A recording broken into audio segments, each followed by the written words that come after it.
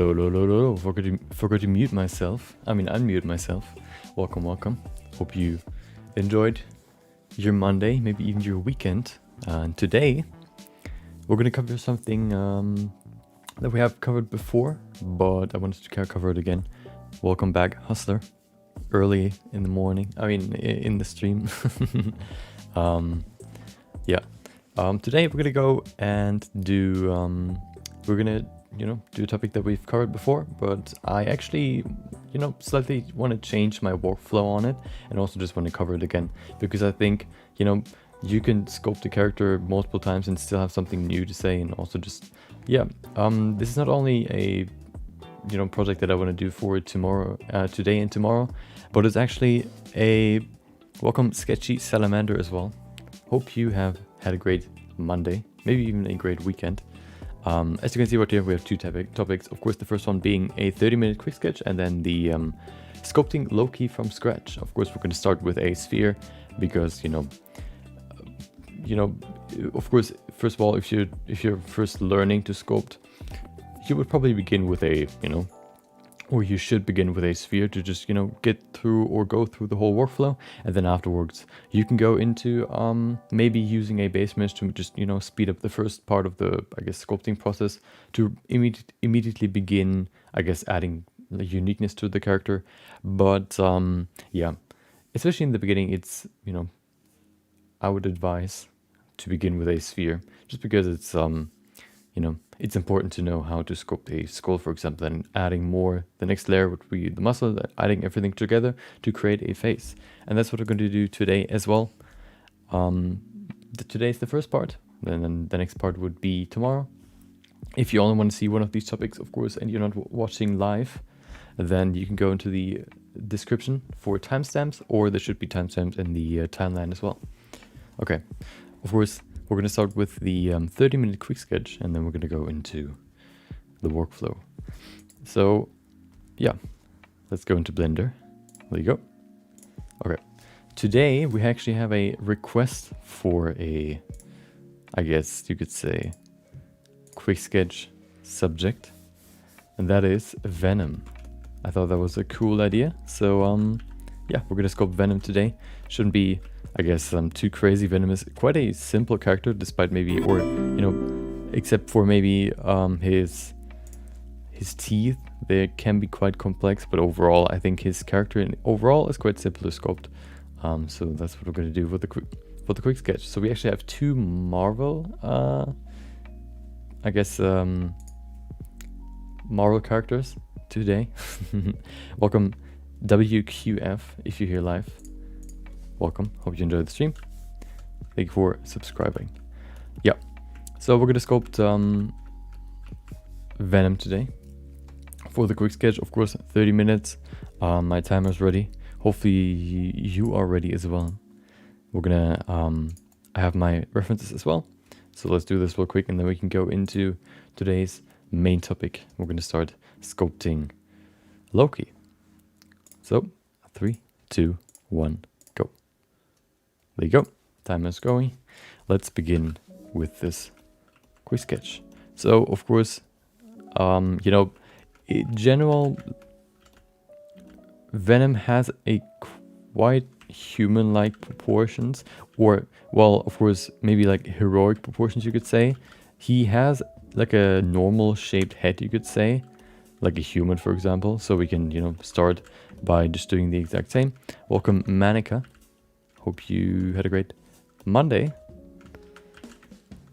Welcome, welcome, welcome. Doing the daily quick sketch right now, 30 minutes, and then we're going to go into today's topic.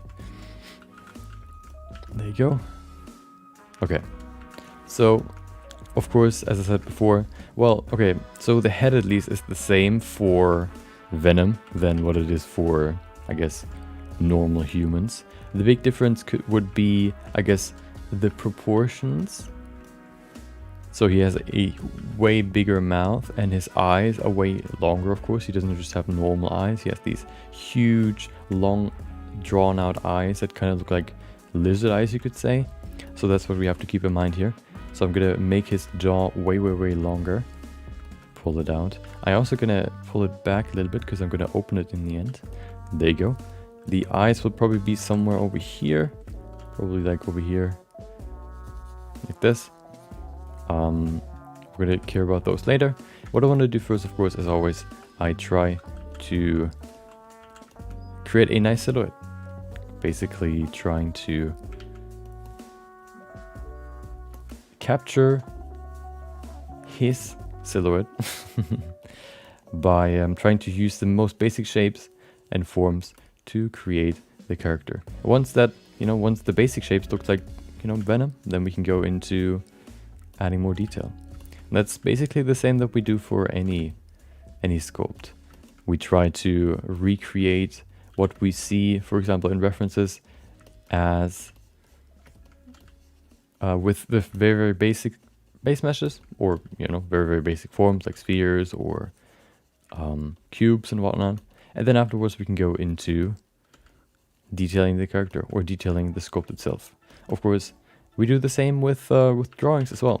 If you look at these drawing tutorial books, at least the ones that I had, always started with how to sculpt or how to draw a bear, and then what they did was they used like 2 spheres to begin this the drawing. You use these 2 spheres to not only model or draw the head, but also draw maybe like one half of the head and then the bottom half as well with 2 spheres, and then maybe one more for the upper body.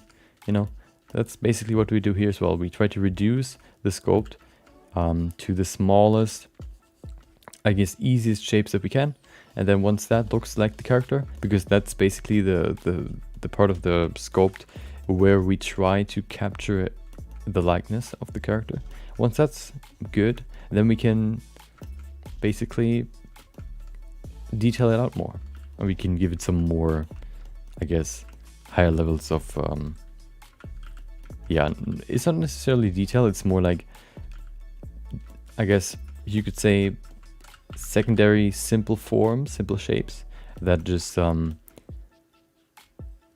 there to, I don't even know how to say this, to detail out the or well, they're the biggest shapes, and then they're like smaller shape that can break up the big shapes to just give the big shapes, or to make it look even more like the character, basically. Okay, so now that we have the mouth, maybe we could probably pull down this a little bit more. There you go, and then pull this up just a little bit. There you go, this Pac-Man mouth, perfect. We're gonna make it smaller. Okay. So what we basically do now, we try to use very simple, I guess, brush strokes, or we try to recreate, of course, what I see in my references right now as simple as possible. And then once we can actually see the character in the sculpt, then we can get into more detail. But before we not see the character in these most basic shapes, it is very hard to fix that later. So we would always basically stay in this first level of, I guess, of the sculpt before we go further. We need to make sure that we can actually see the character in it. Otherwise, it's not going to look like the character in the end. Using detail to, capture a likeness doesn't really work. Welcome back. Un creador sin importancia. Welcome back. Hope you enjoyed your weekend. Maybe even your Monday. I know sometimes Mondays are hard to enjoy, but maybe mine was pretty okay. Nothing special happened. You could consider that as a good thing or not. A cowscape. Okay, good luck. Okay, so of course Venom wouldn't be anything without his body, his muscular, body. So we're gonna add that as well. So let's go and begin with his massive neck, and then we're gonna add probably all the way up to the shoulders, or down to the shoulders rather. Everything down to there, and then we can yeah, give it some more detail. Let's go and add some more here. Just basically creating a mask what I can then pull out like this, inverting it, grabbing my snake hook brush, and then pulling it out like this. There you go. Make the neck muscles bigger. There you go. Hydrate. I think that's a different, isn't that a different like YouTube emoji rather than hydrate? Okay. There you go. As you can see, the silhouette already looks more like Venom than the front view, so we need to go here and make this wider now. Oh, that's interesting. Hello. There you go. Okay. Yeah, we need to make it even wider. There you go. Of course. Yeah, I think that's pretty good for the beginning. Let's go in here and add some basic musculature now. I guess the easiest way to do that would be to start with the neck. There you go. We're gonna add some more to this mask here, or remove some of this mask. Of course, if you pull out more geometry, it tends to pull the mask out as well. Just slightly, but it still affects your sculpting, I guess, strength. So by just removing that, makes it easier to sculpt. Okay. So let's begin by making this a little bit, pulling this down a little bit more. There you go. We can maybe even pull this forward. Okay, perfect.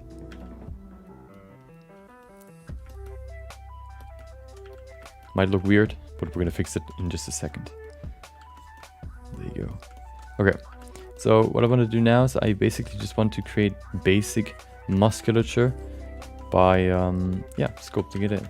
We of course have the traps right here, very thick. Good thing, or an easy thing you can do to make your characters look more musculature is by just, I guess, you know, increasing the trap size. But of course, what you always have to keep in mind is a character doesn't really look muscular without the entire musculature, you know, being bigger. You know, you couldn't just create a, you know, small flimsy character with like a huge neck. That wouldn't really look right. So what you have to do, of course, is you have to yeah, make the entire body musculature or muscular. Otherwise, it just looks weird. Okay. So then, of course, we have the shoulders right here. We can pull them out some more. I'm not gonna really care about too much detail here. I just want to put the basic shapes in here. There you go. Okay. Of course, you have this very iconic Venom pose with him like leaning forward with his mouth wide open. That's what we try to recreate here. There you go.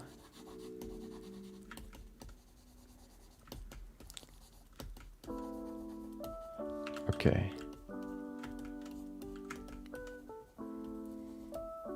Putting in the collarbone, very easy, very simple. This nice straight shape to the shoulders, going from the middle of the chest. Yeah, or you know, it's the same with hands. If you can't do hands, just put them either like make them grip something, or just put them behind the character or outside of the frame when you're drawing stuff, for example. If you can't draw them, just hide them, basically. Okay.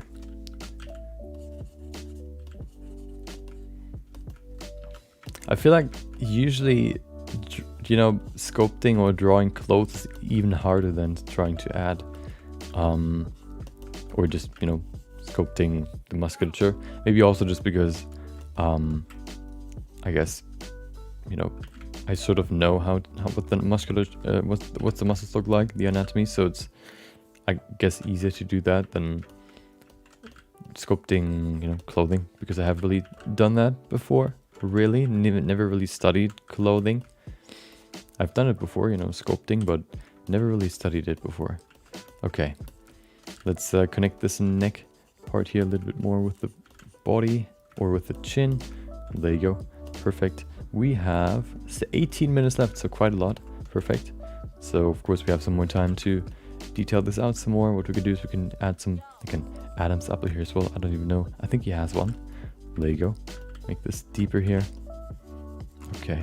What also helps to make a character look, I guess, more muscular is just to add these very, very big side muscles here, like going from under the ear all the way to the collarbone in the middle right here.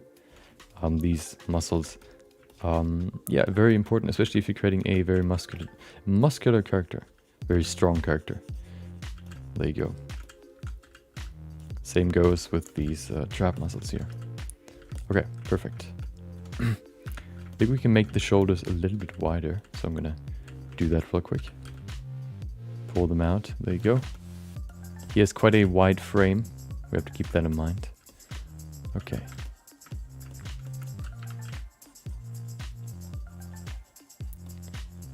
This looks too deep to me. Then I'm gonna just add some more volume here. There you go. Perfect. Okay. One thing that I want to do here is, you have a slight separation between the, I guess, shoulder muscle and the chest muscle. So what I'm going to do is I'm just going to add this small little section right there. Perfect. Separate the shoulder muscle from the chest. Perfect. Okay. Let's add some more volume to the shoulder muscle just by going in here, adding some more volume. There you go. Setting the brush, the clay strips brush, to a very high strength. Very easy to now add some more volume. Make some nice round shoulders here. Perfect. Chat's not showing. Oh, hold on. There you go. Why are you hiding? I think I hid it for the quick sketch on the weekend. There you go. Okay, I'm not gonna bother sculpting the chest. I think I'm gonna keep it there. We can maybe even just cut it off at the bottom, or, you know, using a boolean to make it very clean. I think that's what we're gonna do here. There you go. Perfect, smoothing it out.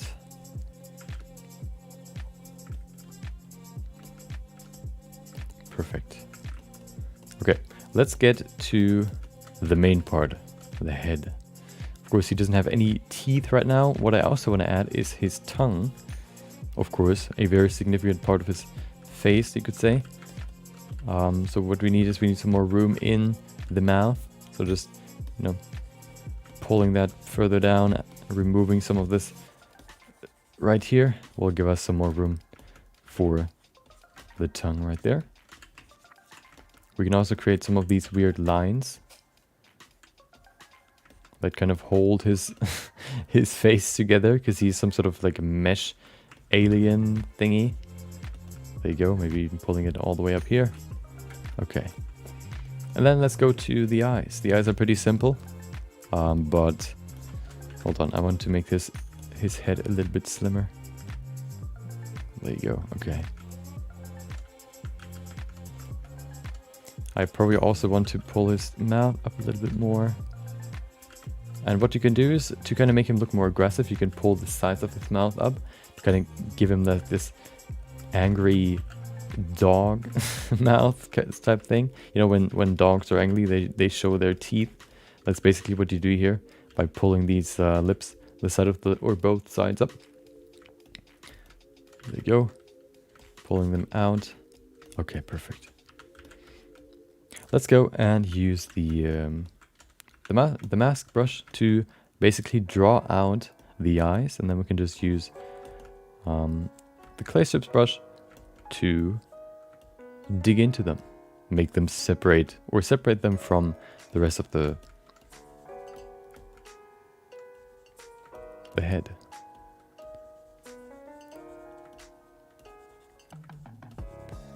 There you go. Perfect. I like to use the mask brush to do stuff like this, just because it's, you know, first of all, it's easier, and second of all, you know, you do it non-destructively. Basically, you know, using mask in general is non-destructively, which means that you can do so many changes, or you can, you know, just test around, try, and, you know, just see what looks the best, and then once you're happy, you can then apply the changes. Basically, you know, using the mask doesn't really affect the sculpt. It is a very useful tool for you to just you play around and see whether or not you like the shape, and then you can, you know, use the shape. You can use the mask to do this, for example. What I like to do to create an even, I guess, removal of volume is you can go in here, down here. There's a, I think, sort of new brush, which is the mesh filter.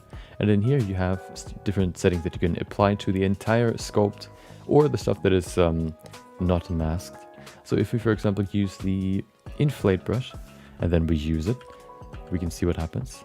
We can either pull out or push it into the sculpt to create these nice eyes. There you go. Look at that. And then, of course, let's add the tongue and then also the teeth. And then we basically have a Venom sculpt. Of course, we can add more detail, but this is basically the basics of sculpting a Venom. Or sculpting Venom, rather. It's not a Venom. It's Venom. There you go.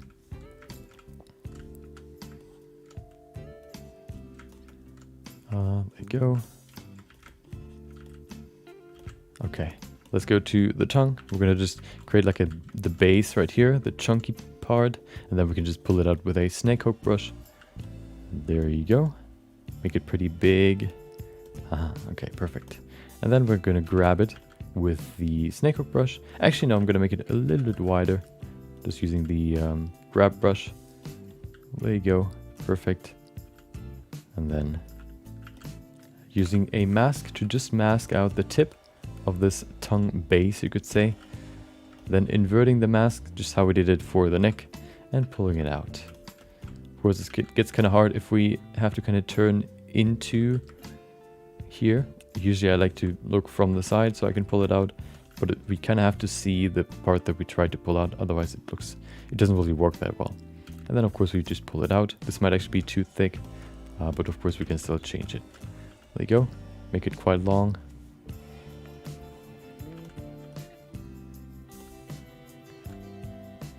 There you go.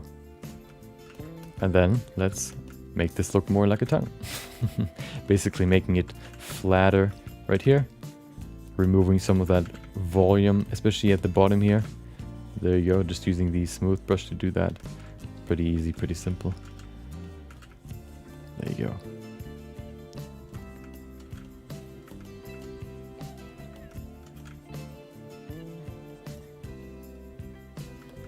Okay, there you go.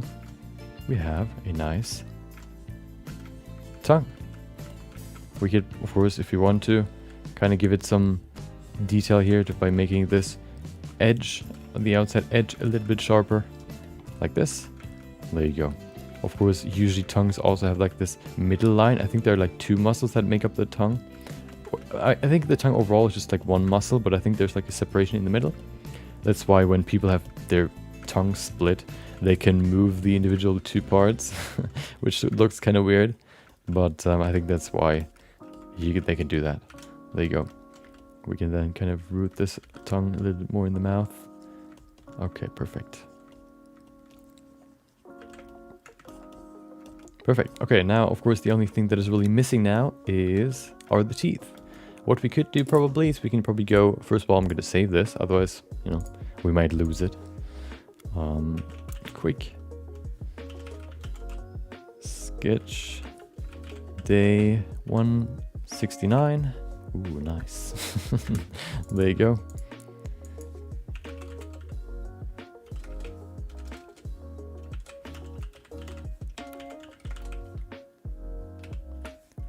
Yep, perfect.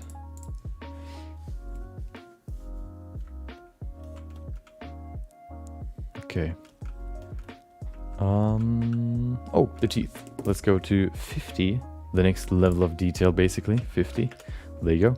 So now we can, first of all, of course, in the last 9 minutes, detail some of the pieces here. For example, this sort of fiber stuff here, kind of, you know, I guess refining these edges.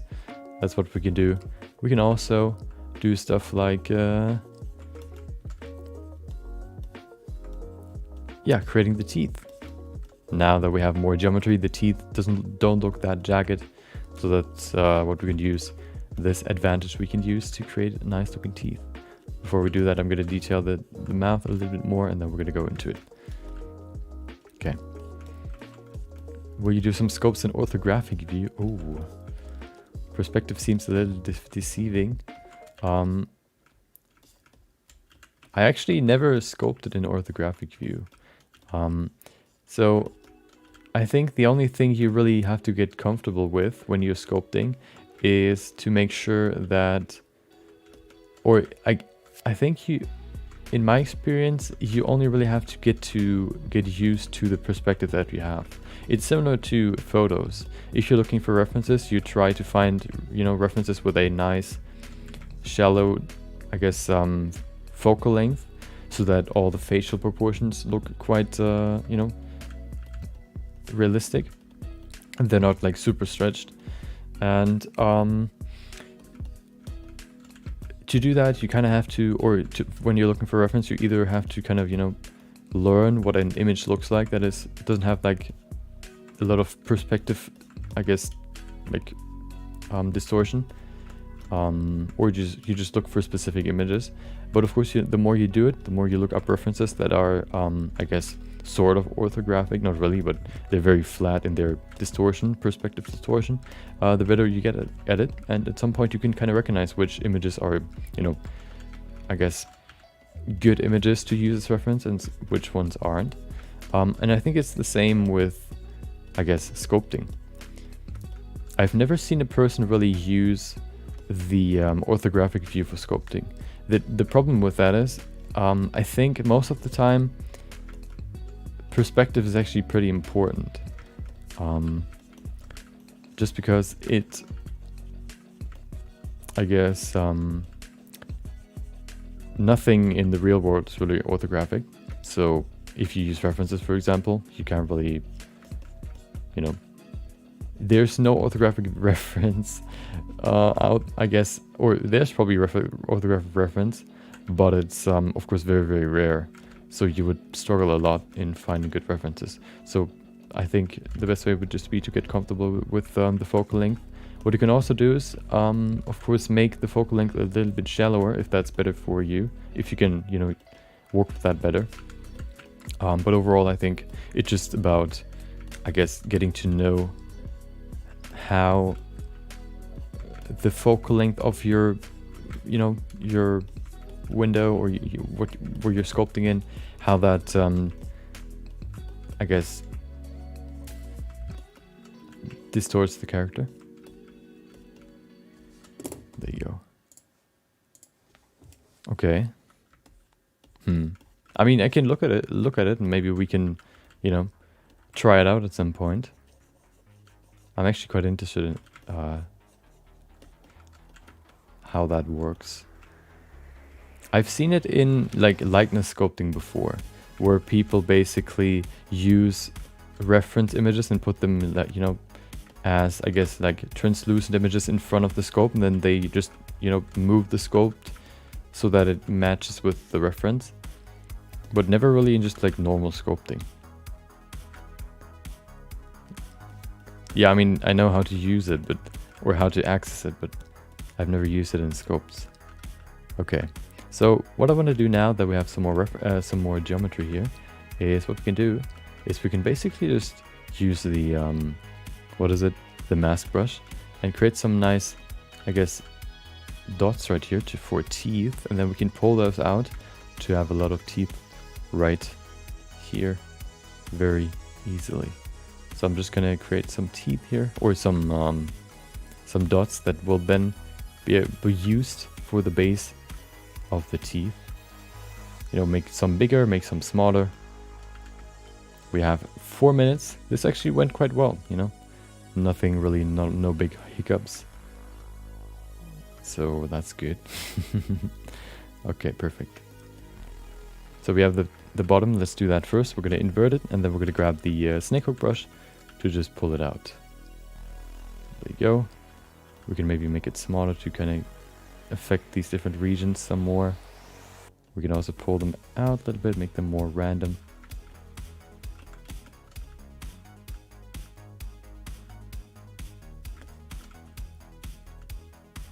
make them, you know, sharper. As you can see, they're very flat. If we start with a flat base, they usually tend to stay pretty flat. There you go. These teeth are okay. I don't want to put them into the tongue. We can also now smooth them to make them sharper. There you go. Perfect. Let's do the top as well. The top has longer teeth. What I also want to do is I wanted to pull this higher just a little bit so I have some more room here. There you go. I can probably also pull the tongue a little bit lower. Just a little bit. There you go. And then we're going to go in here, grab the mask brush, and create some nice big teeth. I guess mask or teeth dots, teeth like a base for the teeth. There you go. Okay, perfect.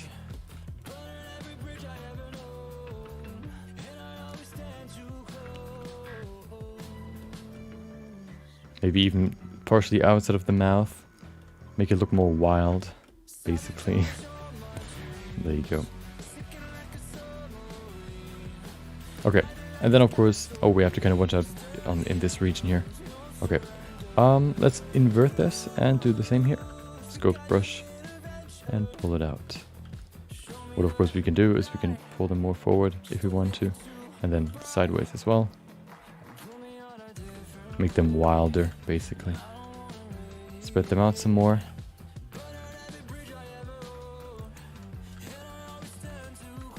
Maybe even make them longer, just a little bit.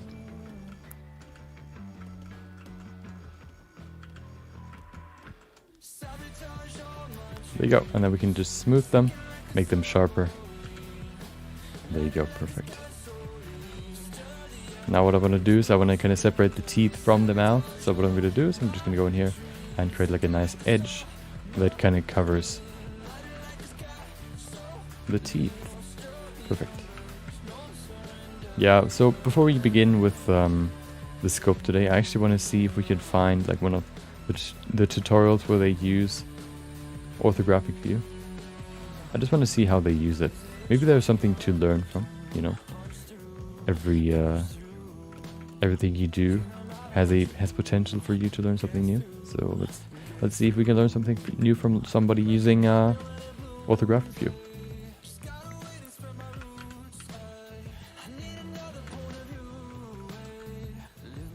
We have 43 seconds left. Perfect. So we're gonna just kind of detail these teeth out a little bit more, make them a little bit sharper.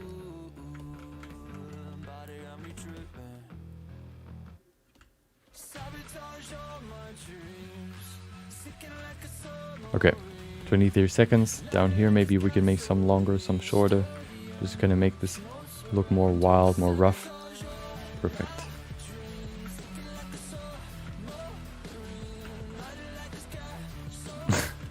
Welcome back. And see you later. Okay, perfect.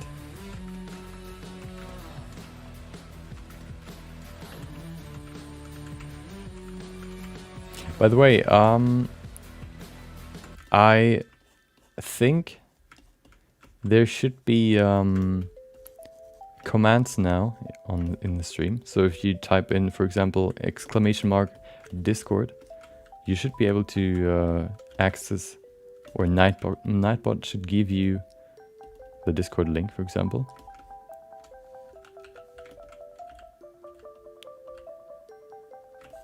So yeah, I'm probably gonna add some more Discord or stream commands at some point, because I think they can be quite useful. Okay, perfect. We finished the sculpt.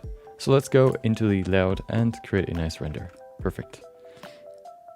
Of course, we could have kind of make this more, I guess, veiny or more rough. I don't know. Overall, Venom is quite, I guess, slimy, you could say. So maybe we could even keep it like this, because then it's more glossy if we use the shader that we always use. So let's create a nice quick render. And then once that's done, we're going to look at a orthographic sculpting, I guess, at a orthographic sculpting workflow. And then I'm going to create or sculpt Loki.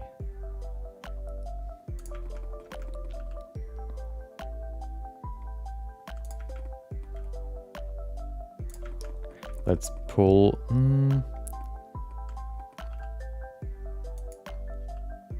Of course, let's see. We could pull it all the way to the side. Yeah, I think that could work quite well. We're gonna do that. The usual Venom pose from the side, so we can see his long tongue and also, you know, his head very well. There you go, perfect.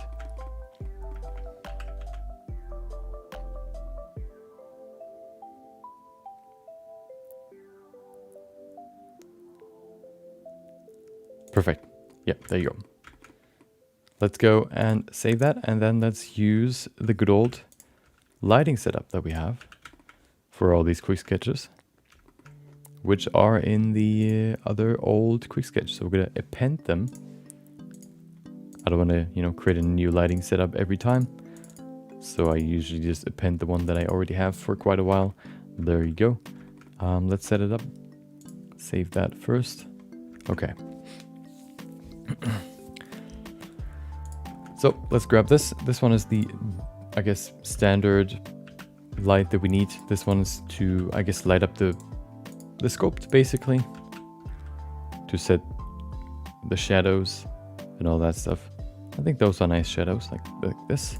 There you go. And the other one is basically to create some nice highlights, either as a rim light or, yeah, basically as a rim light, nothing really else. You know, creating this very, very sharp line on the side of the face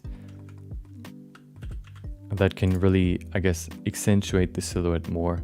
Like this, for example, you can see now it contrasts the background even more, which can help kind of separate the character from the background. There you go.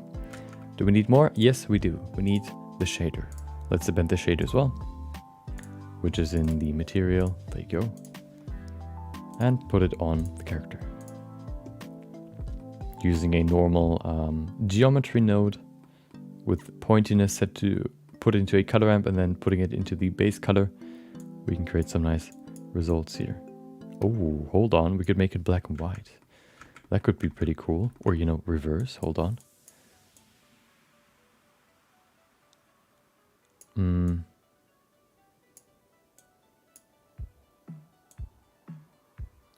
No, this looks weird. I'm gonna do it this way. I think that gives us better results. Yeah, maybe like that. I think that's pretty cool. Pretty cool, pretty cool. Perfect. We're gonna save it, of course. And then let's create the render. First of all, the test render for some post-production, 50% resolution.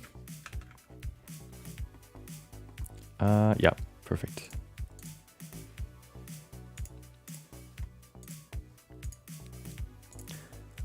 Render image, of course. There you go. Okay.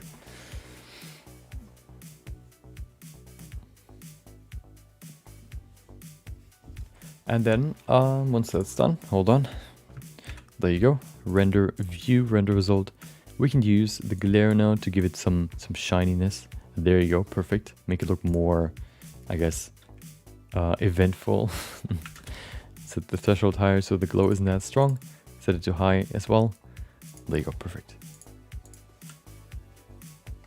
Set it to 100% resolution and then we can render this quick sketch. And then we can go into Photoshop to do the last part of post-production, and then we get into today's topic. Okay, let's do the render first. Yeah, perfect. Oh, I don't want to have a new window. I just want to render this image. There you go. Of course, while we're waiting for the render, make sure to stay hydrated, drink something.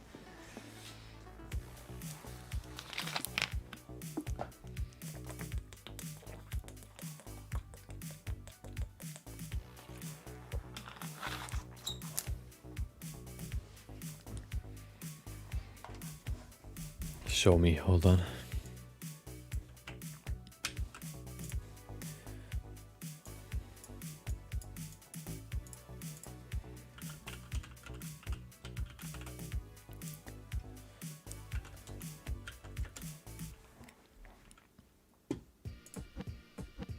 Whoa, what happened?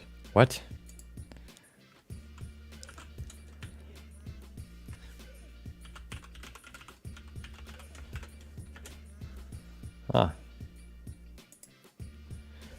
Okay, hold on.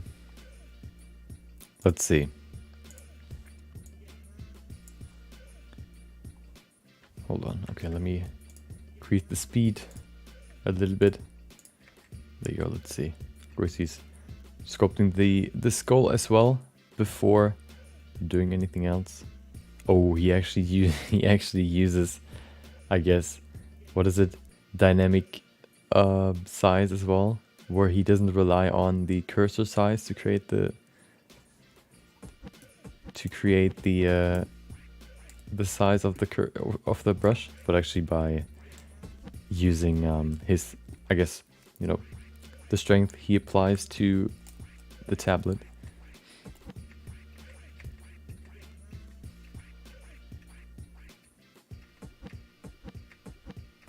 Okay, he creates the ear.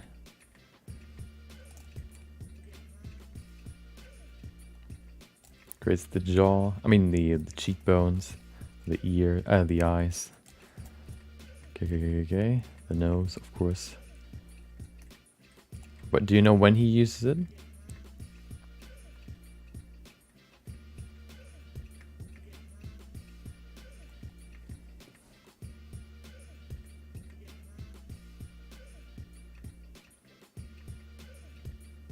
Do you mean no?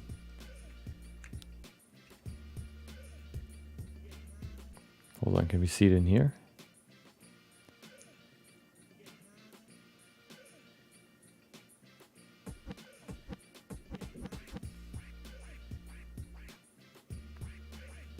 I don't see it. You lied to me. Okay, maybe let's skim through it just quickly, and then maybe we can find it. If not, then we're gonna quickly finish this quick sketch, and then we can go into Loki. We can get to Loki.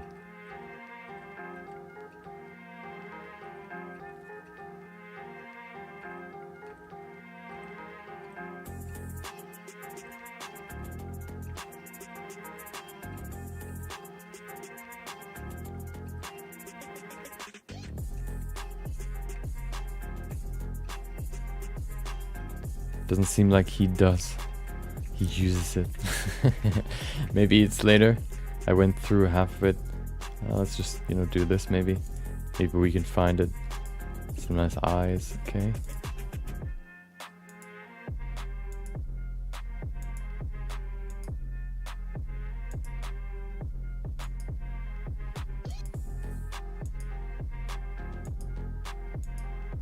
I didn't see it. Maybe I skipped it. Okay, but now that we're done with the render, let's save the image, and then we can go into post-production in Photoshop, and then we're done. Hold on. There you go, save the image. Quick sketch day, what is it, 169? Okay, perfect.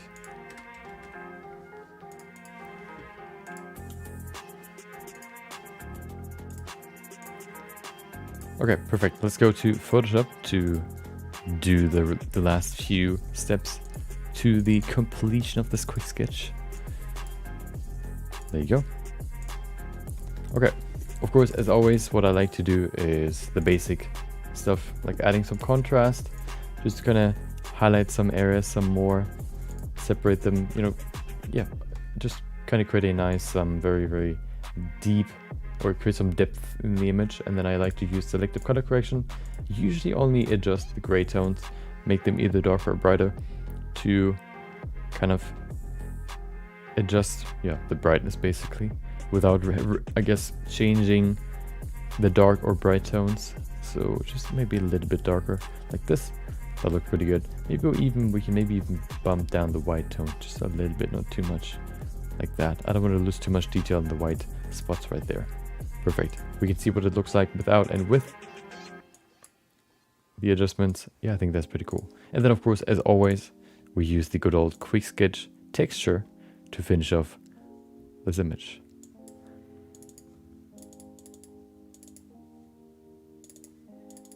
And there you go.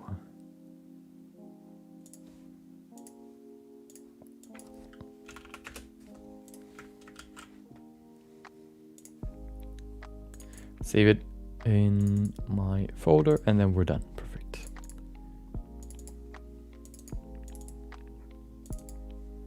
Tomorrow is going to be quick sketch number 170.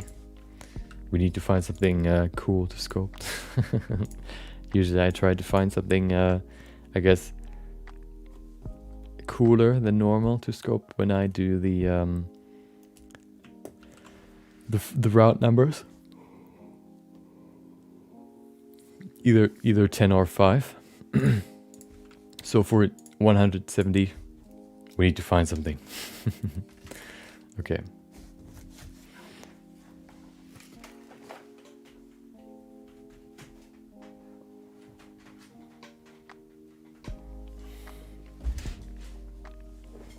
Perfect. Okay, let's go back to Blender, open up a new file so we can begin with the sculpt. We do the same that we've done here, but with more, going in more depth and talking a little bit more about the workflow. Yeah, make a new scene right here. So orthographic view would, well, no, it actually doesn't. Wait, you can, oh yeah. You can see the difference between orthographic view basically by, let me just open up oh, this one. Nope, yeah, we can probably use that one. Yeah, so look at the skull. If we apply orthographic view, you can see that it looks way flatter. See how his head got way bigger, and there's no, of course, perspective, which also means that usually the face looks way smaller than the back of the head, just because there's no perspective warping. You can see how it warps the face. Basically, by using orthographic view. And I haven't seen it. I didn't see that he uses orthographic view. Usually, yeah. What he may have done is he may have increased his, what is it? His, oh, hold on. Welcome, Gabriel. No, I'm not Russian. I'm from Germany. Welcome. Hope you had a great Monday. So he may have increased his, I guess, focal length in the viewport. That's one thing you can do. You can go to the view and then set the focal length maybe to 85, for example. And then you have, I guess, a slightly more orthographic view on your, I guess, sculpt. But it's still not like this. You can still see a big change. Even if we set it to 120, for example, you can see there's still a slight change. So, of course, the higher you set your orthographic view, the more you can make it look like orthographic, or wait, what? The more you increase the focal length, the more it looks like orthographic view. I usually keep it at 50. I think that's just what I'm used to now, so I don't really, maybe I'm doing something wrong by doing that, but so far it worked quite well. You were wrong, unfortunately. Okay. Let's open a new file, and then we can, create a new file. Perfect. Of course, we don't really need any settings here. Let's go to sculpting. We're, of course, beginning with a sphere, as per usual, using dynamic topology, starting with constant detail set to 20, and then maybe symmetry on as well. And there you go, perfect. Okay, of course, we haven't uploaded the quick sketch yet, so let's do that now.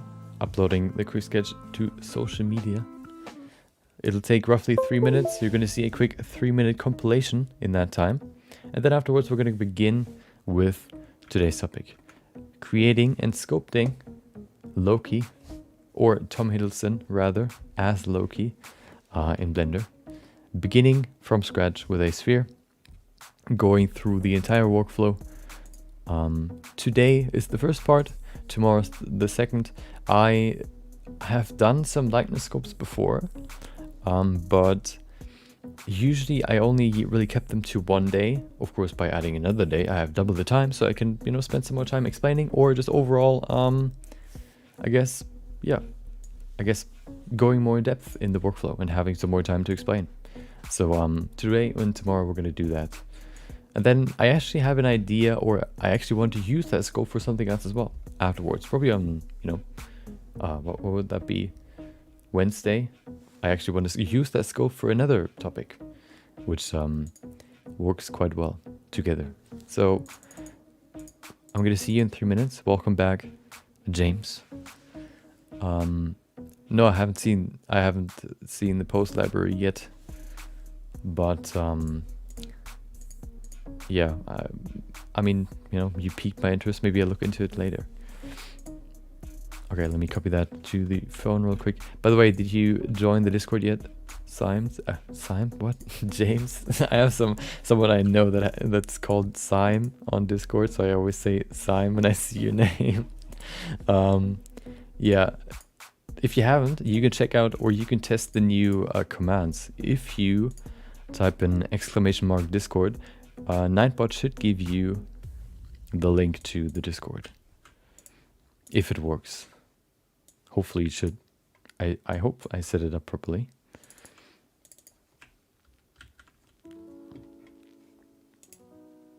There you go. Perfect. Okay. Everything is ready. I'm going to see you in 3 minutes. Hope you enjoy the compilation as always. Until then, enjoy.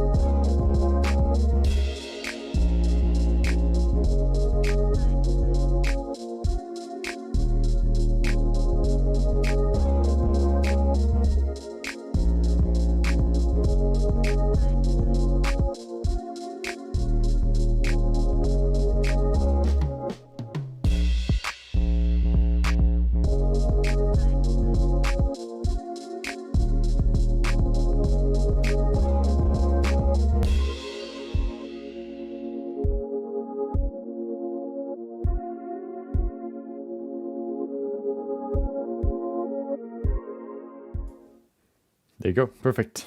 Let's bring back the music. There you go. Okay, perfect.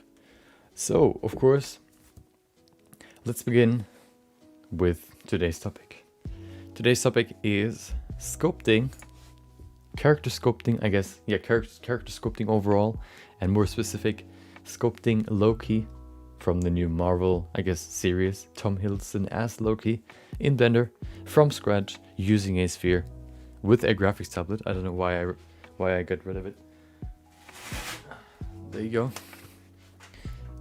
Of course, this is supposed to be, supposed to look somewhat like him. So yeah, we're gonna try to capture his likeness, and I've switched up, or I'll try to switch up a little bit of my workflow today to maybe improve my likeness sculpts. Maybe it helps you as well using the workflow that I'm going to use today. So let's go over, I guess, how I usually start these these sculpts, because we have more time for, I guess, the sculpt itself, because we have 2 days where we're going to work on it. We can go a little bit more into detail when it comes to, I guess, the individual steps of the workflow. So every time you're sculpting a character, especially when you want to create a realistic character, I would advise to grab some references. So references are very useful to basically make sure to, get the proportions right, especially for realistic characters. When you, for example, when you want to create a likeness sculpt, I don't think you can really do that just, from imagination. So you would need references. And then, of course, if you want to create realistic characters in general, it is still advised to just have references on your side, because there are so many small details that are in a face that are really hard, especially in the beginning, maybe even, for me still, really to keep in mind. So many things that you can change in a face to make it look more unique. So many small things that can move. For example, when you're moving your face can move in so many different ways that, I guess, shifts the volumes in your face in so many different ways that it is always advised, or I would always suggest, to grab some references to make it easier to sculpt your character and make it look realistic. Let's go into display capture so I can show you my references. Of course, I grabbed them before the stream. There you go. Okay, there you go. We have just a few. You could grab more, but what I try to do with my references is basically, the first step is for me is to find a main reference image. Of course, if we're trying to recreate Loki, we would grab an image that represents him the best, or maybe even like an image from the show. And of course, the best image that would be that we could use for this occasion would be, I guess, the series, the series poster image, basically him with his trench coat or whatever, long hair, slicked back. This will be the, I guess, the pose that we're going for. Nothing like smiling or anything. I think this is more closer to, I guess, a Loki-like expression. Of course, this is him as Loki, so we're going to use that as the main references. And then, of course, I also look for different, basically, perspectives on the character or on the person. So what I try to look for is not only, I guess, basically photos being shot from the front, like this one, for example, but also photos that are being shot from the side. These are the, I guess, most crucial photos that you need to really, I guess, create a likeness of somebody. Thank you for subscribing, Gabriel G. Hope you enjoyed the stream. So these are the, I guess, most crucial parts of likeness sculpting, or in general grabbing references: the profile view and also the front view. That's what I've done for the Venom sculpt as well. For example, I've tried to find a front view and then also a profile view. Both are very useful to see the proportions in the face, especially in here. What is very useful when you try to see the proportions of the character, for example, is to look at this. Look at the silhouette. The silhouette is a very, very easy indicator for you, or the human eye, or it is very easy for us to see silhouettes because they have this big contrast between the silhouette and the background. Usually, of course, if you have like a super wide character and then you have a super wide background, that might be a little bit more different. But even here you can see wide background. He is quite, I guess, pale, you could say, but you can still see the clear silhouette from him that sets him apart from the background. These images are very useful for sculpting because the silhouette can give you a lot of information when it comes to the volume. For example, with this one here, for example, you can see the neck width, you can see the chin, what it's shaped like, you can see whether or not the chin is, you know, thinner, or how wide the chin is compared to the cheekbones, for example. You can see the ears, the shape of the ears from the front view. You can also see the head shape from the front, and then doing the same from the side view, you can see, you know, or let's grab this one where he's not smiling. You can see the nose, I guess you could say, you know, if it's like curved down, is it like straight, how far it like goes forward. The lips, you can see for him they go straight down, then they're quite thin. The chin, what it looks like, also the jaw shape, you know, it could be more turned down so that it's like a slope going down, or it's more straight like this. This is all stuff that you can see in the side view, but those are not the only ones that you basically, or that you should grab for references. You should grab other perspectives as well. One thing to keep in mind, especially when it comes to grabbing your main references, there are two things that you have to keep in mind. The first one is focal length, the other one is, I guess, perspective.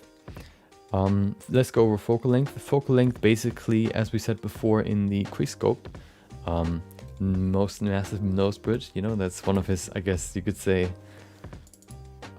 characteristics. You need to watch out for focal length. Focal length is basically dependent, or the perspective or the distortion in a character's face is very dependent on the focal length. What I mean by that is, the lower the focal length, the closer you are to the person, the more distorted your person will look like. You can see that in my creating a character in 4 minutes video, where I've shown like a short example. If your focal length is very short or very small, like 50 for example, and you go very close to the character, you cannot see it is so distorted that you can't even see the jaw anymore. You can maybe not even see the ears anymore, so much you can distort the character. So a tip to find good reference images that have a shallow focal length that show basically the entirety of the character is to look for either photo shootings, because they usually use quite shallow, you know, focal lengths. Or what you can also do is you can look for images that are being shot from quite far away. So stuff like this, for example, you can see the photographer is quite far away from him. Same for this one here. You know, this is like on some sort of like red carpet, for example. You know, the photographers are like quite far away from the actresses and all that stuff. So using these images are quite, you know, these images are quite useful to kind of remove this distortion in the face when it comes to the focal length. Stuff like this, there isn't that much distortion in here, just because it's so far away. The closer the character is to your camera with a low focal length, the more distorted it will be. For example, if you would have this image here with a way shallower or way smaller focal length, you can see the difference in this. The nose looks bigger, the ears would probably be closer to the head, the jaw would be a little bit thinner. So this would be the stuff that would be distorted. And that could also, you know, change how your characters look. You might still, you know, if you use these distorted images as reference, it might still look like this, you know. It can really confuse you when you're sculpting your character, because on one image you have like this super flat face that you can use for, you know, crazy references, but then you can also, you know, then look at the other reference that has a super, you know, small focal length, and you can see you can't really distinguish the difference really, because on one you can see, oh well, his chin is quite thin, on the other one his chin is quite wide. What should I do? You know, you can remove these confusions by making sure that the focal length in general is quite high, or they're being shot from quite far away. Did he? Didn't even know that. Welcome back, Up Down Design. Hope you enjoyed your Monday, maybe even, and of course your weekend. Yeah, so that's the first one, and then we have another one, which would be perspective. What I mean with perspective is basically Of course, if you're focusing on the face, you want to make sure that when you're usually sculpting the face, for example in here, you can see you usually look at the character, for example, from the front. And then you have a very straight, look at it, straight from the front, or from the side. You don't really look from up here necessarily, especially not rotated, like, if you could rotate the camera like this, you wouldn't really do that in sculpting. So you always have this very, very parallel look at the character. But the problem is, that's not always the case for references. You can see, for example, for this one is kind of shot from a little bit higher than his nose, for example. And a way to see whether or not you have, for example, a higher or lower position of the camera is by looking at the nose related to the ears. If you look at, the, hold on, there you go. Look at Roberto, or I guess my reference of him. You can see, can you see that? I think you can. You can see usually the ears at the bottom begin where the nose begins, and they go all the way up to the forehead. Of course, the nose goes up to the forehead. Same with the eyes, the ears. So the ears are basically as long as the nose, and they're basically in the same spot height-wise on the head. So, oh, sorry. A good way to see whether or not the camera is higher or lower than the face, or the head is kind of, tilted or whatnot, is by looking at the nose. The bottom of the nose should be on the same level as, height-wise, on the same level as the ears. You can see on this one, for example, it's not the case. For this one, you can see the nose is right here, horizontally, but the ears are way up here. So this way you can see that he kind of put his, if you look at my nose and my ears, or, well, hold on. If you just, hold on. So if you do this, you can see that the nose is way lower than the ear. I don't know if you saw that. I couldn't really look at the face cam, but yeah.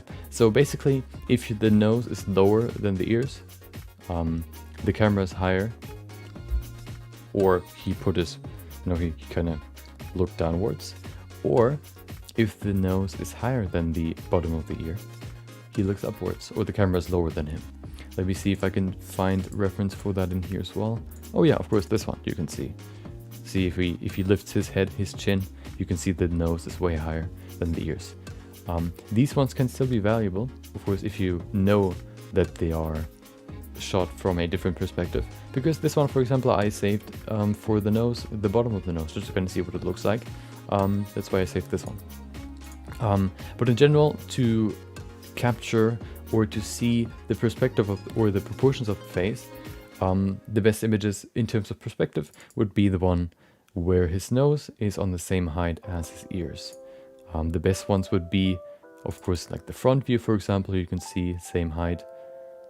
What I also is very, very useful for faces especially is when there's a light coming from the side. This light can really, really highlight the structure of the face. You can see how it kind of highlights the cheekbone and then going to the eye right here and then going to the forehead. You can see this very, very clear line. Same with this image that really, really shows you the structure of the face.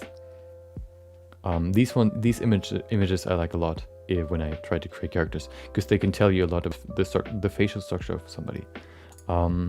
Yeah, so welcome back, Matthew, as well. Hope you had a great day. Maybe you learned something new today, maybe not. Maybe you learned something new right now. Yeah, and then of course, what I also was looking for was just like him in the Loki costume. If we have some time, I plan on sculpting his clothing as well, or modeling his clothing. We'll see. We'll see how much time we have. Loki isn't, a character isn't really completed without at least some of his clothing. So if we have some more time, we're going to do that as well. We're not going to create particle hair for this, for this here. We're only going to sculpt it because that will just take too long. Okay, perfect. I do not have a 3D printer. I actually thought about getting one just to kind of, print my sculpts, but I never got around to it. Okay, so now that we know what what we need to look out for references, I think it is time to begin. Of course, to see these reference images, I'm going to create my reference sheet. What we could do for you to see at least one image, we could use the main image in here, so you can at least see one reference. Let me grab my reference sheet program, and then we can begin the sculpt. There you go. Put all these images in there, rearrange them. Hold on. Okay. So which ones are the most important one? This one. And of course, which is also important, are images that show you different rotations of the face. You can see in this one, for example, you have a very, very clear silhouette from the side. So what you can see here is, for example, what this part of the face looks like. This inner part that isn't really that visible in front-facing photos, for example, and side-facing or profile shots as well. So grabbing these images with the 3/4 view is also quite important, because it can show you kind of how, for example, I guess, voluptuous the fat pad here is, for example, that is quite defining for a character, or, you know, the mouth, how wide it is, for example, and also the forehead, or the forehead right here, what that looks like. This kind of bump right there. For some it's bigger, for some it's smaller. That is also a very defining characteristic of a character. And then of course the cheekbone as well. So yeah, of course, best reference would be shallow, what was it? Shallow focal length with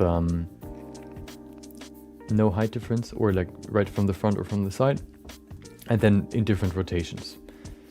Okay, let's rearrange these references real quick, and then we can begin. So we have the main one right there. Then which one with, oh yeah, I like this one a lot. The front view, and then I'm gonna grab a side view as well. That's the first one. Then we have, where's my side view? This one I like a lot. I can also use this here, so kind of cut it into shape. There you go. And then we're going to begin, of course, by starting with the skull. If we wanted to, we can, you know, grab one of these images and kind of draw on top of it to kind of, I guess, you know, draw, for example, the skull that we can then kind of match with our sculpt if we wanted to.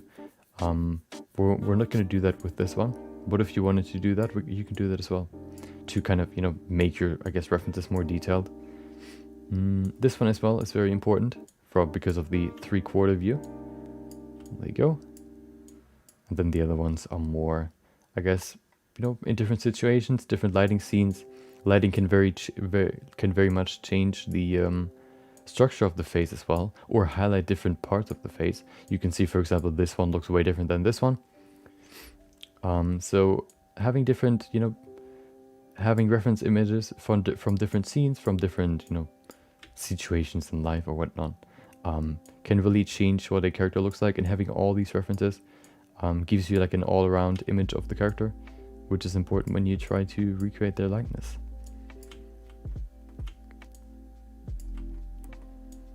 So what I do here is basically just to put them all in this small little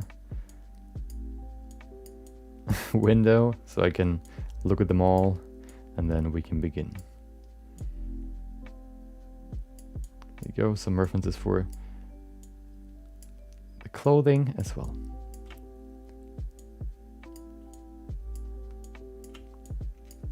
Oh.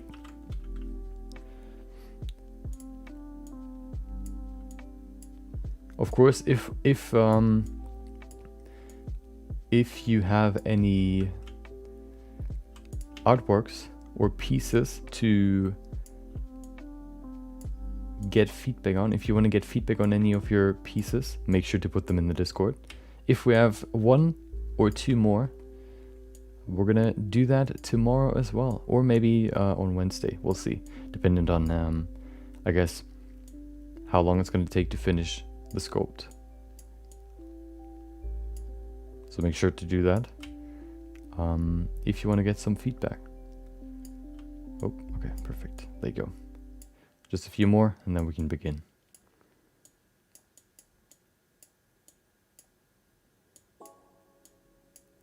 Perfect. I'm going to keep them quite small. Okay. Of course, if I need to go into more detail, I can just zoom in.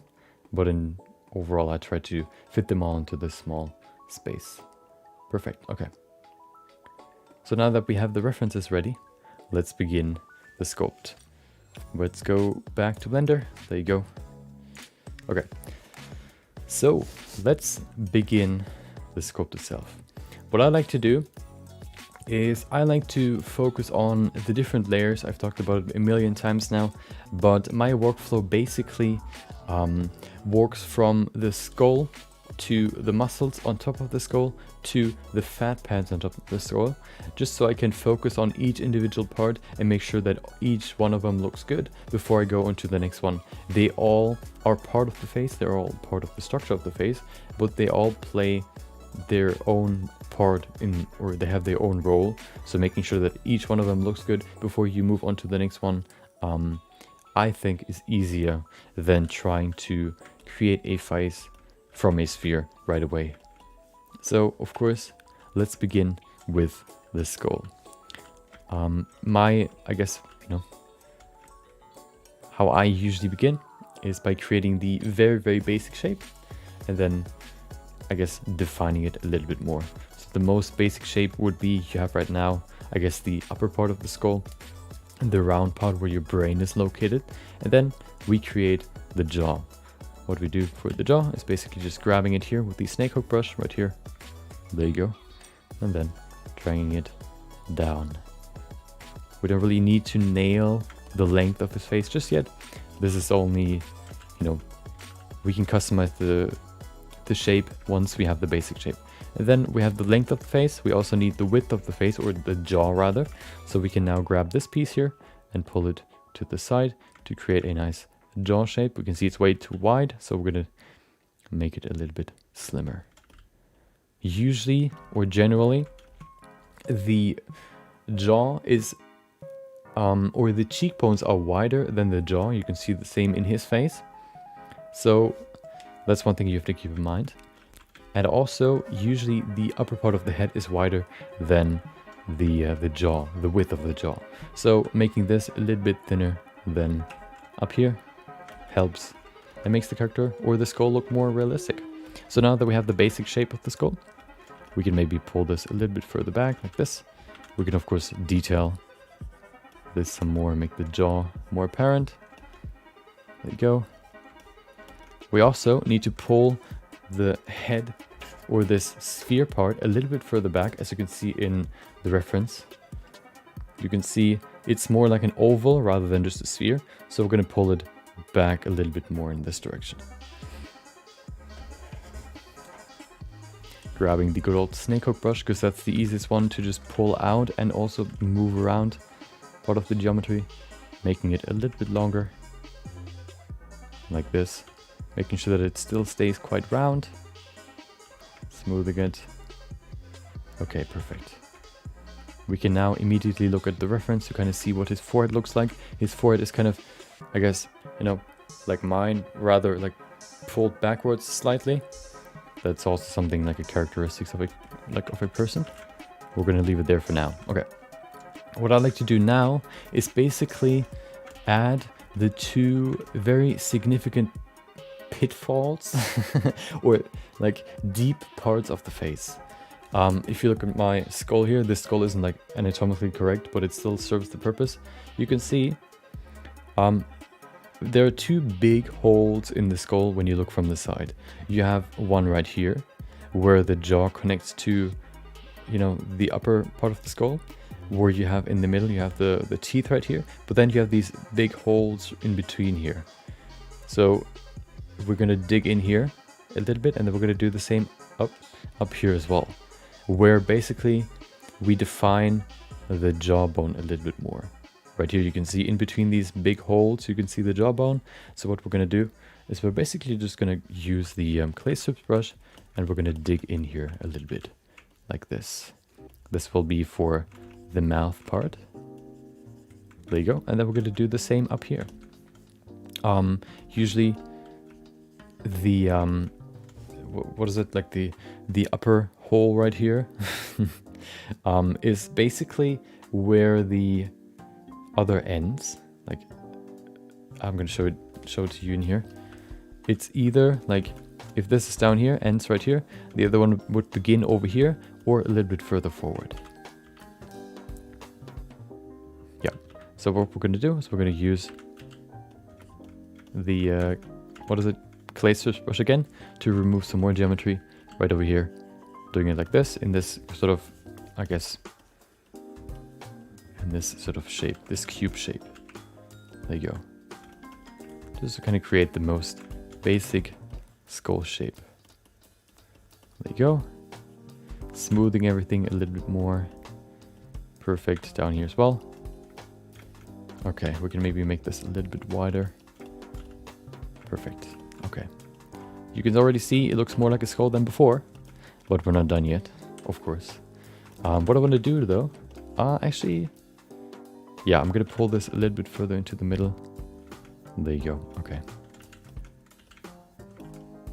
Then what we can do, we can make sure that the cheekbones are slightly lower than, I guess, of course the cheekbones are underneath the eyes.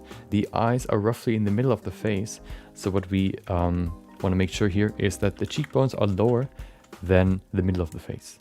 So we're going to just grab them and pull them a little bit lower like this. If this would be, you know, the middle of the face, roughly over here. Oh, this here. I think that's roughly the middle of the face, or the head. The cheekbones would be lower. Perfect. Then we're going to add the eye holes. Eye holes, of course, as I said before, in the middle of the face. So roughly over here, we're just going to add them like this. They're slightly, I guess, rotated downwards. There you go. We can maybe increase the strength some more. Perfect. The sides of the eyes are quite, I guess, thin right here. These sides are quite thin.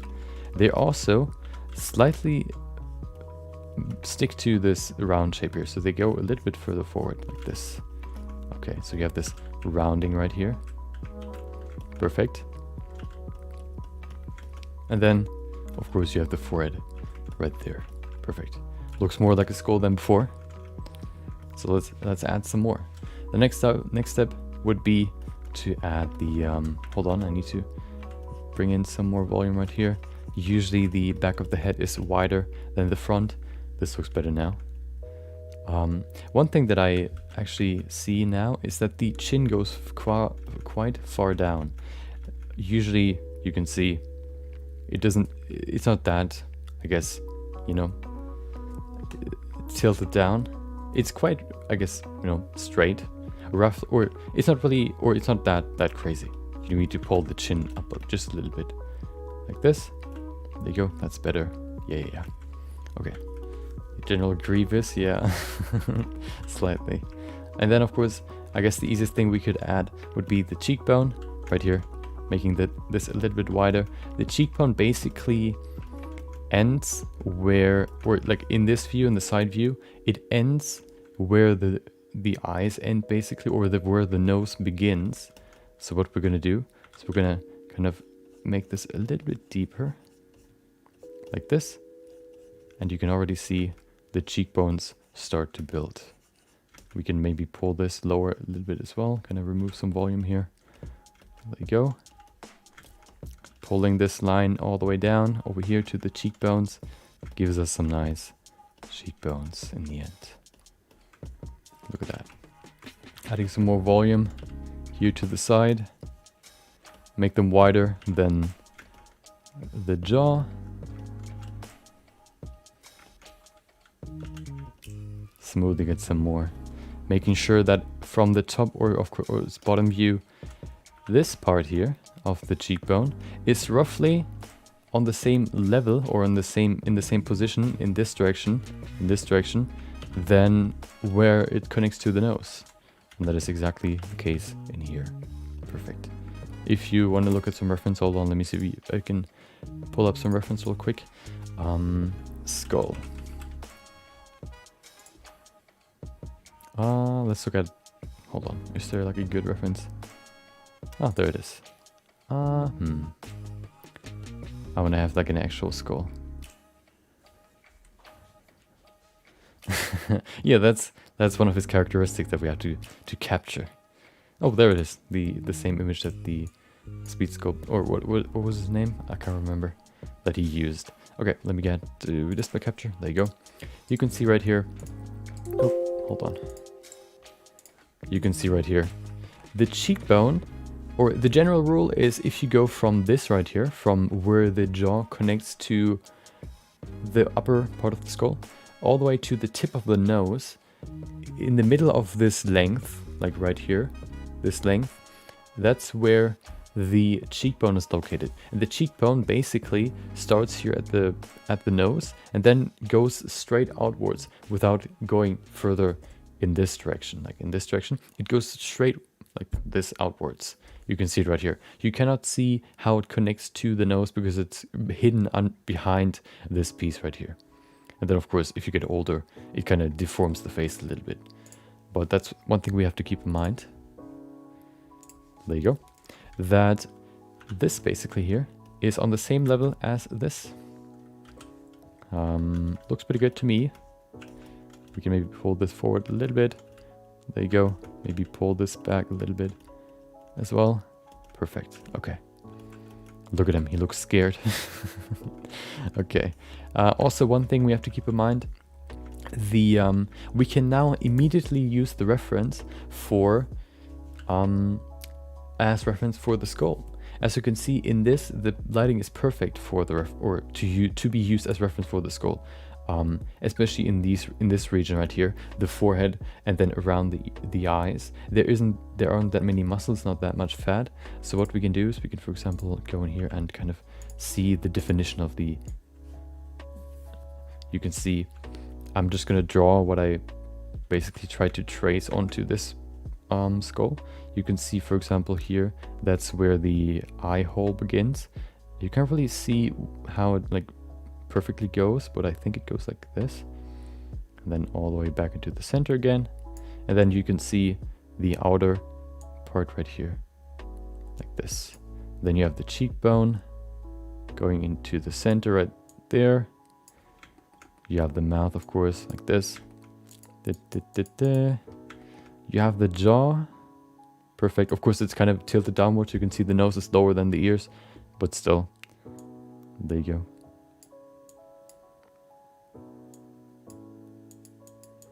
Like this. We have the chin, of course.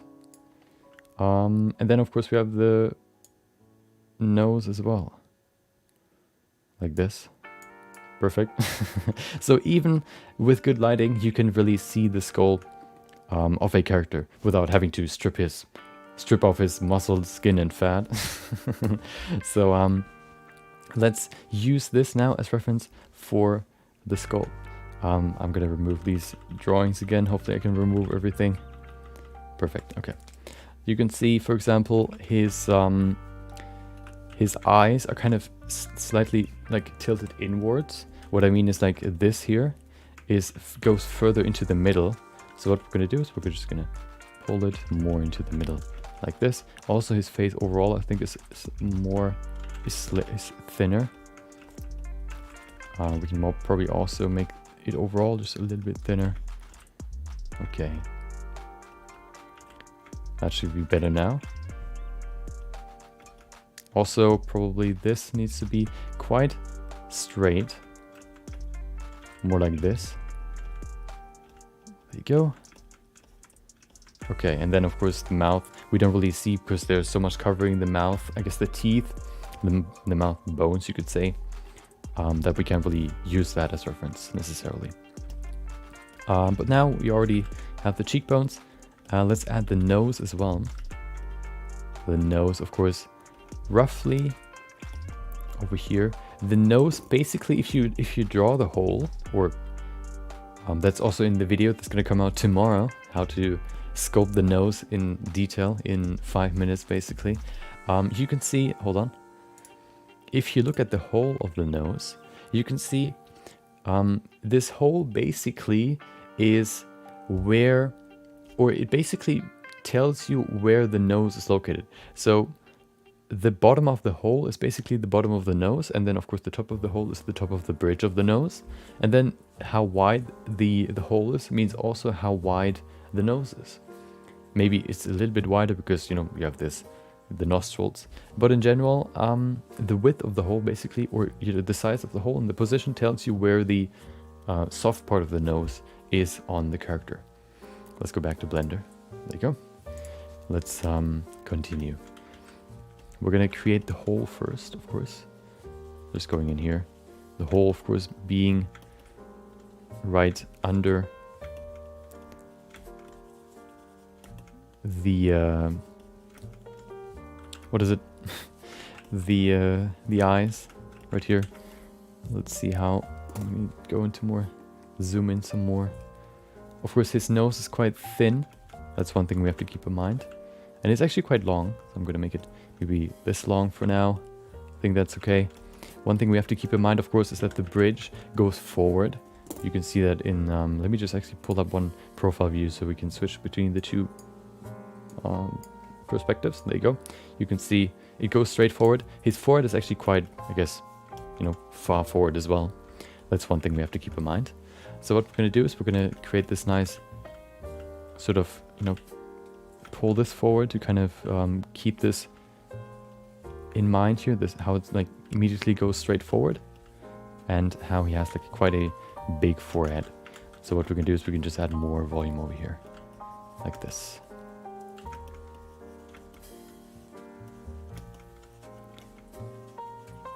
Okay. Smoothing that some more, you can see now. Okay, we're gonna add some more over here. Perfect.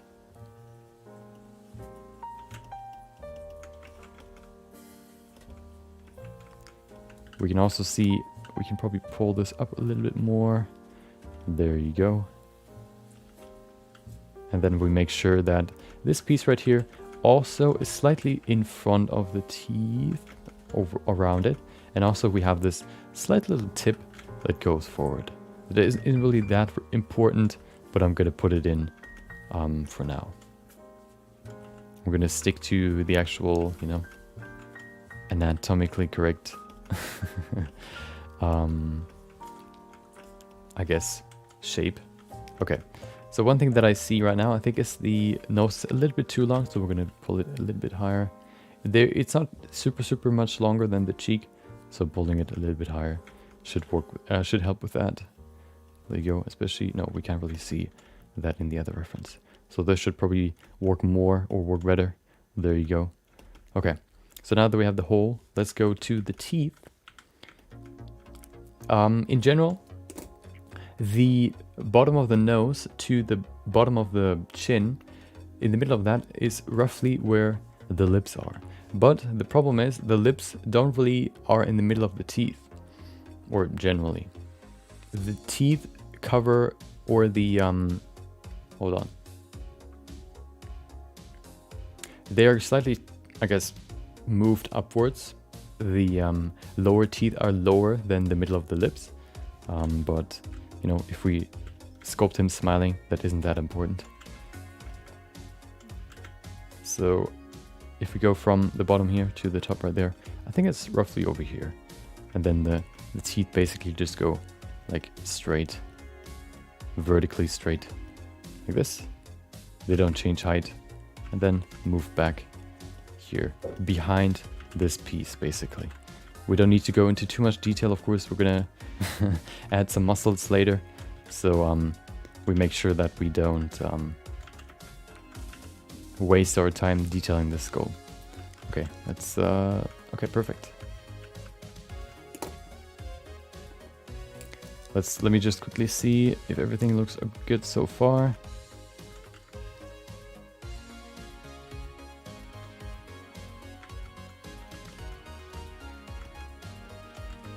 We also probably can make this chin a little bit, I guess, edgier, like this. There you go. Also, what we have to keep in mind is that the teeth are slightly further forward than the nose, the bottom of the nose right here. So we're just gonna add some more volume right here, not too much, just a little bit, so it has some more Yeah, it goes a little bit further forward. Perfect. Okay. So now that we have the basic skull, we can add some we can add some muscles. Let's begin adding the muscles. Of course, the easiest muscles to add would be, for example, the mouth muscles, the jaw muscles, and of course the muscles that are right in this pit, you could say. So let's add those first.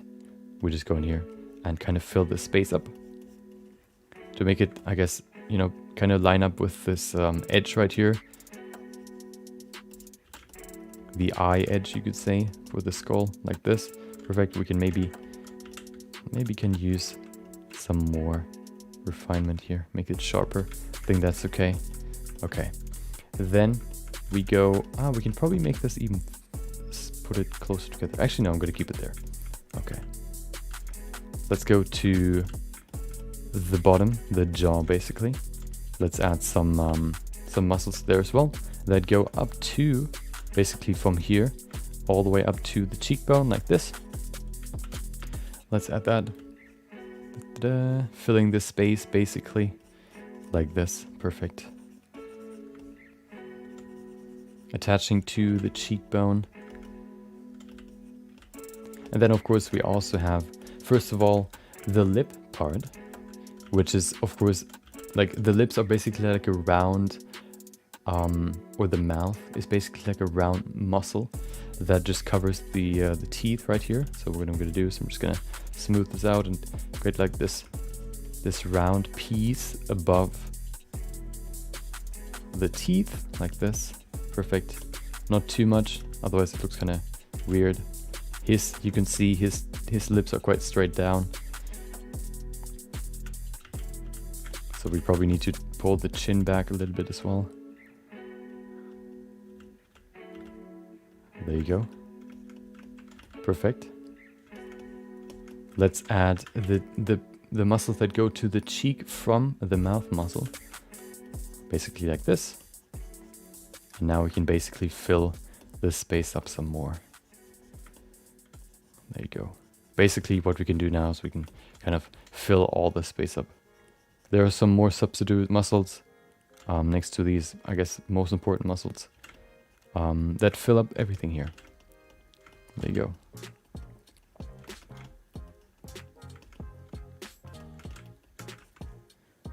Okay, now that we have all the muscles in the mouth region, let's add some more to the. Of course, we could add the nose. Let's add the nose first. So to add the nose, of course, what we can do is we can first of all fill this. Otherwise, we just have like a big hole in the nose. We're gonna fill this first, like this. We could probably even like fill everything, like create the whole nose by just adding some more geometry here. And then if we have enough to pull it out, basically this, we can use the snakehook brush to just pull out more geometry. There you go. Oh, okay. Let me make this straight. There you go. Trying to get this kind of shape right. You can see, I think what we need to do is we need to kind of pull it further back a little bit, like this. Also, I think the length is too long, so I'm going to pull it higher, slightly. There you go. Okay.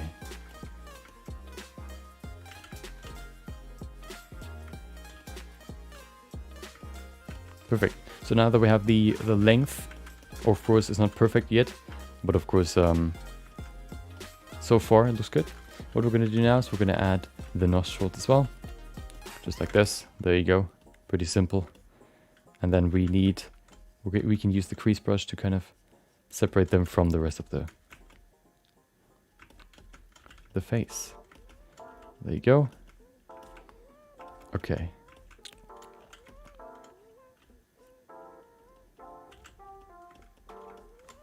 Perfect.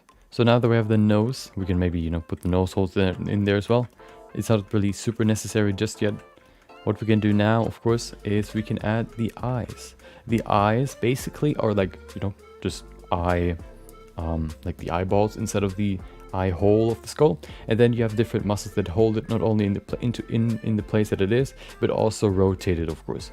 You have muscles that are kind of, if this is the eye and this is the nerve that goes into the brain, you have muscles that attach not only up here but also down here that kind of, you know, rotate the eye like this.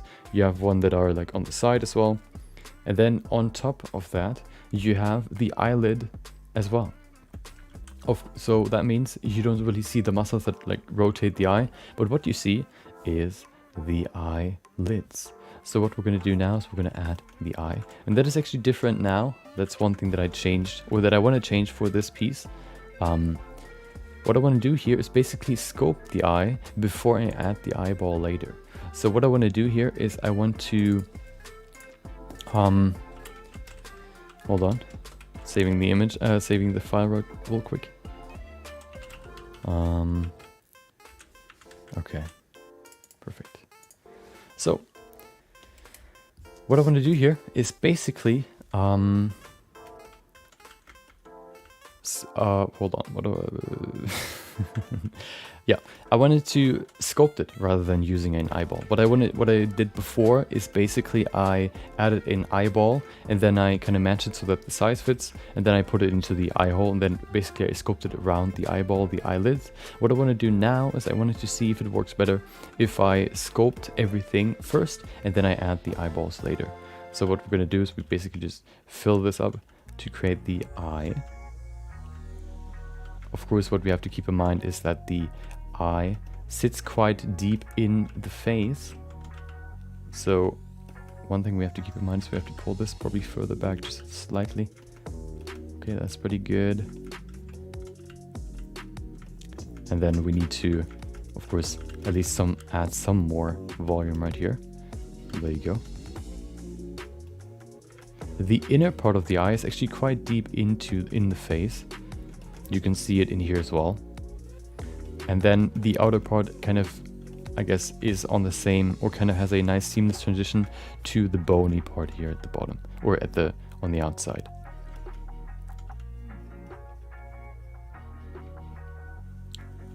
So we're going to smooth this out some more. There you go. We can then kind of, I guess, sort of hint at the eye slightly, okay? Just a slight hint, basically, just to kind of get a feel of the size and the shape. There you go. What I also want to do is I want to pull his forehead down a little bit, like this. Okay, that's better. You can see it in this reference image for, oh, hold on. In this reference image, you can see his eyebrows are quite deep. Of course, in this image is even more, I guess, pronounced than in the reference that I have here, because he looks downwards. That means the eyebrows cover his eye a little bit more. Okay, perfect. We also see right now from the side that he doesn't have any of this, like the small bump on the side of the forehead that is created by the bone that goes around the eye hole. So what we can do is we can just, you know, either pull it out like this, pull it out like this slightly, or we can just add it with the clay strips. There you go.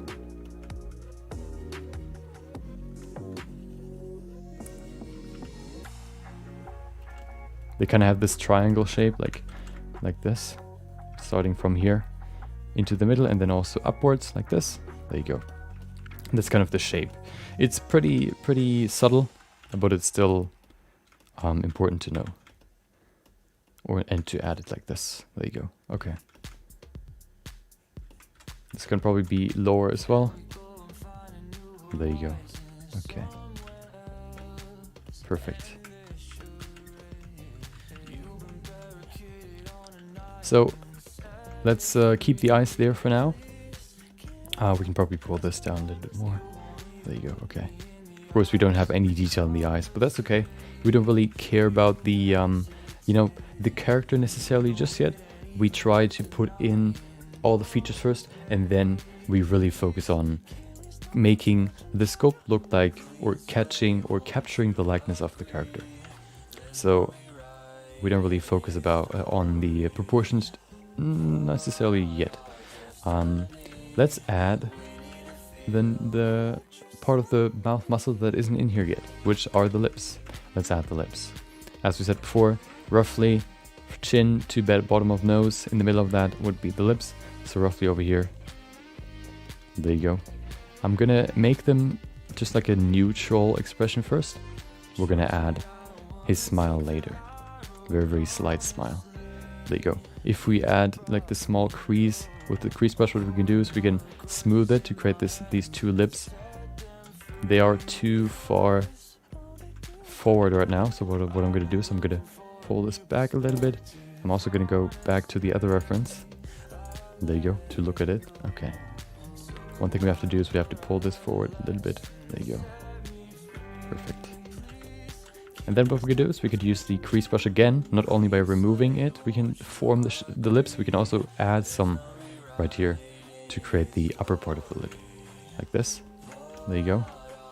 Then we can do the same for the bottom part as well. Like this. If we're still staying pretty rough, we just try to add like the roughest lips we can add. Like this. Okay. So now that we have that, let's go to yeah, I guess the next part would be either the chin or the ears. Let's add the chin first. The chin, pretty simple. You can see the reference right here. It kind of connects to the shape of the jaw. You can see the jaw connects to the chin and then has this nice, I guess, bump in the front. We don't have that bump right now. So what we do is we add that bump. The shape of the chin is basically like beginning here in the middle of the lips and then going down like this. This is basically the shape of the chin. So what we do is basically we create like a pit here down there, and then we add some more volume here to here, like this. There you go. And then you can create a nice little chin. Perfect. Smooth it out. There you go. We've added the chin. We can see the chin might be a little bit more round than that, maybe even down here a little bit more. So we're just gonna add a little bit more, not too much. There you go. Perfect. We can also see that seems like the chin. Oh, let's keep it like this for now. Okay. Seems like the upper lip is further forward, so we're gonna pull it forward a little bit more. I'm looking at the distance from the tip to, I guess, this part of the basically where the lip ends, like the length. That's what I'm looking at right now. Okay. Perfect. Okay, let's go to the ears.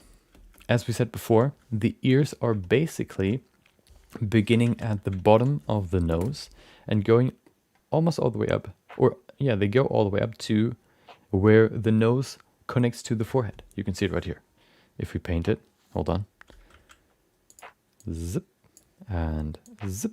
You can see how it perfectly is not only the same length, but also the same position.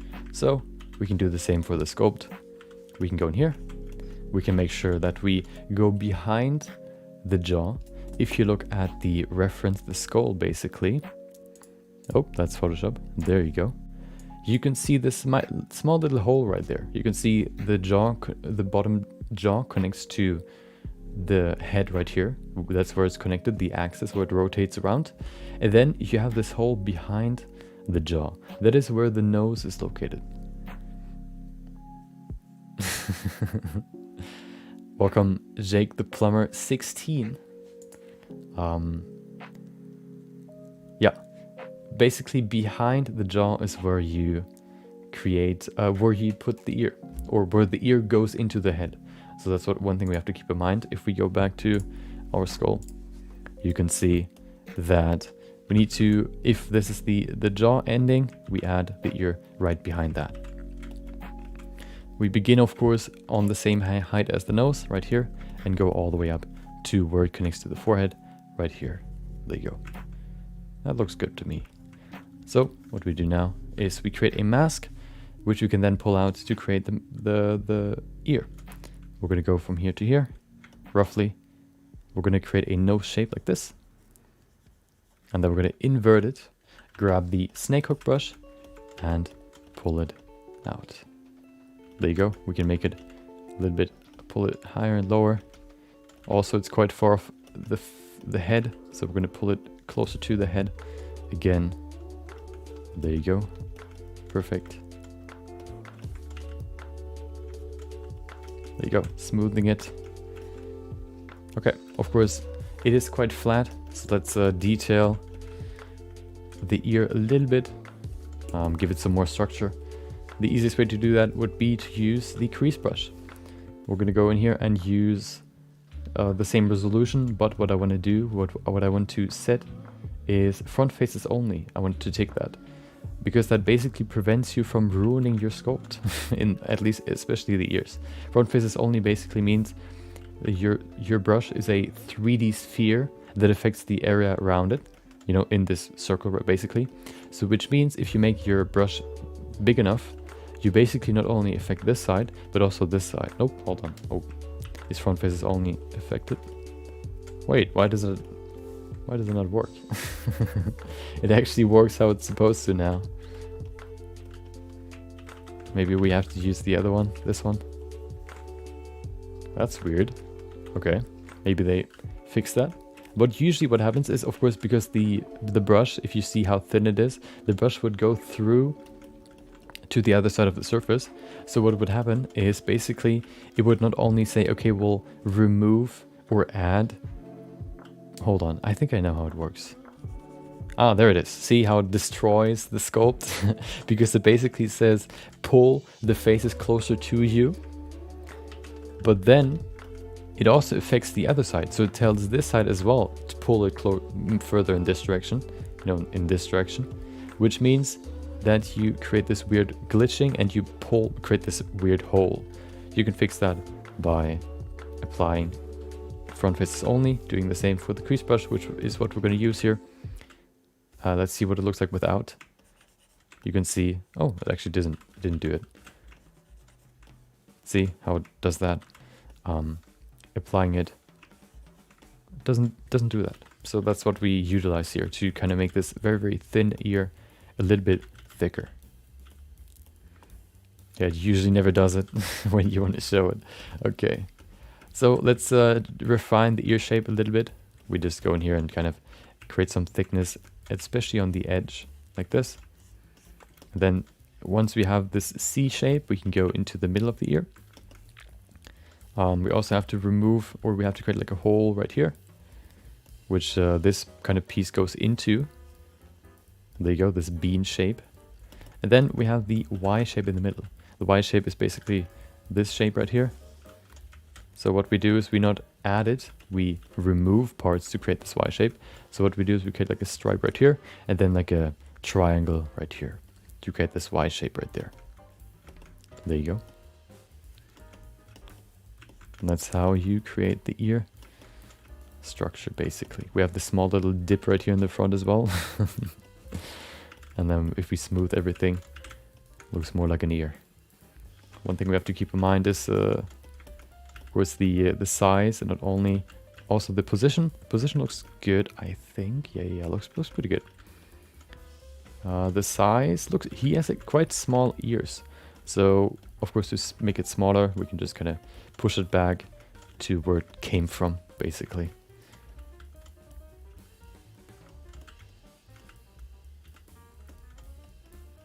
There you go.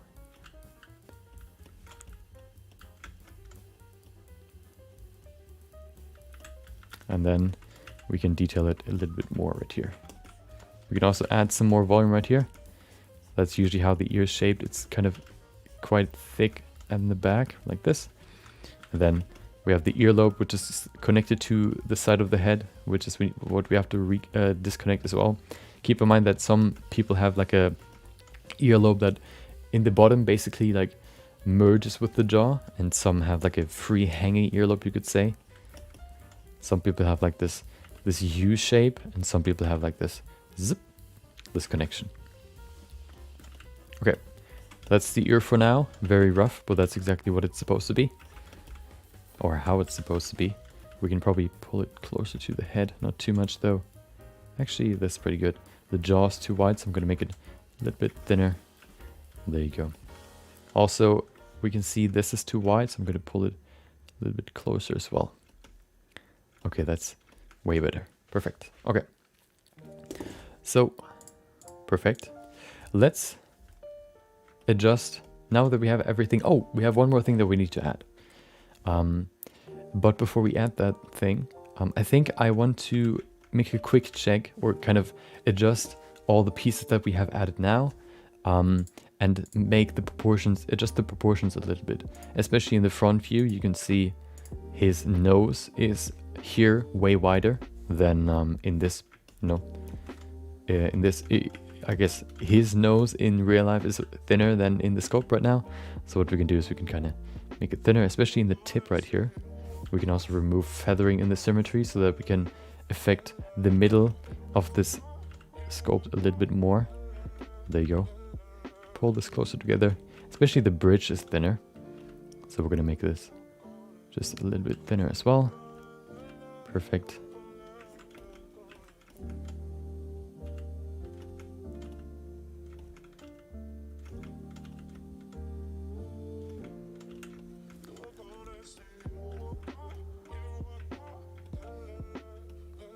You mean... Hold on, then I want to go back to the profile view. Oh, we can probably, we can use this to adjust the width of the mouth. I think the mouth width looks okay for now. It's roughly, the edges are roughly where his eyes, the middle of the eye is. So that fits quite well. But I think the front view looks is too far forward. Let's check that, if that's actually true. Yeah, it needs to be pulled further back. So we're going to pull it further back, just slightly, of course, not too much. I think that's pretty good. There you go. Shallow Hal. I heard that from a few people now, how to make the ears. Let me see if I can find the original tutorial that I've seen about it. It was actually a hold on. Let me pull up YouTube real quick. So let me see if I can find the original reference. So what I looked up was what was it? Ear retopology, and I found this weird Chinese tutorial. Not this one. Let me see if I can find it. Is it this one? No. It was like a super... No. I don't know how I found it, but sometimes you just find these weird tutorials that like help you perfectly. I can't even find it anymore. I can't recognize it anymore. But that's basically where I found out what the ear is basically, what the structure of the ear is. And yeah, see how you can see here this Y shape. You can even implement it in the topology of your ear. You can see this kind of C shape on the outside and then this Y shape in the middle. If you keep that in mind, I think ears are quite simple to sculpt. Okay.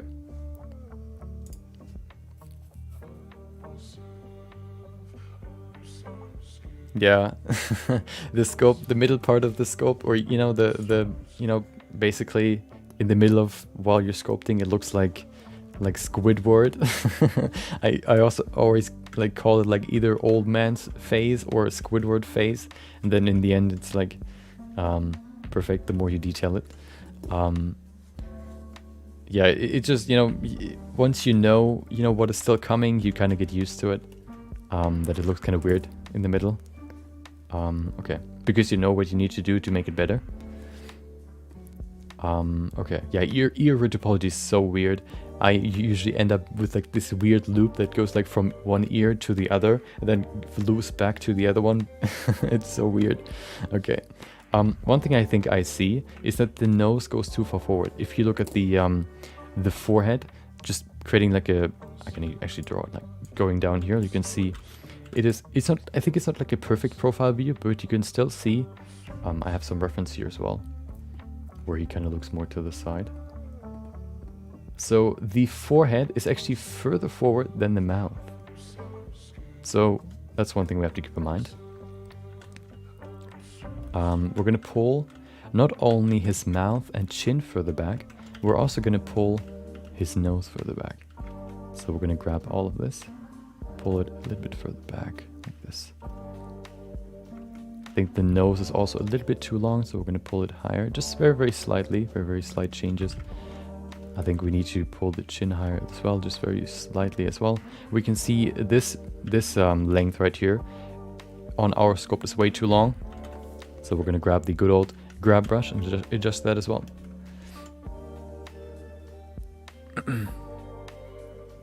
Oh, skipping retopology. Yeah, I mean, if it's possible, then I would do it as well. Of course, it's always nice to train retopology because it is very useful, but you know, sometimes you just want to get your character done. You don't want to care about the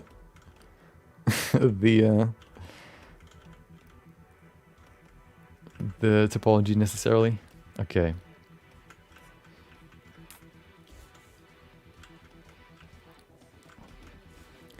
Okay, let's look. We need to add one more layer, and that layer is the muscles. I mean, not the muscles. The muscles we already added, but the fat. You can see that's why his eyes look so weird. There's no fat on the eyes. We're gonna add that in just a second. But what I want to adjust first is his nose. I think one thing that is missing for his nose is the nose tip part that basically starts right here and goes into the middle like this from both sides. That's not in here just yet, so we're just gonna add it like this. Keep it quite thin right there. Perfect. We can also maybe remove some of this. Oh, that's too much.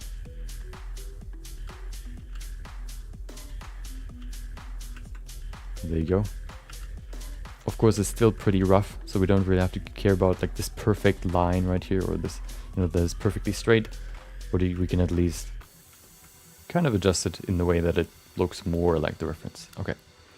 Next thing that I want to do is I want to go in here and kind of, you can see how far back the nostril goes. I want to detail this some more. Add some more volume right here. Pull the nostril back basically just slightly. One thing you have to keep in mind, if you especially use references, if you want to sculpt a neutral face, but you have references for the, with somebody smiling, when you smile, you pull the nostrils up slightly as well. So they, you know, if you smile, you not only pull the cheeks up, you also pull the nostrils up slightly. And that is because there's a muscle that goes right from here, right next to the nostril up to the nose, I think, connects to the cheekbone right there. Which is used for smiling. That means, you know, it pulls the nostril up as well. Good thing is, for the bottom of the nose, I have references as well. So let me use those real quick to kind of shape the nose right here. That's pretty good. I like it, I like it. Okay.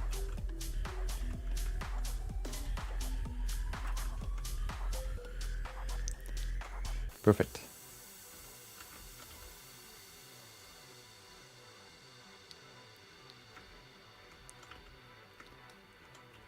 Okay, I think that's good for now. We can see that his mouth is slightly, is it actually behind? Hold on. I have another reference, of course. That's what I'm looking at. Okay, no, the mouth is roughly on the same level vertically, or no, horizontally with the nostril. So roughly over here. That works quite well. Okay. So now that we have everything when it comes to the muscles, and we've kind of adjusted the proportions to make it look more, I guess, according to his face. Hold on, I want to see this length again. Yeah, that works quite well, I think. Okay. Now that we have everything, the muscles and the bone, let's add the fat. Of course, he has quite a lean face. You know, he's quite lean, you could say. He doesn't have that many big fat pads that cover his face, which means his face is very defined. You can especially see it in this image. You can see how I guess, sharp the outline right here is. If you would have more fat, that would mean you would, for example, have like some more fat down here that kind of make this cheek a little bit, you know, smoother. And in general, these, for example, down here, you can see this very straight line going down here. That wouldn't really be the case if you have some more, if he would have some more fat on him, because you have this fat pad that goes from here, basically, down like this. You can see it really, like this is the outer edge of the fat pad, then goes up like this, covers the part underneath the eye, basically. If it's very lean, you can see a very clear definition right here. If it would have some more volume, you would have like a smoother outline. Yep. So what you basically have for the eye is like the hole right here. You then have the bridge of the nose, of course, like this. Then what you have is the fat pad going from here all the way down. And what it does is it kind of goes over the cheekbone. The cheekbone is right here and goes back like this. Can you see it? Like this white line right here. And the fat pad basically goes over this cheekbone and then down like this. Zip. And basically attaches to the side of the nose like this. Yeah. So that's what we're going to add first. Hold on. Let me remove all these lines. Hopefully we can remove everything. Okay, perfect. Let's add the fat pad for the cheek first. There you go. No, there were some big floods, not where I live, but yeah, they're still working on, I guess, fixing everything up again. No, you can be off topic. You don't need to just stick to what we do here, of course. Not trying to make this, you know, super strict. You have to only, you know, ask questions or whatnot about the topic. You can talk about whatever. Okay, so now that we have, now that we know where to place the fat, let's add it. It begins, as I said before, right here, basically here, goes over the underneath the eye, over the cheekbone right here, and then goes down like this, and ends right there. And then we also have the bottom of the fat pad that goes and connects to the nostril right here, and basically connects like this. So that's what it looks like. Let's add it. Of course, because he is quite lean, the volume needs to be quite low. So I'm just going to reduce the strength and just add a slight, I guess, yeah, add slightly more volume right here. Not too much. You can see that's also the fat pad that creates this line right here. When you smile, this fat pad that would be down here somewhere gets pulled upwards because the muscle down here pulls it in this direction because it's connected to the cheekbone, and that creates this smiling line as well. That's why this fat pad is so important. Let's add some more here. And that is also why you need shots from the side, because now you can look at the sculpt from this direction or from this position, for example, and you can see not only how far the cheekbone kind of pokes out on the side, you can also see how voluptuous the like this fat pad is supposed to be. If you add some more volume right here, you can see how it changes the silhouette. You see how it like gets much wider, or get much, you know, you can see the difference right here. That's why you use the 3/4 view references. So I'm going to pull one up right now. Perfect. Okay. So one thing that I see is the cheekbone needs to be a little bit higher. I'm going to add some more volume right here, like this. That's good. I also want to pull down the cheekbone just slightly. Not too much, just slightly. There you go.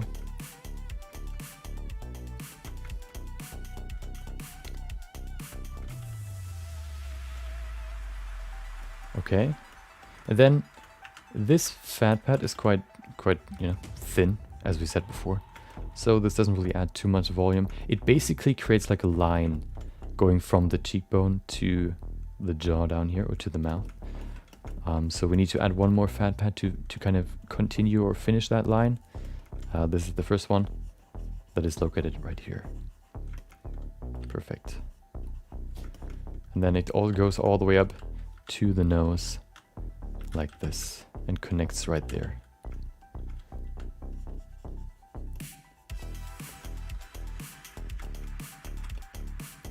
Okay. Perfect. And that is the first fat pad that we need to add.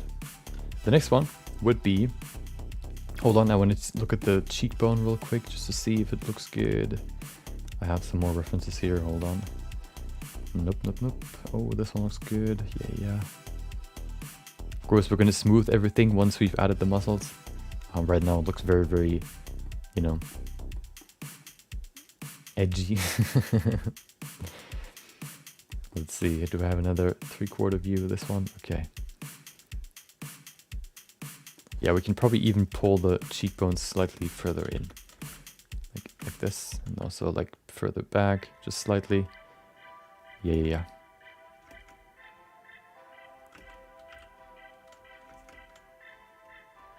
I want to see the profile view again, just to kind of see how further back the eyes go. I think that's pretty good. Yeah. Okay. Perfect. So now that we have that, let's add some more fat pads. Now that we have this one, let's add another one that is very important, which would be the one above the eyes. You can see we have a very, very crazy like crease here at the top.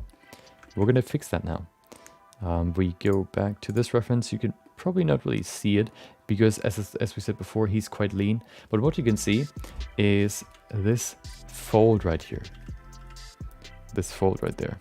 This fold is being created by the fat pad that lies on top of the eyelid. So the eyelid is basically right here and basically is bigger than what you can see here. That goes like this, roughly. But because there's a fat pad lying on top of the eyelid, you can only see this very, very slight piece of it. So where the fat pad lies is right here. It begins basically like here at the outer corner.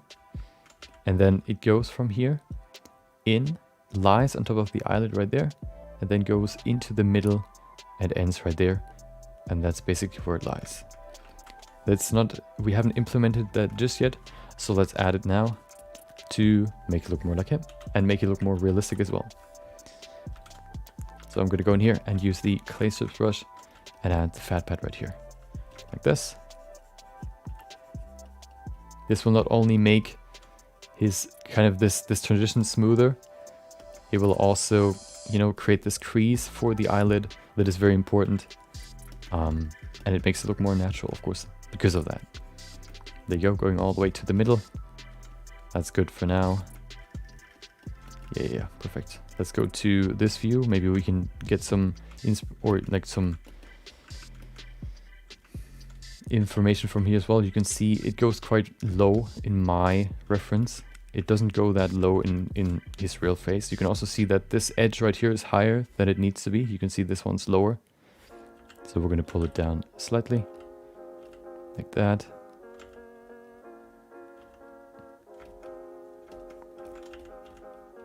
Pull this fat pad slightly higher. And there you go.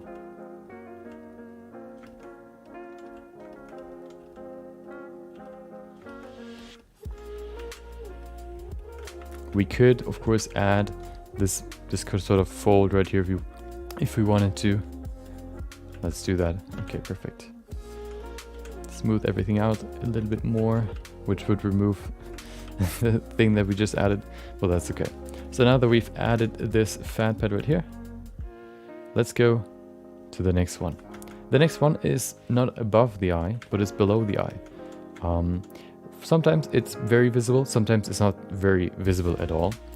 The fat pad that I'm talking about is basically the one that makes it look tired, which is right here.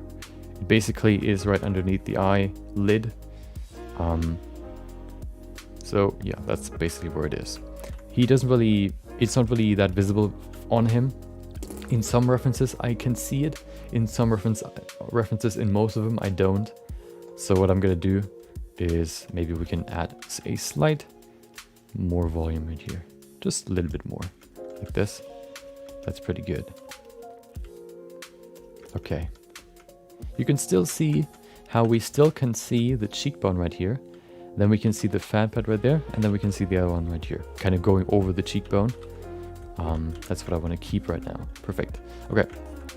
Now that we have these fat pads, let's go over the next ones. The next ones are more... Hold on, I want to make this smoother slightly. There you go. Okay, perfect. Let's go over the next ones. The next one is very important to make your character look realistic as well. Of course, all of them are, basically, but there are some that are very important. There are some that are slightly less important. The next one is basically covering the corner of the mouth. You can see it in him as well. It may not be that visible in this one, but it's still visible if you know what you're looking for. You can see this very, very slight fold right here, this slight wrinkle. When you're smiling, you see it more. This one right there. That is basically the outline of the fat pad. You can see the other fat pad going down here, like this. And then you have another one, a small one that covers the corner of the mouth. It goes from here down, then upwards, and creates this sort of shape, like this. When you smile, you see it more. It's a very, very slight change in the volume, but it's still important to make your character look realistic. It's actually one of my, I guess, favorite muscles to add, because it makes your mouth pretty... It just makes it look more three-dimensional. If your mouth looks very flat, maybe you've forgotten to add this fat pad right here. So what we basically just do is we go in here, use the clay strips, and add that there. Not really that much to add, but just adding this slight change here can really make your character look more natural. There you go. Very slight change. We're going to detail this some more later. We're going to keep it there for now. One thing that I see that we still need to add is the muscle that goes from the bottom lip to the jaw right here. That basically lets you like pull your lip down. That is attached to the lip here and goes down like this. We don't really have any volume for that just yet, so what I'm going to do is I'm just going to add a slight more volume right here. Not too much, just very, very slightly. Okay, there you go. Okay, we have some more fat pads here on the side. They aren't that big on him. So what we can do probably is we can, now that we basically have all the fat pads that we need, we can now adjust the shapes a little bit to make it look more like him, basically. We can now look at the reference to catch his likeness. We stay in this first level of detail until it looks like him. That means maybe going to 50 just so we can detail the eyes some more, but in general we should be able to begin to see his face in resolution 20 before we go into way more detail. One thing I see, well, that is I think the biggest problem right now, is the width of his head. I think we need to make it just slimmer. So I'm going to do that real quick. We also can probably do this. His jaw, I think, is thinner. There you go, point here. Like that, perfect. Also, this piece here, you can see in the reference, you can see this very clear line here, like this. I think that isn't really perfected in the sculpt right now. We can see the line as well. We try to match it better now. Basically, this line is right here, like this. I think there needs to be some adjustments. I'm going to remove the line right here so I can actually see it. We can see this one's more round on our sculpt. For him, it's more straight. So we're going to straighten it out a little bit. There you go. Also, this part is quite pointy, so we're going to pull it to the side some more. Perfect. Okay, also his forehead is quite high right now, so we're going to pull it slightly lower. Not too much.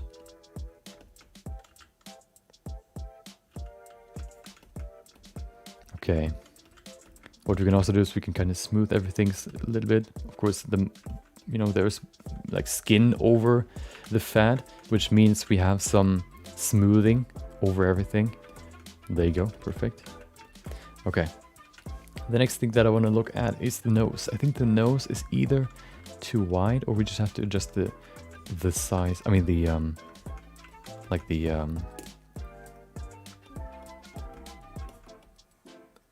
the bridge, I think, is the biggest problem. Or maybe even the nose itself. Let's see. One thing I want to add now is the nostril, or the holes. They will be very rough, but they will still change the shape of the nostril. You can see if we remove some here, how it changes the nose. One thing that I also talk about in the how to sculpt a nose that is going to come out tomorrow is how, the nose is built first of all, and also how the nostrils look. The nostrils are basically like, if you look from the bottom of the nose, you have like the tip of the nose. Oh, hello. You have the tip of the nose like this. Then you have the nostrils going like outwards, like this. And then you have the base of the nose, basically, like this. And the nostrils are basically here in the middle, which means, the nostrils, not the nose holes, are here in the middle between the nostril and the base of the nose. Which means the holes are basically looking like this. Like ovals that point inwards. That's basically how the nose looks from the bottom. If you want to see a teaser of tomorrow's video, you can see that in the Discord. Okay, let's go to the side view. Oh, that's the wrong one. There you go. We can see the shape of the nostril as well. We have this slight curve there. We can add that now as well. Just pulling this down here. There you go.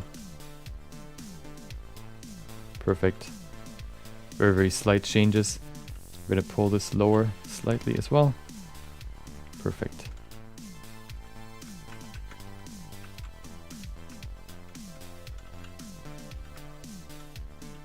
I think we can also pull the nose a little bit higher, not too much.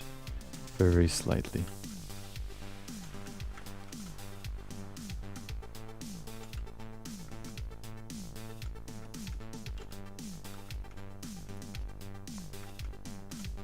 Probably also kind of closer.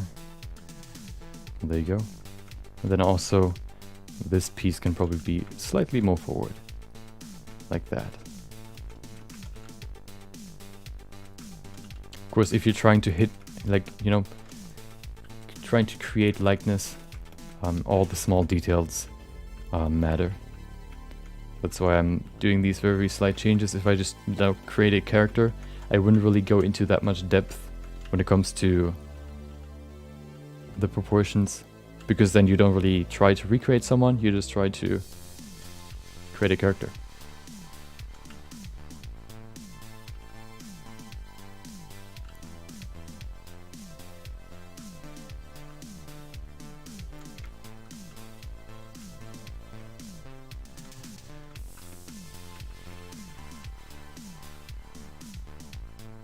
I think the jaw is slightly more forward, or the ear rather.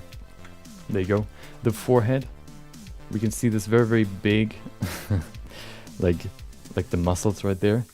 So let's add those. They aren't really in here just yet.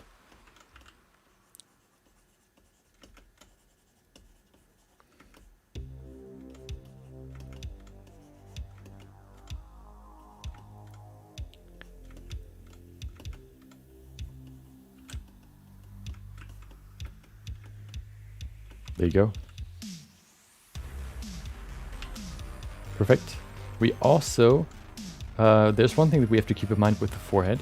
The forehead has this sort of sphere shape.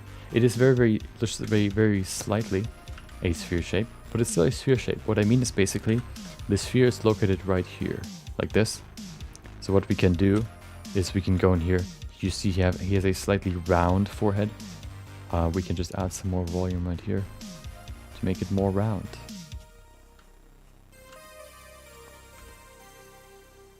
You can see how little I just add. Not very that much. Just kind of going over like this. Okay. I think one thing we have to change is the size up here. I'm going to pull it down slightly. There you go. Adjusting the head length now.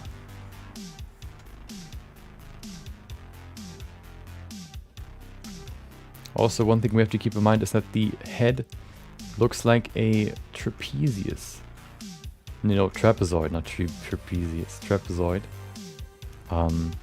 So it's wider in the back than in the front. If you look from the top, you can see it like this. Okay.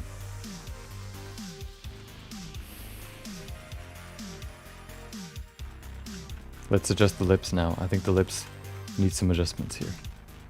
So first of all, what I'm going to do is I'm going to create this line in the middle, right here, like this. Perfect. Smooth this out some more. Perfect as well.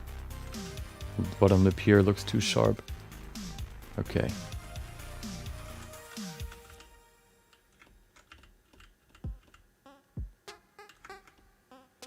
That's a weird song.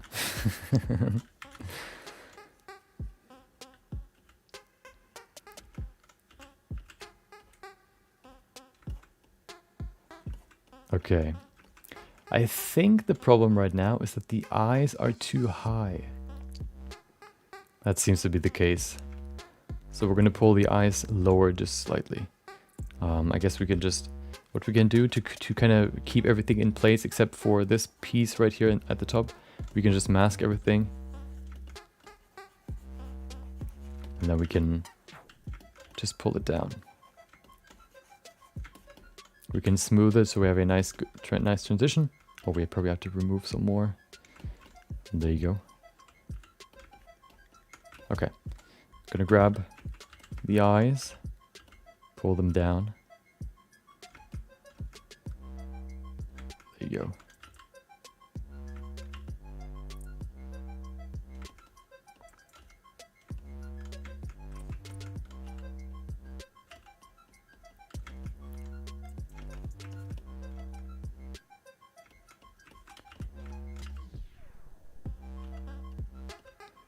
Perfect. Okay. Gonna pull this further back just slightly.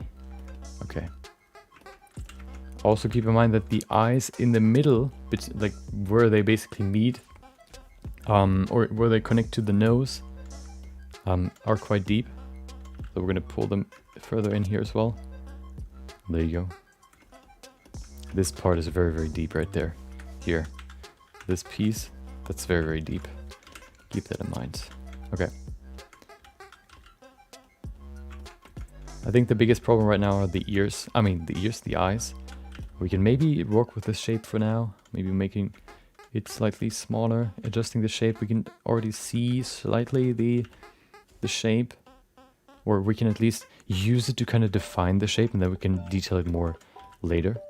So what I'm going to do now is I'm going to use my crease brush to kind of create the general shape. There you go.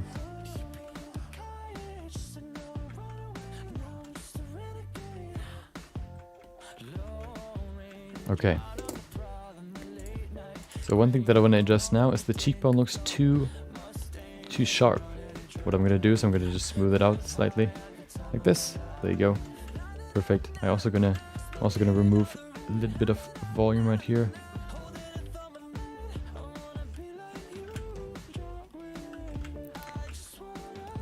Okay. Perfect.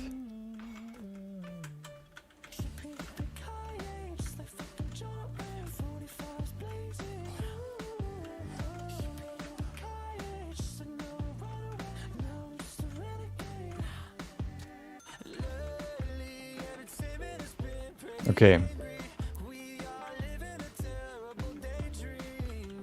Switching between the reference and the sculpt to just kind of see where there needs to be some adjustments. I think the nose is too wide, so I'm going to just make it slightly thinner. Especially the tip.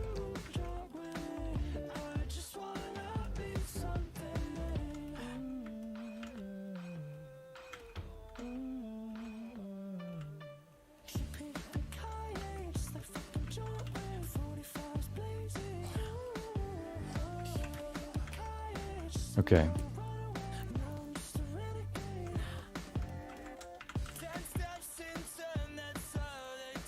And that's what you just have to do to, you know, hit the likeness. Adjusting it until it looks good. Because if you just, you know, continue now, adding more detail and, you know, creating, yeah, going more into higher resolutions and adding, yeah, more detail, you cannot really save, or I guess you could say fix what you've missed in these big shapes. That's why I'm so, you know, so particular right now. Just trying to really nail all the pieces so that I don't have to, or that I, you know, don't run into the problem where I can't fix it later. I try to avoid that, so that's why I'm so specific right now, doing these small adjustments just to kind of see and hit the likeness. This first level is basically where we try to hit likeness, because later is more about, yeah, details basically. Like we can also pull this slightly higher. If we go to the profile view, you can see how high the jaw gate goes. It's still under the mouth, but it's not that much lower.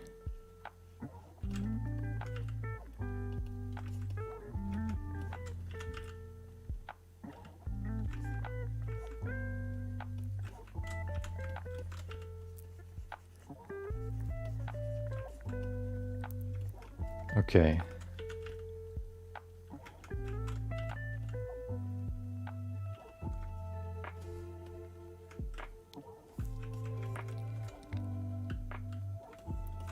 Oh. So what I'm doing here basically now is just kind of going through all the references, trying to see if I can, you know, spot differences between the sculpt and the reference. Not only in the front view, but also in the side view, and also, of course, in the 3/4 view.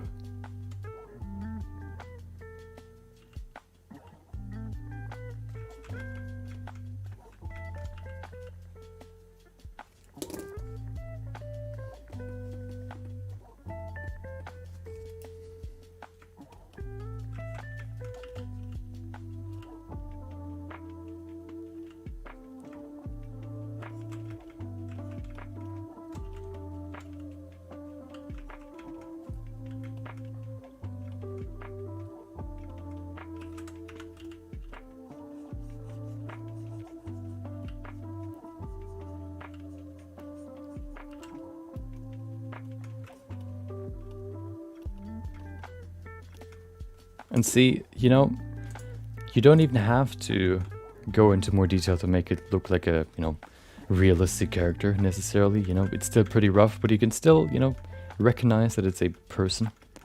So even with just 20 resolution, you can create characters. So don't, I guess, rely on higher resolutions to make your character look, I guess, realistic, you could say.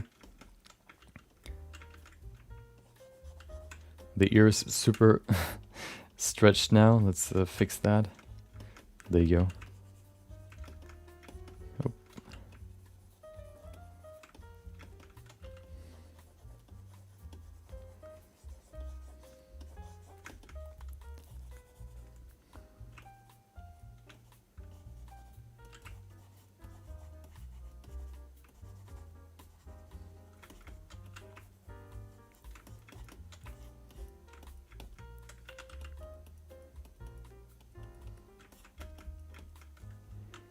Okay.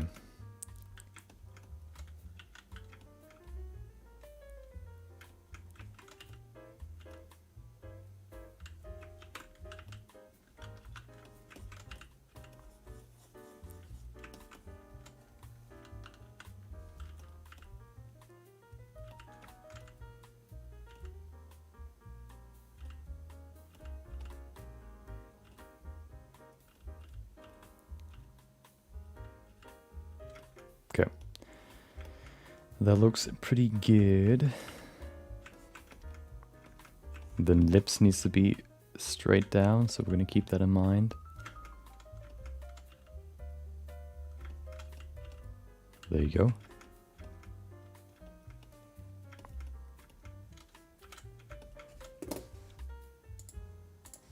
Okay.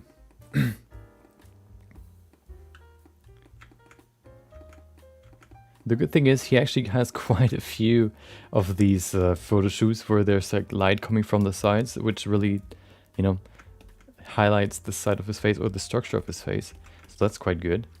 I think this jaw is, I mean, this cheek is too strong.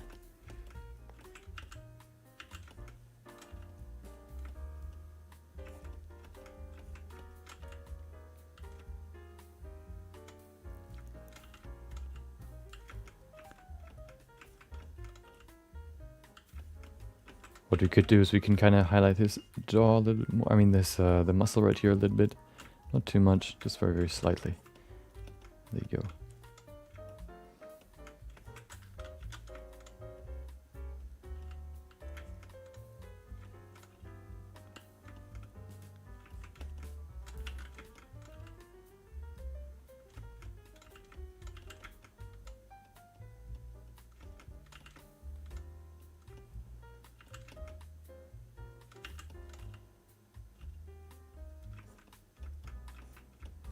I think the lips are too thick.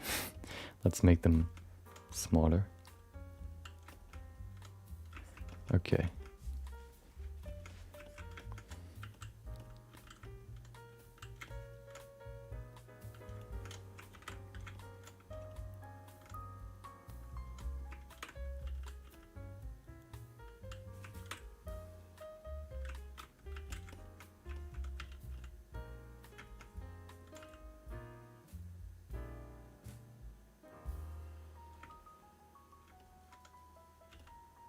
Okay.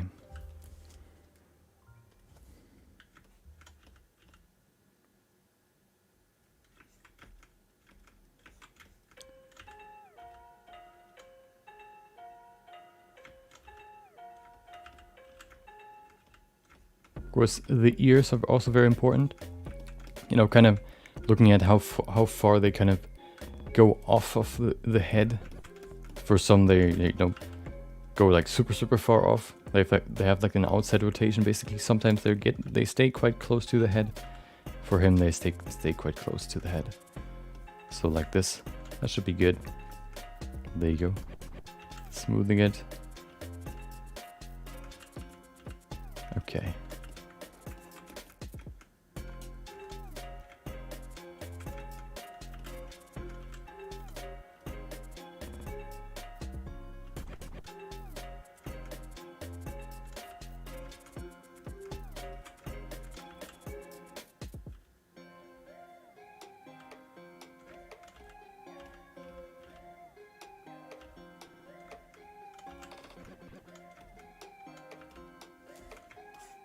Nope.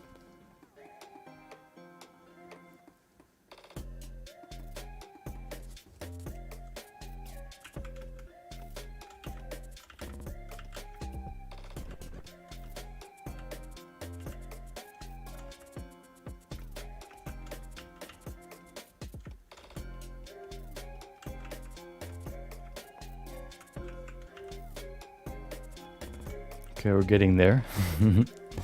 Okay.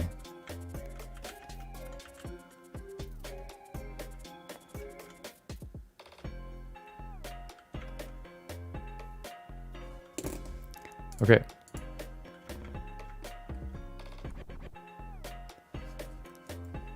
I think what I want to do now is I want to pull the cheekbone just slightly lower. You can see it goes quite high on the sculpt. Putting it slightly lower, I think, should make it look better. More like him. Okay, perfect. I think one thing that is kind of weird right now is that we don't have a neck. Adding the neck should help with the likeness as well. So let's add the neck now. After so long, he finally gets to get a body. So what we do is basically we just create like a flat ground at the bottom right here. There you go, smooth it.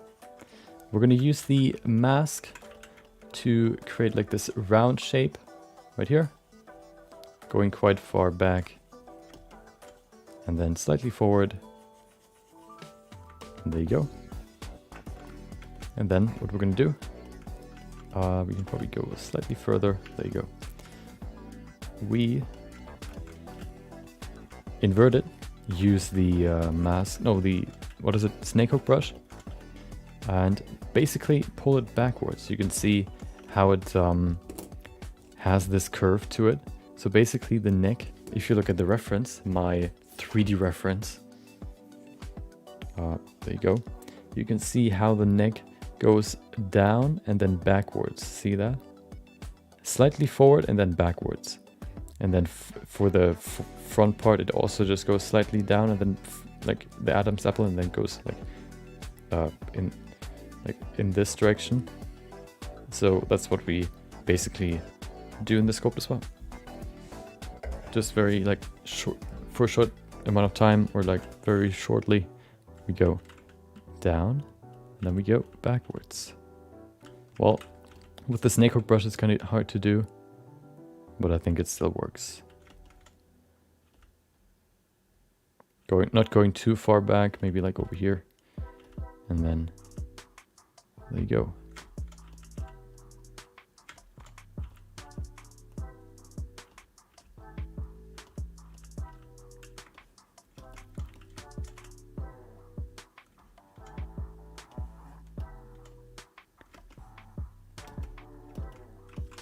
Now we add the shoulders, or the neck rather, right here. Perfect.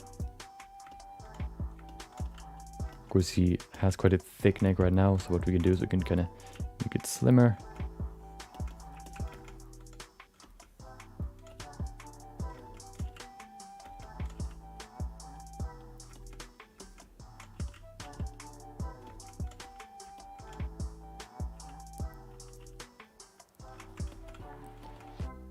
Okay, let's adjust the neck now some more. First of all, I'm gonna smooth it to have a good, good base. Connect it more to the head right here. Perfect. And then we basically, add the same muscles that we had on the Venom character. So we're gonna begin with the neck, or the muscles that go to the front, basically to the collarbone. What I like to do is I like to begin with the collarbone. Welcome back, Zachary. You're not, we've been working on the sculpt. Of course, as always, you can, go into, you can, I guess, what is it? Rewind if you want to look at the beginning. Today and tomorrow we're going to create Loki, basically. We're trying to hit the likeness, and we're going through the entire workflow. Usually I basically only used, or spent 1 day working on a likeness sculpt. Today I decided to spend 2 days on it, so I can go in a little bit more in depth, not only in character sculpting, what you need for a character, but also in likeness sculpting, what you need to look out for in reference, what you need to look out for when you're sculpting. And yeah, now we basically started to add the we sculpted the head, and now we're at the neck, kind of detailing the neck some more. Depending on how far we get today, maybe tomorrow we'll even add some clothing, depending on, of course, how far we get. Good thing is we don't really need to get that far into detail to create, or to nail the likeness. Basically only sticking to 20 or maybe to 50 resolution is all we need. Okay, I'm gonna save it right there. Okay. And of course, Zachary, for you as well. I don't know if you were interested. We now have a Discord. If you want to join the Discord, just type ! Discord in the chat, and you should find it. Where you can submit your artwork, and I will give you feedback on stream, and probably also make a video out of it. So if you're interested in that as well, or just asking questions or whatnot, you can post it there. Make sure to read the rules and then hit the thumbs up button to become a friend so that you can use all the functions on the server.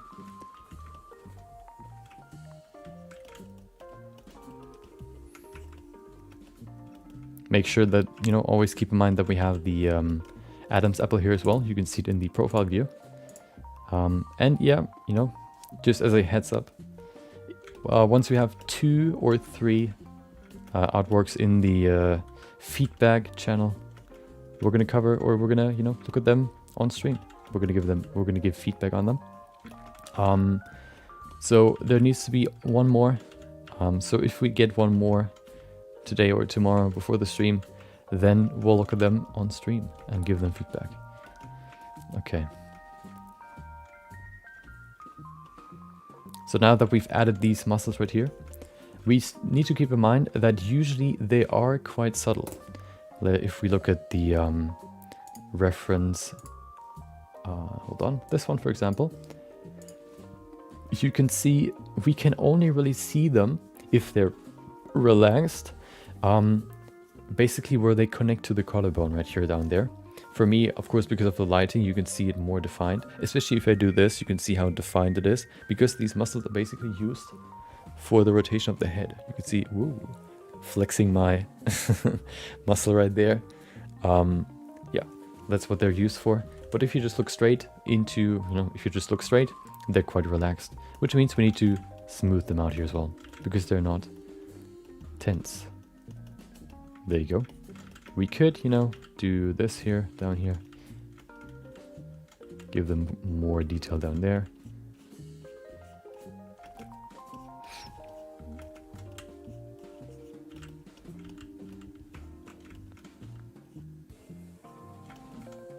There you go.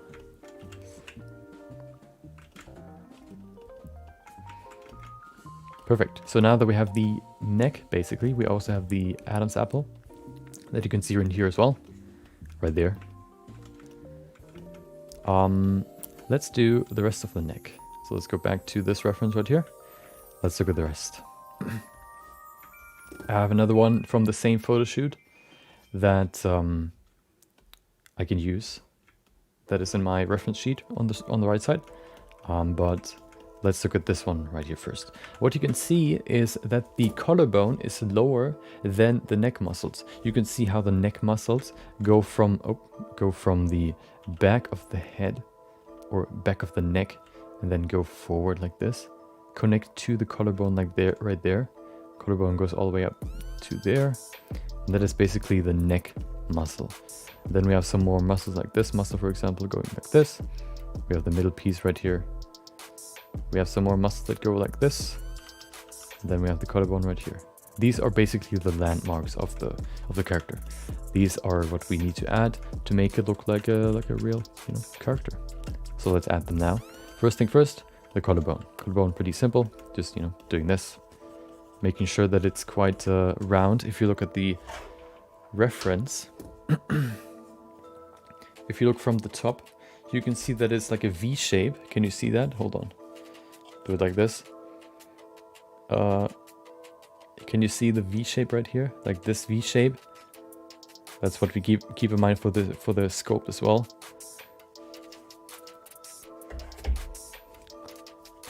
If you look from the top, well, the head is quite big. But you can see the V shape going back to the middle of the shoulders, basically. There you go. Go all the way up there. Perfect. And then they stay right there.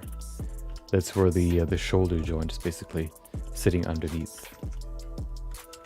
We could maybe pull this further forward. Let's see the profile view. Oh, it looks quite good to me. I think we need to pull the neck a little bit further forward. Like this.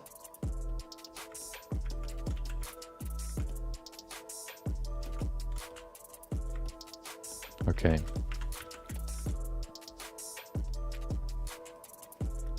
You can especially see it right here, how you can have this curve. So what I'm going to do is I'm going to pull this higher, like this. There you go.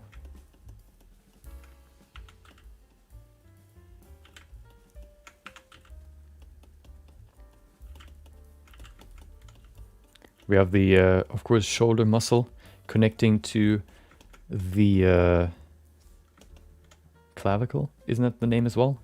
The I immediately forgot what the name is.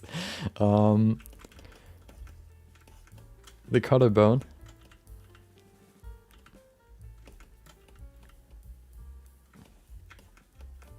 There you go. The shoulder muscle connect to there as well, of course. There you go. Going around the shoulder joint. Perfect. And then we also have the chest and part of the kind of muscle, or the shoulder muscle connecting to there as well.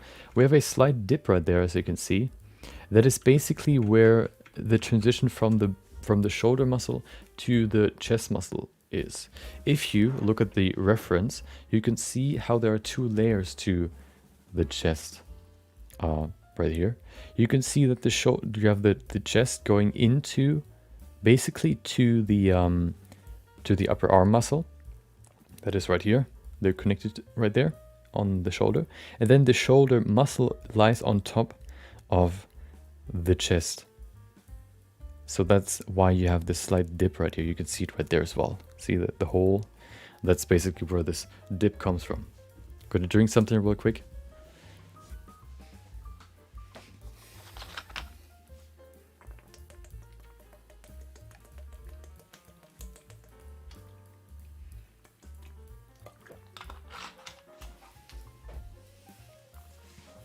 He's quite lean, yeah. In some films, he's actually quite ripped.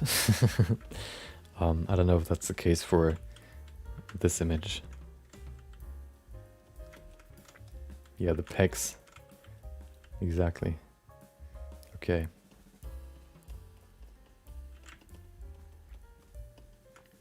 We can probably make this like a better, not this round. I don't like when the sculpt ends like the super, in this super round shape, so I'm gonna pull it down. We can then use a Boolean cube in the end to kind of create a clean ending.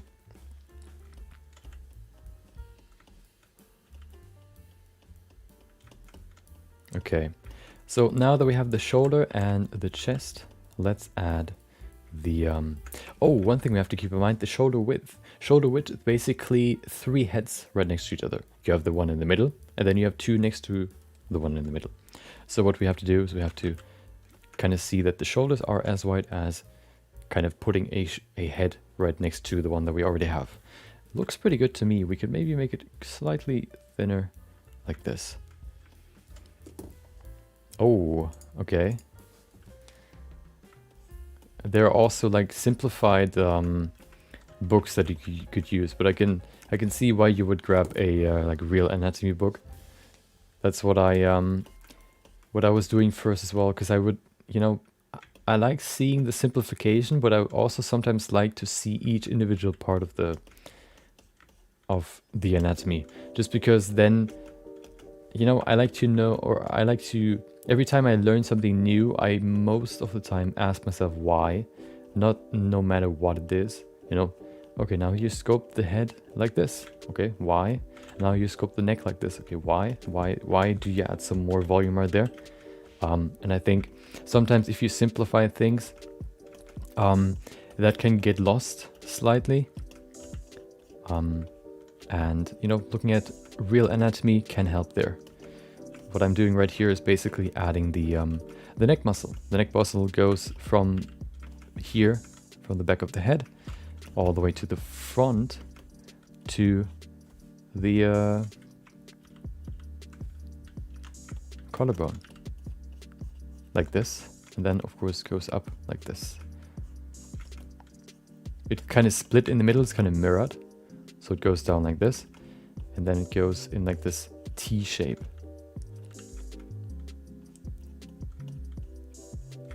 Outwards. And then you also, right next to the shoulder, right here, you have a muscle right here, or 3 muscles that you can see right here. See how it's like this T shape, like zip, and then to the side. You have these 3 muscles right here, which are kind of confusing to kind of, I still don't really know how they are on top of each other. is quite small for me. But maybe you can see it. You can see this. This one goes down, this one, and then you have like a big one covering this one. And then I think we have one down underneath there as well. So let's see if we can put that in there as well.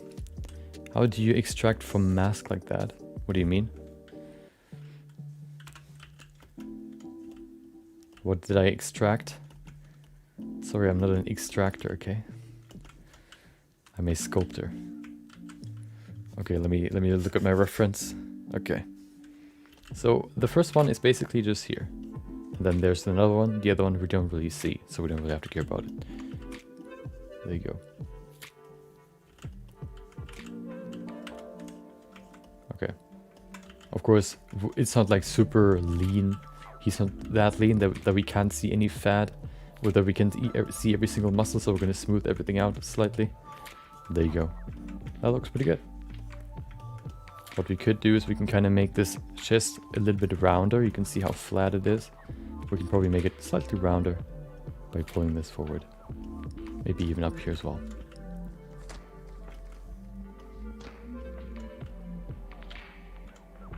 There you go. What do you mean? Hold on. Oh, never mind. You just probably sculpted around it, lol. You moved fast there. What do you mean? Or which part do you mean?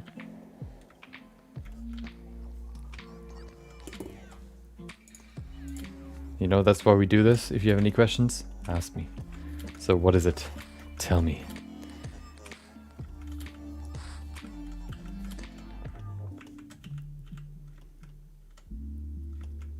Neck shoulder muscles, you mean these ones here? These ones? These ones? Oh, you mean this piece here? Well, I just basically grabbed it and pulled it down like this. That's what I did.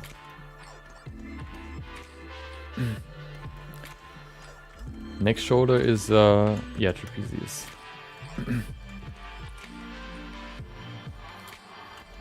There you go. We have to split them in between here. Where the, what is it? The spine is. There you go. That should be good enough. We can probably pull it forward slightly. Oh no, we can actually pull it further back.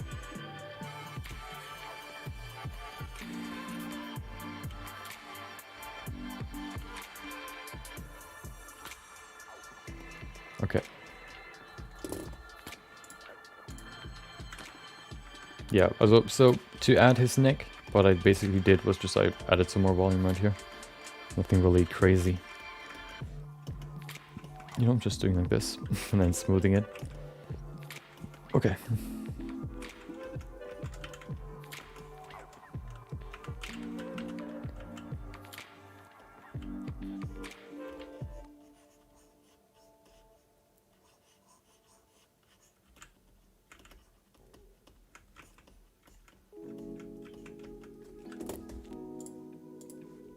So now that we have the neck, we have a better reference point. I think one thing that I want to change is this piece right here is too thick, so I'm going to smooth it out some more. Make it slightly thinner as well. There you go, perfect. This piece here needs to be quite a little bit wider. There you go. Oh, that's too wide. Okay.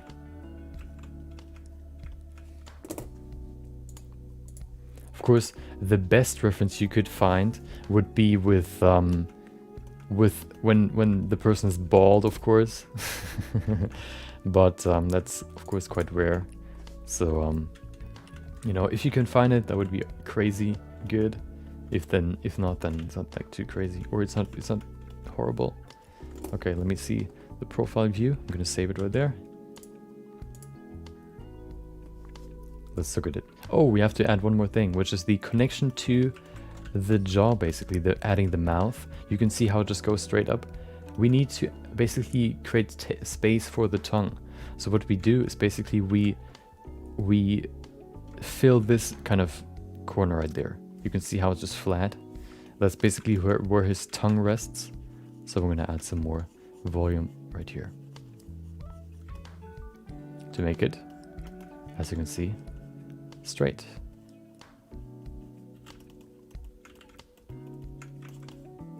Like this, perfect. We can probably pull this forward slightly. There you go.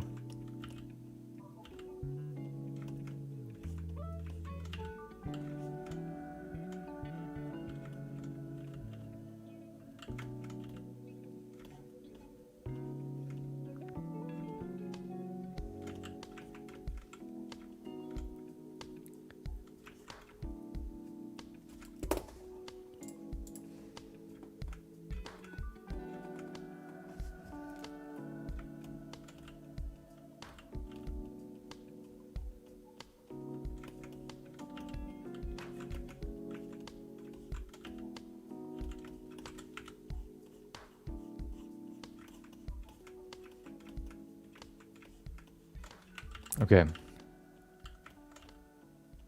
Just kind of tweaking everything slightly. Perfect. Okay. Pushing and pulling. There you go. Okay. So now that we have the neck, I'm gonna sit down because then we can continue. Hold on. Gonna mute myself for a second.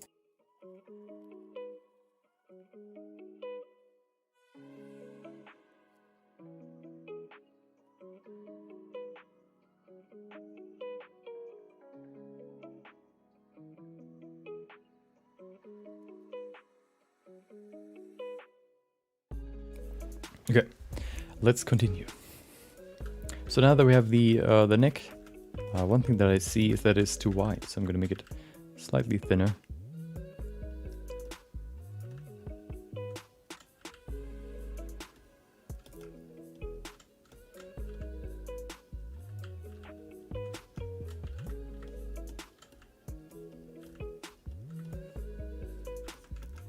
Okay, perfect.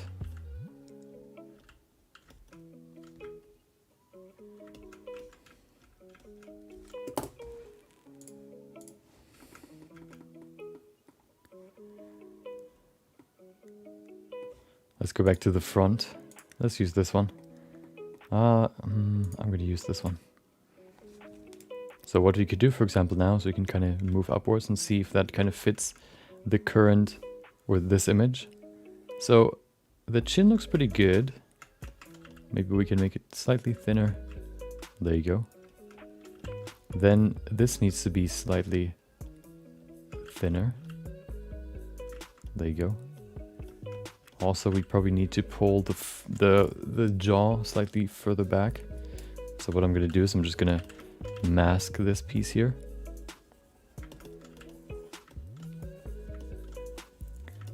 Make it smooth. There you go. And pull it further back.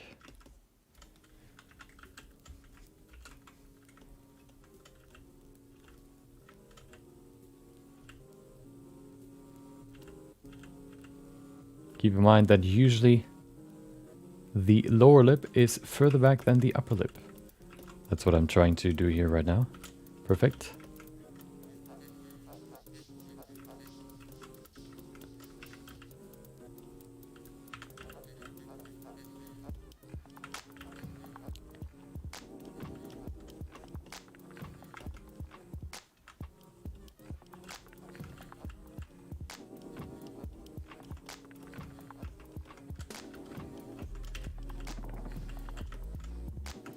Okay.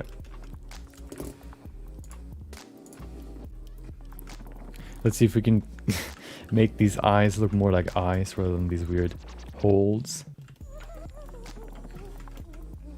Okay. So I think it's time to go into the next level. So what I'm gonna do is I'm gonna look at it just quickly to kind of see if there are any changes that I want to do, and if there's nothing, we can go into stage 2.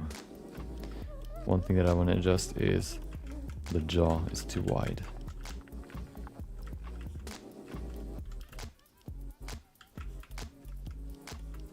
That's better. So there's a technique that you can use. that you actually use in, what is it, like like song production, where you adjust the levels. What you can do is you can basically, if you want to see what difference a change makes, for example, okay, well, what does maybe his eyes needs to be lower. What you can do is basically you can pull them down like super far, see if it looks better than before, and then, but you can see it's too much, then basically just remove this change and try again until you kind of hit a good spot. This way you can first of all make sure that the change actually does something, and then afterwards you can basically, I guess, perfect it, you could say. So what I'm gonna do here now basically is I will see if I pull down the eyes slightly, if that actually looks better. Let's see. Oh, there it is.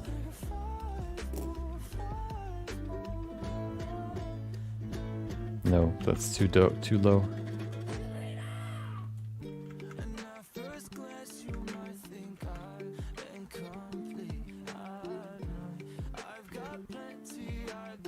One thing we have to adjust as well is the tip of the nose. It's actually wider on the sides.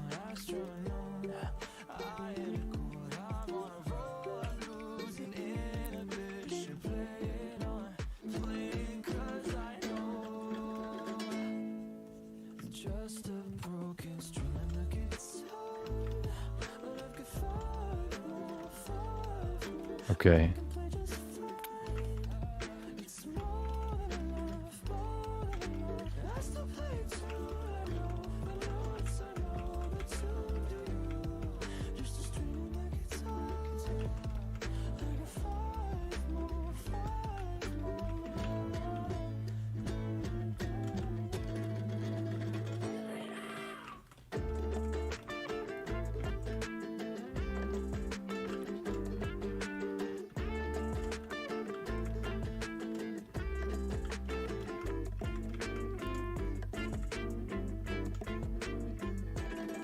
Gonna now flipping to the references again, just gonna see if everything looks okay. I think what we need to do here is kind of bring some more fat in here, not too much, just very like a little bit.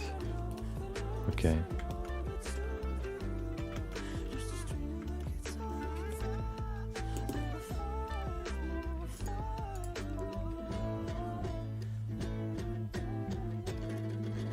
Okay, it seems like it was just like a lag, because now, I think now all of them are there, right? His hairline makes it seem like his head is tilted downwards. This one? Or... yeah, this head is tilted downwards. You can see that if it wasn't tilted downwards, the nose would be on the same vertical level than his ears. So it would be like this, you know? That's not the case here. So this one we can't really use as reference necessarily. I have some morphos on the side that I'm looking more at. Yeah, I think that was just like a server lag, I guess. Yeah, it's kind of difficult to work with, you know, this sort of level of, you know,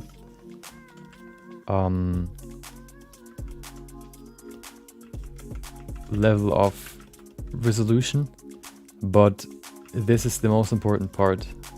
So making sure that it looks good in this resolution, basically maybe not guarantees like a good result, but if it doesn't look good in this resolution, it won't really look better later.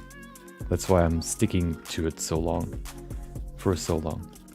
The only really thing that is really suffering right now, I think, are the eyes. Everything else we can still adjust quite well.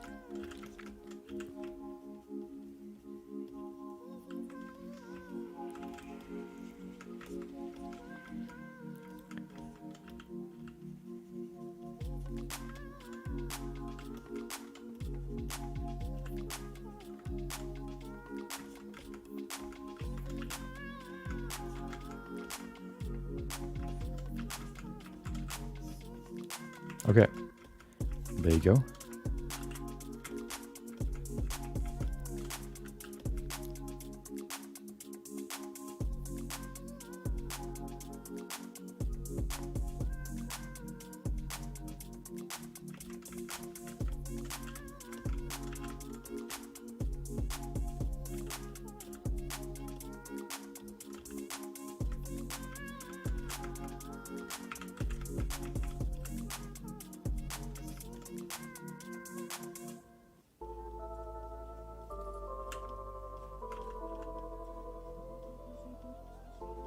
Okay, I think we're reaching the limit. We pushed to the limit of what we can do in this level, so we can probably go into the next one soon, in just a second. Just trying to finish everything off. Okay, there's one thing that I want to try. So what I'm gonna do is I'm just gonna, hold on, I'm gonna pull this forward slightly. There you go.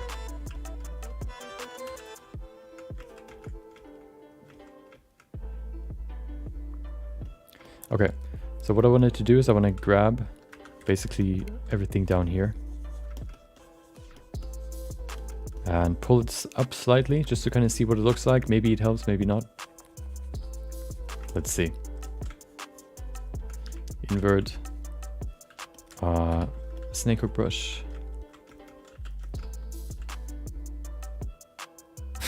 Okay, I don't think so. Maybe slightly. Hold on.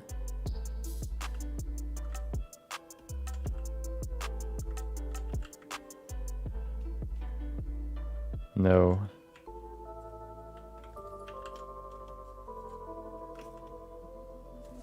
Really? Hold on. It's kind, you know, those are like nuances that are kind of really hard to see.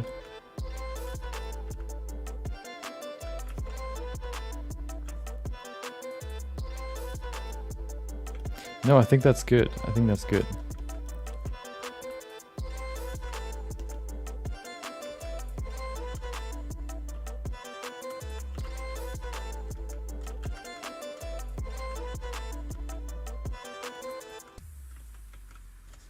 His back jaw corner is high. Hold on.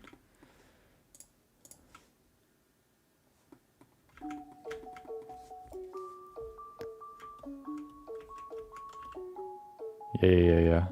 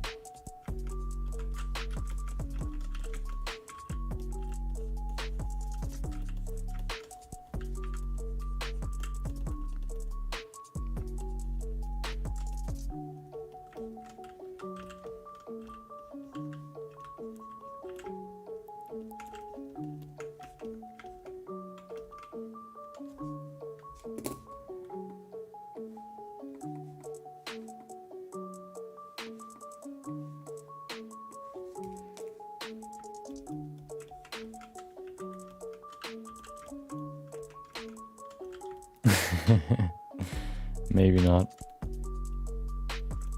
I don't know. Yeah, I think the chin needs to go lower slightly. Not too far. Like this. And then...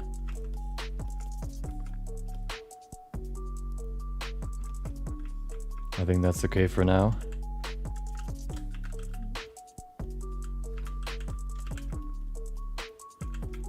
I think it's time for level 2. Hold on, this is too slim now. Okay. So now we can actually have some fun again. Let's go to 50 and go over the entire sculpt. Let's begin with the mouth. First things first, I want to give the small little, you know, the small little fat pad right there some love.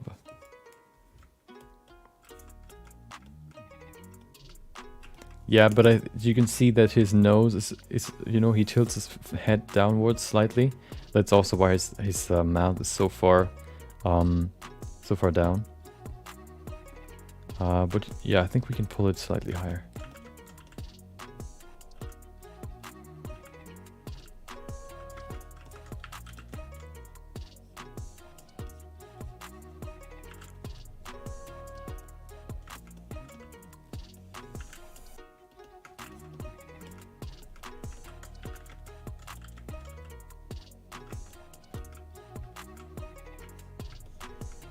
Oh, of course.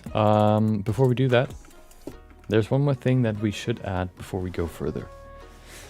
And that is the hair. The hair is very important for a likeness. So let's add the hair now. Of course, the easiest way to do that would be to go in here, duplicate the face, and then remove everything that is not needed. Or something that is even easier, we can, you know, go to here, call it hair. There you go.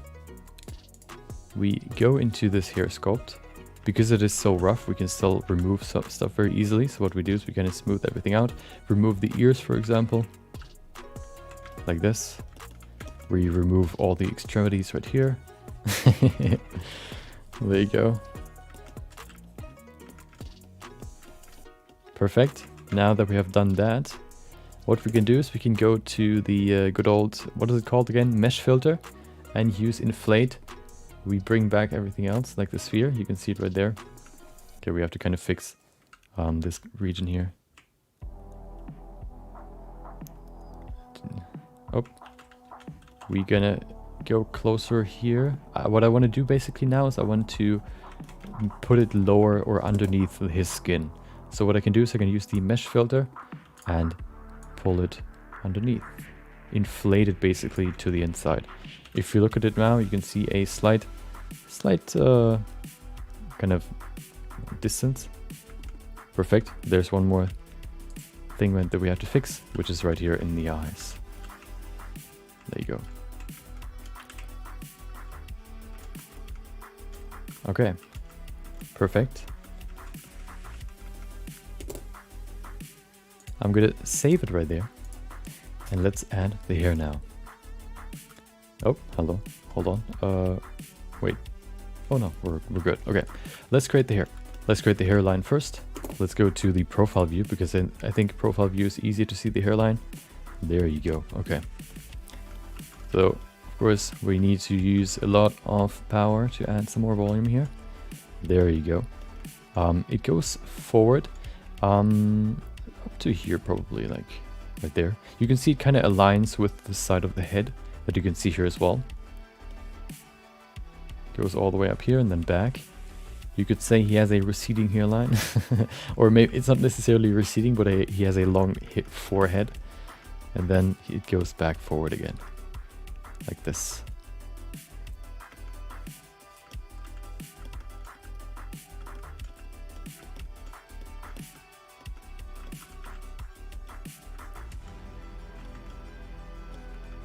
Okay, this might be too far back, so I'm gonna add some more here. Perfect. There you go. Now we can also see if the forehead is too big. I think one thing we have to change for the forehead is the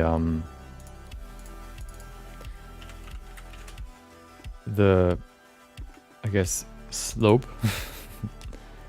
Hold on. So I'm gonna grab this and just pull it backwards like this to kind of match it with the reference.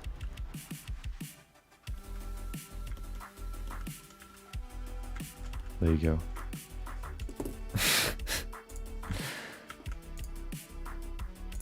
You knew exactly what you did. Okay. There you go.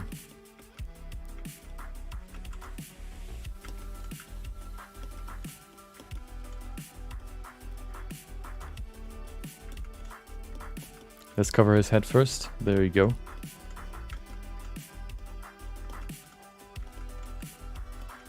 Goes all the way down to the neck, right there. Perfect.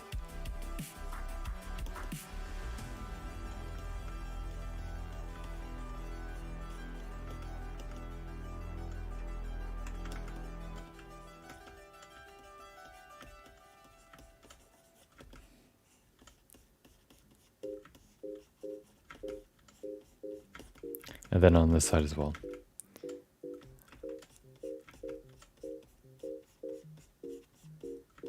Of course, everything is kind of slicked back here. It doesn't go that far down, actually. It's actually quite high. I've never seen it that high. Welcome, Murden McJurden. All these names. Hold on. Have you tried mask extracting for doing the hair? Do you mean basically creating a new mesh out of the mask? First of all, welcome. Hope you enjoy the stream. Yeah, do you mean like making a new like a new mesh out of the mask, or do you mean more like pulling out geometry out of the mask using like the snakehook tool, for example? I'm not going to create I'm not going to use, what is it, hair particles for this one. This one is supposed to be a 2-day project. It is more focused on sculpting rather than you know, hair particles or creating a full character. So this one will not be a hair particle character. The hair will only be made out of clay, digital clay.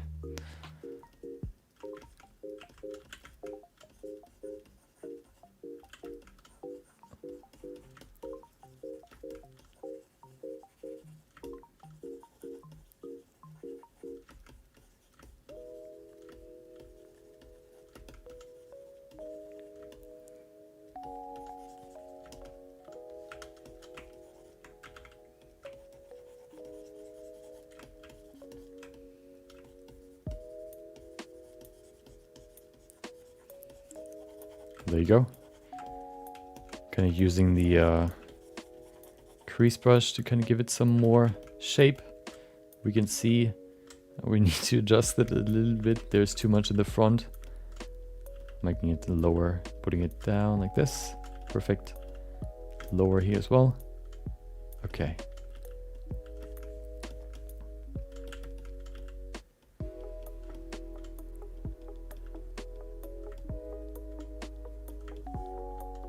Also, it needs to be wider. You can see this hair is actually shorter than Loki's hair. You can see it right here. It's way longer. So let's add some more volume right here, or add some more length. Pulling it down. Perfect. It actually goes forward as well, slightly. There you go. Kind of hard to make it not look like a, I guess, female haircut. Hold on. Okay.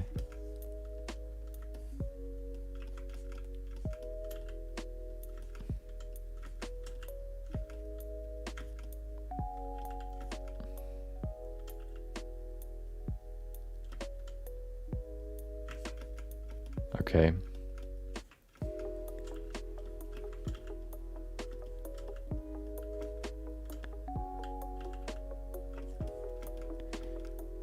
So one thing that we see right there is that his head is too thin at the top. So what we can do is we can just pressing D, hovering over the sculpt, switch to this one, and make his head wider in the back. Okay, well, that doesn't do anything. Okay, perfect.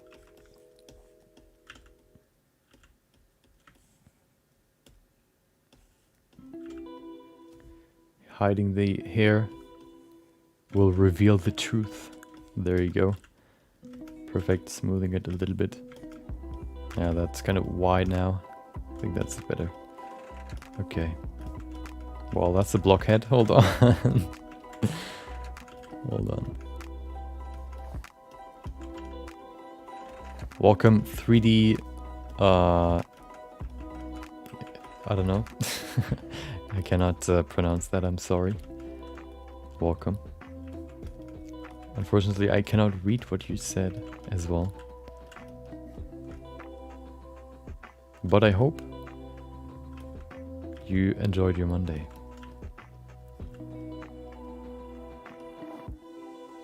Okay, I think that's better now. Let's bring back the hair and kind of adjust it to the new head shape.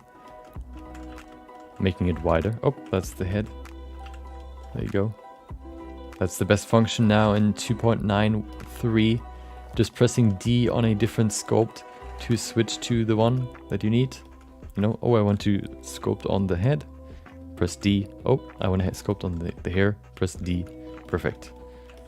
So I was actually, you know, complaining about that, and then the next update they actually added it.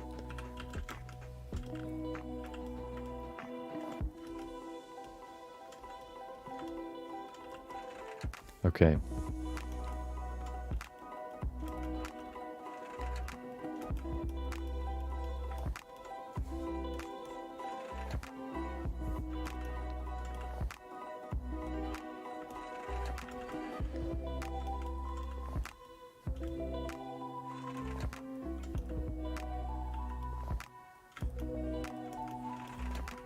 Okay, so let's see. Is his forehead too long? I think one thing we can do is, oh, first of all, save. Oh, not duplicate. Hold on. What did I do? Save. Oh, not duplicate. What did I do? Save. There you go. Okay, and then I want to pull this hairline further down. Slightly. That's better. Okay. Let's go back to the face.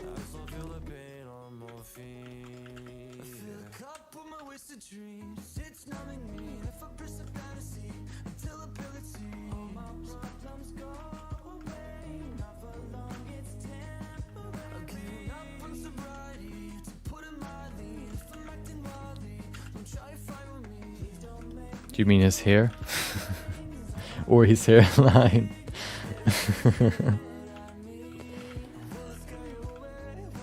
Okay, I think let's see the profile view. Just to kind of, what I like about the profile view is I like how you can really, because of the silhouette, see how long everything is. You can see the nose length pretty well.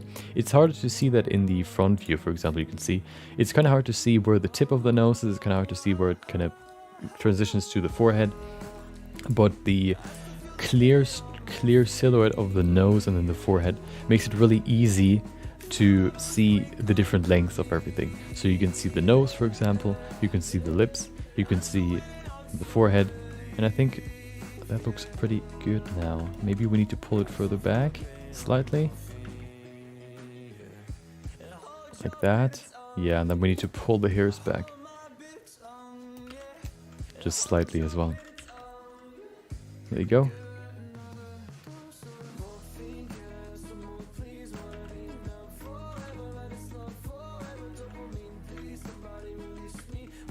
Okay. I think that's okay. That looks better now. Hold on. There you go. Okay, perfect. Oh, that's kind of bad. So now that we have the hair, let's go back to the head.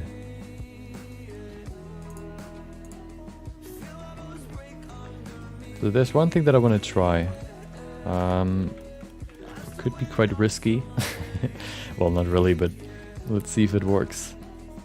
So I'm gonna grab his entire face and I'm gonna pull it further back into his head. I want to see what that looks like. Hold on, I'm gonna add some more here. Perfect. Smooth it. Invert it. Grab everything. Oh, hold on. Let's remove the hair for now. No, I don't think that works better. No, we can keep it there. Okay. Now we actually finally finished the first stage. Let's go to the next one. Let's use 50 now to add some more detail. So we're gonna begin with the mouth. Of course, best reference would probably be this one here or this one. We're gonna start with this one because I think the structure is quite defined in this one. Let's begin. So I'm gonna start with the mouth. First thing first, I need to decrease the strength because, you know, we make very, very subtle changes now. So keeping the strength quite low is quite important. There you go.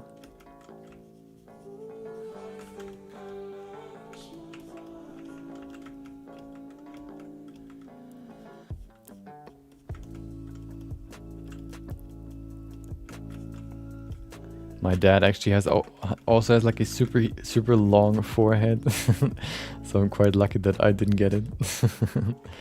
I was lucky to get my my mom's genes.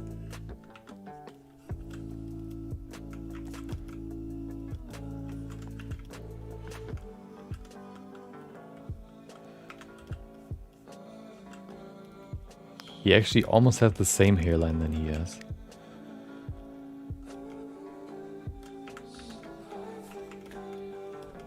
Okay, so let's adjust this piece here. I'm gonna remove some of this volume right here, just slightly, like this. Perfect, smooth it out. Okay, now we really go into detail. One thing we need to adjust now, which we can actually now adjust, is the lip volume. Of course, even though he has quite thin lips, we still need to respect the shape of the lip. You can see it's quite flat right now, so let's add an actual shape, like create an actual shape now. We can also see the shape of the, you know, I guess outer shape of the lips are rounder. So we're gonna pull this slightly higher, like this. Perfect, just slightly.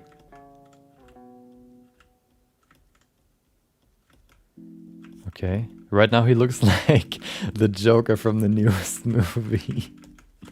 Okay, let's create the lip shapes now. Of course, we have for the upper lip, we have a bigger round shape right here.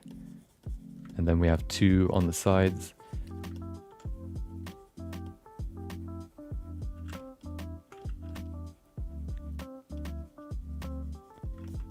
They're so close together that it gets kind of hard to really sculpt them in, but we'll do it.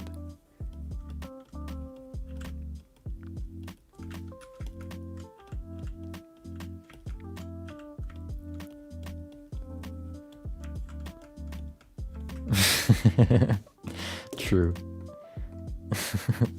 We're almost. The other one is better. This one. Nope, that's the wrong one. There you go. Okay. Let's do the lower lip.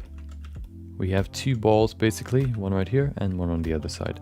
These basically represent muscles connecting to the lips to move them.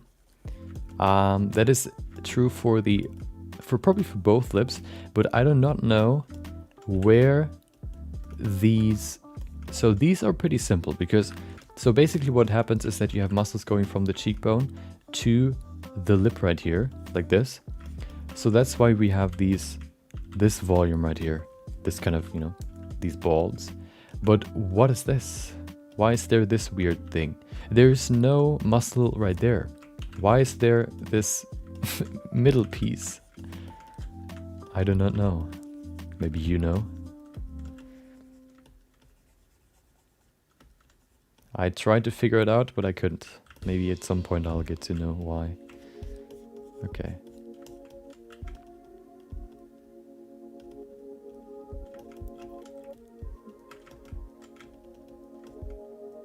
One thing to keep in mind, or to kind of, you know, yeah, keep in mind basically, is the upper lip is pretty defined throughout. So all the way from here, all the way to the inner, you know, to the mouth corner.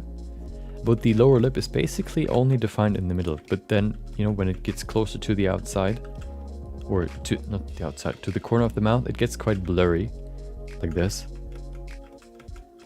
Maybe not that blurry, but it gets quite blurry.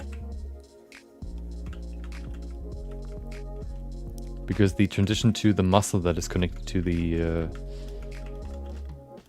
lip is quite smooth.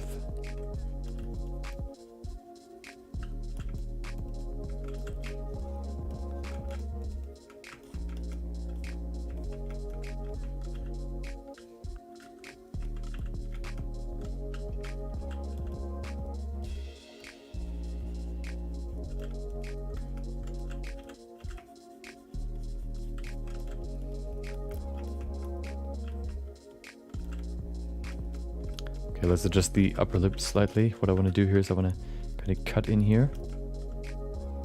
Just slightly. Okay.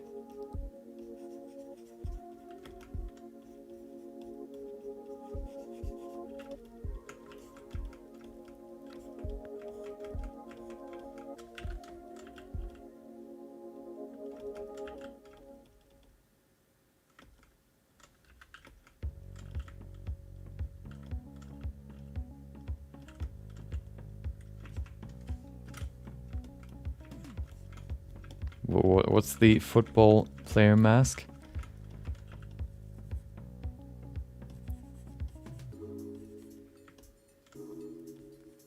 For him, his lip is actually quite straight here at the bottom. We're gonna keep it like this.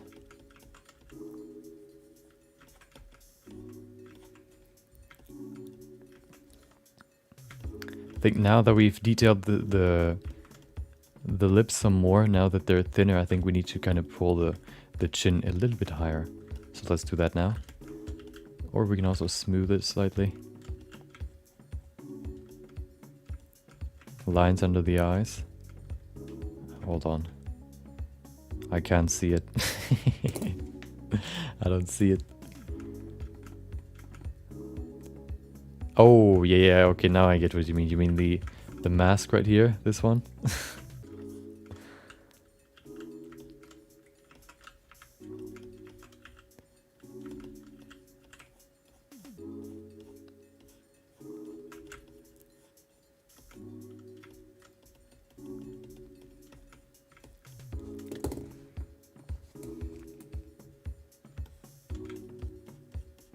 You know, the best part is, because the view down here is always the same, I could actually use the footage and create like a time lapse where this just gets created, or where this basically transforms into the end result. From nothing. Speeding it up like by like a 10,000. Not 10,000, like 2,000. Okay, let's get to the nose now. Another significant part.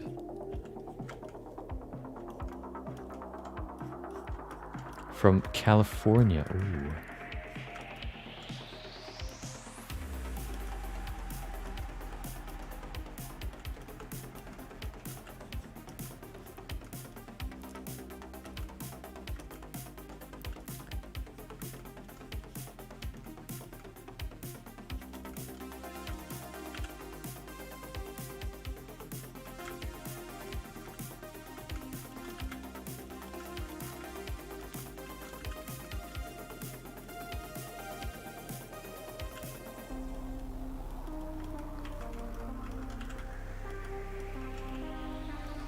Okay, now that we have the this shape right here, let's go to the cheek, kind of give it some more detail.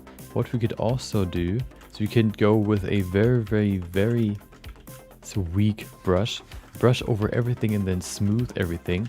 What I like to do rather is just go over here and just tap it basically, not really doing any changes, but just giving everything more resolution. Like this, there you go. Smoothing it, perfect. Doing the same over here. The eyes, we're gonna do the eyes later. Let's do the nose first. Look at that, how much more detail we get. Milk is legit. Oh, welcome. Hope you enjoyed the stream. If you ever have any questions, feel free to ask. There are no dumb questions, only questions you can Google. Easier than asking me or anybody else.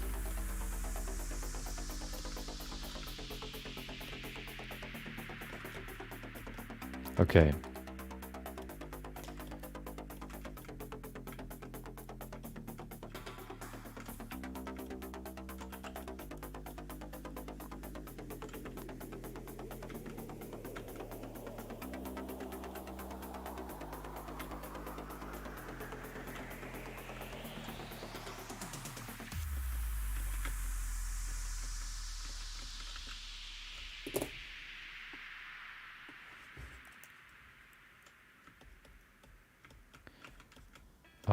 don't know if that's because of the what is it?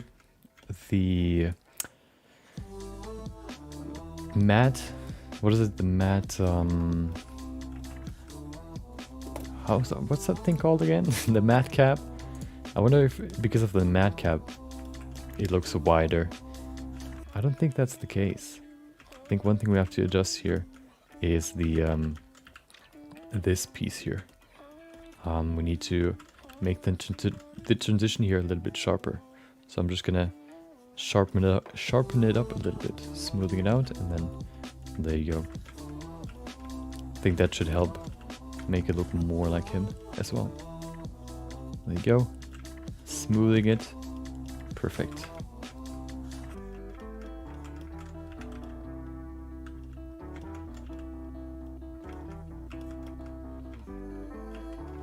Let's do the forehead. Pretty simple. Fresno is hot today. Dude, in Germany it's just like, well, you want warmth? Nope. Wait, it's too warm? How about some more warmth? Well, how about the next day? How about the next day? It's gonna rain and then, oh, it's super cold again. Oh, wait, but the next day it's warm again. It's like that the whole time. 39 degrees. Oh my god. Okay, well, I don't even remember when we had 39 degrees. Or probably even last year, maybe. But that's pretty uncommon for Germany. We are quite a cold, I guess. What is it? Not state. Country. That took way too long to figure out. Okay, now we actually have some resolution for the eyes. Let's sculpt the eyes now.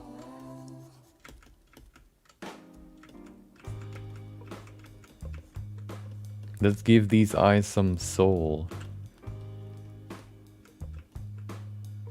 Yeah, exactly. Yeah, it gets like super hot and then, oh, it's raining, and then the next day it's like super cold. Or the worst thing is it gets super hot, then it's raining, and then the next day it stays hot, but it's like this super musky weather where you can just do nothing because you're just wet all the time, like this weird feeling where you feel tired just because the weather is like awful. That's the worst one. My math teacher back in the day actually told me or said that was because of climate change. I don't know if that's true, but I believe them. You know, I don't know better than that, so, you know, I probably don't know more than he does, so I'll just believe him. All I cared about was some cold air, some coldness. Oh, the worst part was, I remember when I did my driving lessons, of course you have the theoretical part as well. So, I remember, yeah, humidity, exactly. I remember when I did one of my lessons, it was like super warm. So what happened was that I was sitting right next to I had like this like midday or afternoon lesson, and the problem with that is that you can actually see the fat pad. See it right here?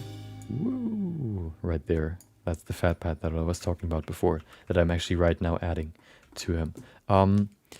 It was like afternoon, like, I don't know, 4 p.m. or so, and I was doing this driving lesson, just, you know, sitting there and listening to whatever the instructor is talking about.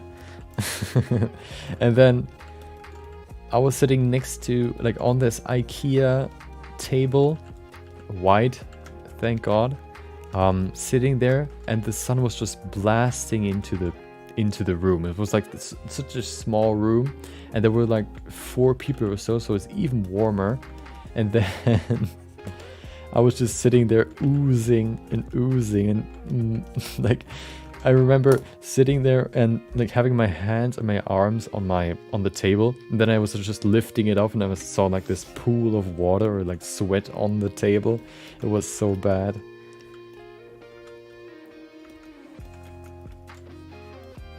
Thank God that was only one day. And then of course, after the lesson, going outside like this warm breeze greeting you, that was so good. Nothing could describe that feeling. Okay. So let's see if we can kind of sculpt the eye as well. Of course, we're going to remove the eye later. But kind of, you know, at least creating the shape to kind of suggest that those are the eyeballs. Okay. So let's see. So we need a little bit more fat here. Just slightly more. Right there. Not too much more. The value of ease. Where everything is dry. Where you have tumbleweed roaming the streets.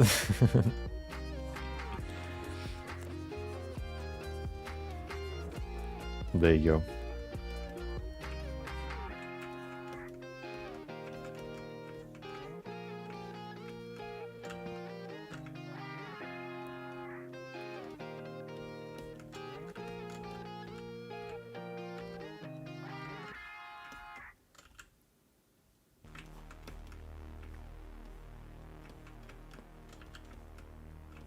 So one thing you can keep in mind is when you sculpt the eyes, that the eyelid, the upper eyelid, is further forward than the lower eyelid. In most cases, you can see it right here. It's very slight, but it's still, you know, visible. Let me see if you can see it better in the other. Yeah. Hold on, let me pull up what I'm looking at. This one right here. You can see that see this slight rotation. The lower eyelid is further back than the upper eyelid. That's not the case in this one right now. So let's add that. Easy to do, just pulling this forward. There you go.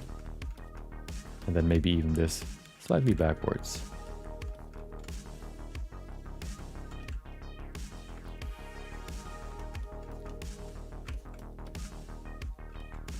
Maybe that's too much.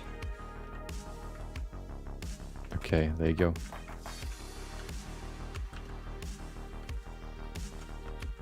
At least. Oh, I was reading at ease. Okay.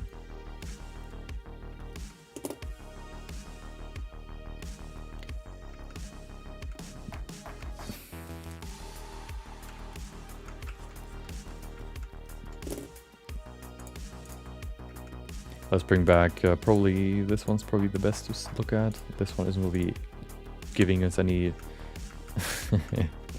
any good reference. Maybe the forehead, but not really that much either. We could maybe pull down the forehead slightly. Of course, we try to kind of imitate his expression. So what we can do is we can kind of lower his eyebrows. His eyebrows, if you kind of do this, you know, frowning. What happens is you have these muscles here in the middle that I think like pull themselves together. That's why I have this clump then in the middle like this. You know why it's clumping in the middle? Because you have like a muscle right there that goes like up like this and also sits right here and goes in branching out like this. Of course, we try to make it pretty subtle, but it's still there. So we need to sculpt it in like this. There you go. Perfect.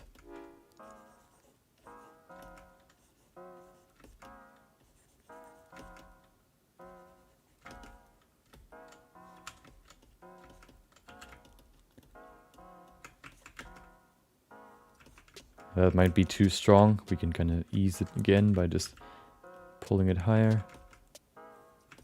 Maybe even like slightly backwards. Okay.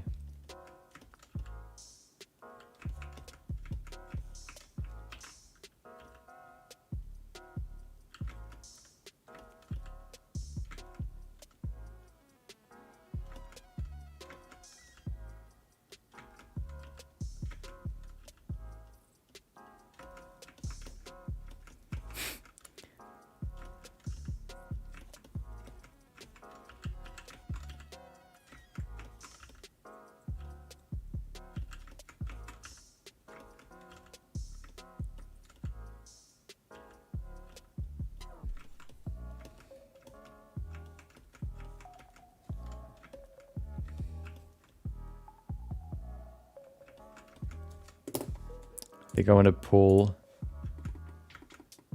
the nose slightly lower. So I'm going to first mask it and then just pull it. Oh, I always confuse my hotkeys 5 and 4. There you go.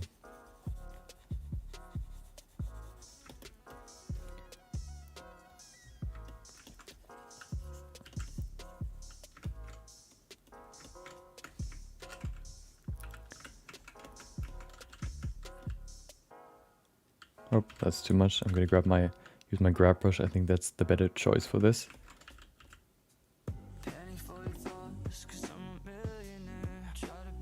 Okay. Perfect. We still do like very, very subtle changes. But these subtle changes have big impacts on the face. Perfect.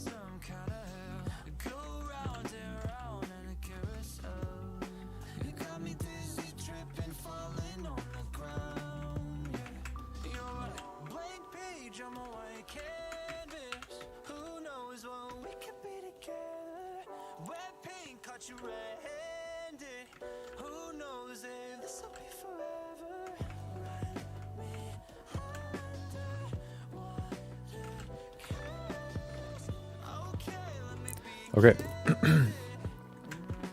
Is the nose too wide? Oh, we definitely need to detail the nose some more. Let's do that now.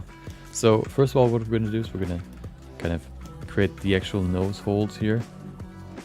Pretty simple, of course, as we said before, these oval shapes kind of pointing inwards like this, so that the middle is wider at the bottom than at the top. Or this is the top, this is the bottom. It's wider right here, rather than up here. It fans out in this V shape. We need some more volume right here. Perfect.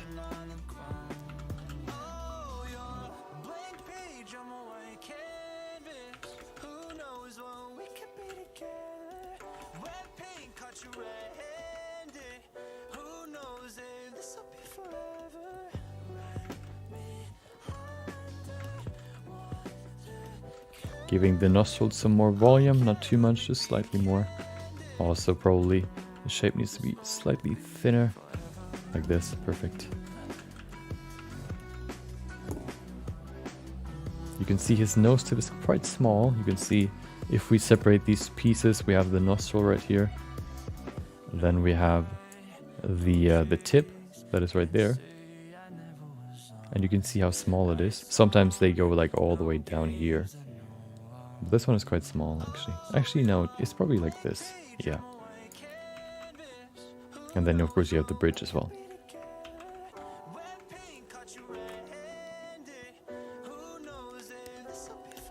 Okay. So, if you look at this, we can see a slight bump right there. We can smooth out. Oh, that's too much smoothing. And then we have the tip right there. We can probably go deeper here. Oh, that's quite deep.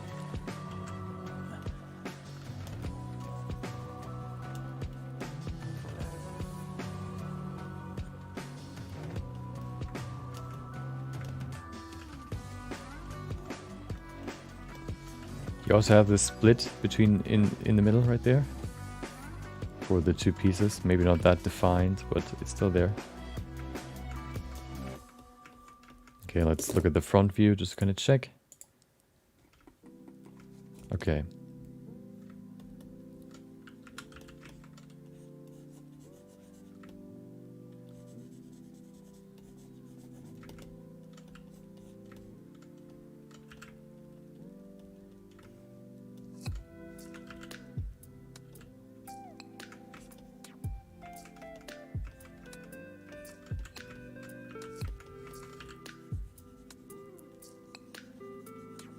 Perfect.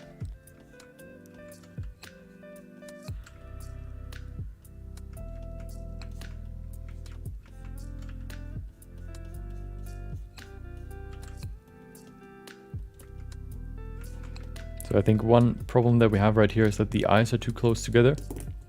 So what we could do is we can, I guess, mask them out and pull them out to the side some more. Let's do that. Usually the rule would be that if you look at the eye width For example, on this here, on his face, maybe we could even use this one. The eye width from here to here should be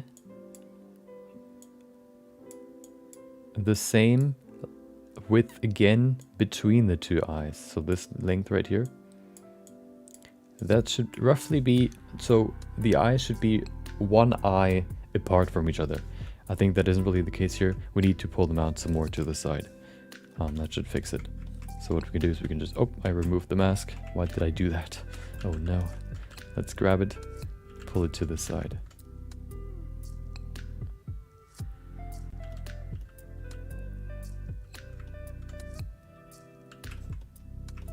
Don't make the eyes too big.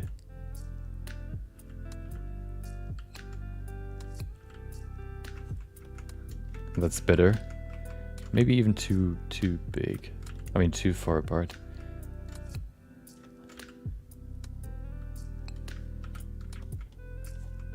That's definitely better now.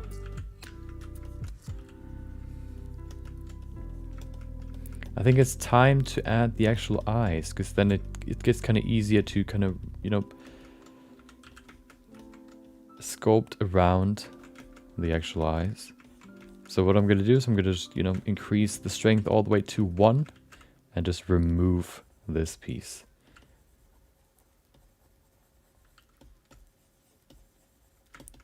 Gouge his eyes out so we can add some actual eyes.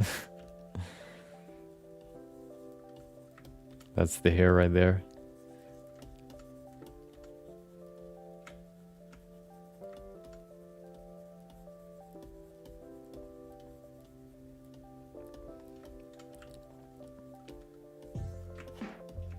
Okay, perfect. Save it right there. Let's add the eyes. Okay, yeah, let's go to layout. Let's add, oh, I have my good old eyes right here. Hold on, append, no, import. No, I can actually just pull them up. No, I can append them. There you go. Append. Where is it in the, of course, in my Blender Cloud folder. There you go. Base mesh eye. Collection. Eyes. There you go. They are quite small, you can see. So we can just remove one of them, make it bigger. Let's see what the eye size needs to be. So the eyes are roughly, hold on, let me remove the hair. Okay, let's see, the head shape looks weird. I'm gonna adjust the head shape just quickly.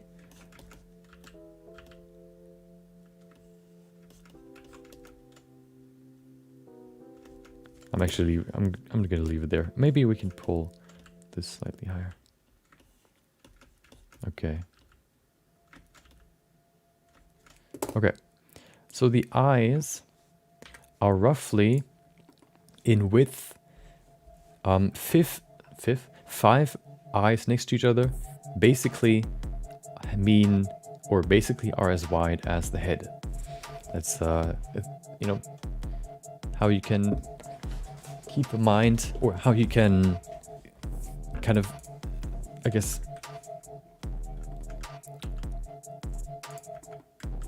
create the eye size. So what we do is we can just go in here and use an array modifier. There you go. And set it to 5. And then we put it in the center of the head, make it as big as we need it to be, so that they fit into the head. Like this.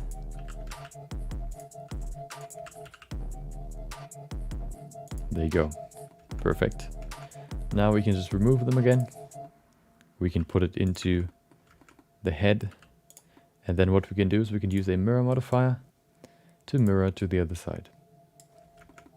We use the mirror object, the sculpt, and there you go. We have it on both sides. Now we only need to place it in the eye. Right there. Look at that.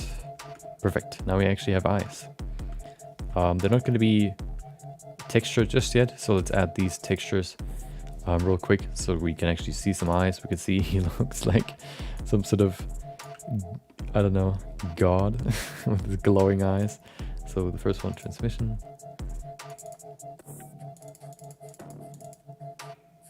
There you go. Okay. Why does he look to the right side? Looks weird. Oh, they're probably too far in the middle. We have diffuse.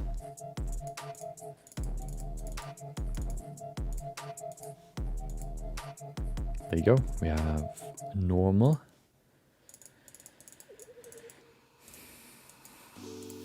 Of course, if you don't really have like a good eye model, you can also just use a sphere. Of course, the big difference with a sphere or with eyes is that they have this bump in the front. You can see it in the silhouette. You see this bump in the front. That is basically the only really difference in eye, in an eye shape compared to a sphere. If you just create like a simple, character where you don't really need good-looking eyes necessarily, then you can also just use spheres.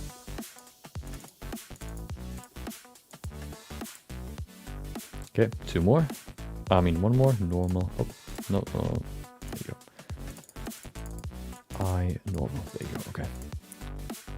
If we now go into render view, you can actually see what the eyes look like. There you go. Pretty big eyes. So let's adjust this. Let's adjust the position.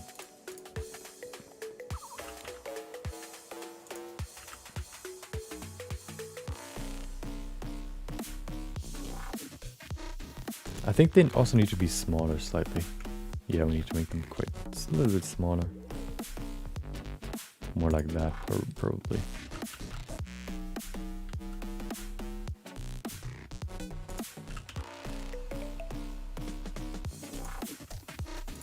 Yeah, that's better. Okay. Let's go in render view just to kind of check. That's definitely better. Okay. Oh, that's not what I wanted. Solid. Okay, let's I actually now wrap the eyelashes. The eyelids around the actual eyeballs, which looks pretty good already. So we don't really have to fix too much. We could maybe pull the eyes quite a little bit more forward. There you go. Okay, perfect.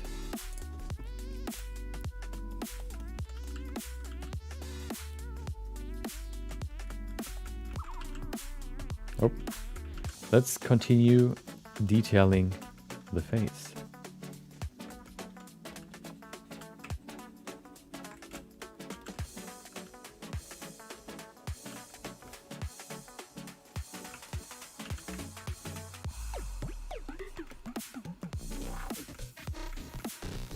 His eyes are actually quite round. If you look at, oh no, so many textures are there now.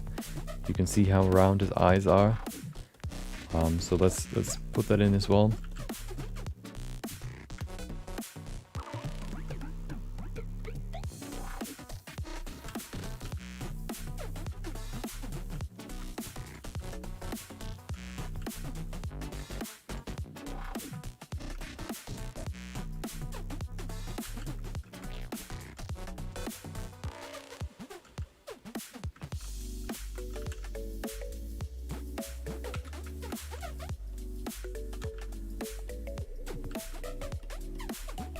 Removing some of this fat again. Fat removal, if only it was so easy in real life.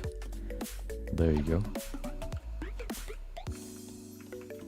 Okay, this is too big, so we're gonna need to pull it down slightly. Now these are the small changes that can make or break your character. But they're also pretty easy to adjust. Okay. In general, they are the most open where the iris is, and they are the least open where the corner of the mouth, the corner of the eye is, of course.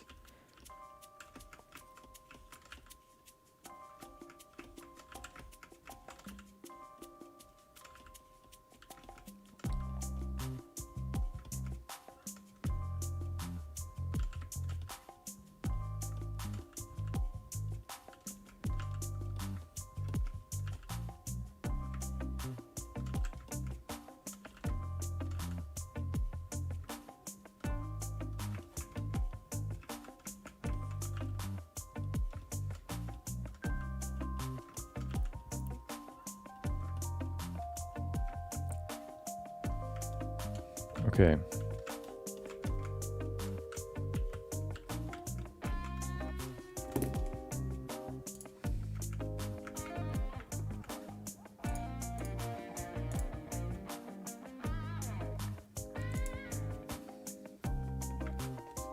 Let's actually give him his smile now. I think that is actually pretty important. One thing that I want to do here first is kind of detail his bridge a little bit more, make it wider slightly. There you go.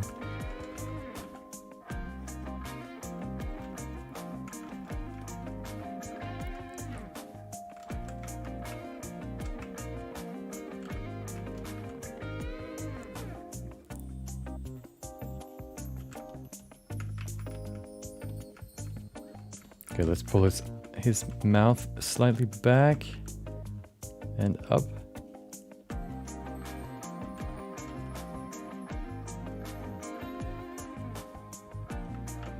Very, very slightly.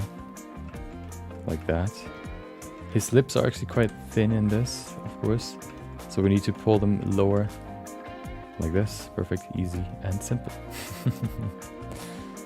Hitting all the buzzwords. There you go.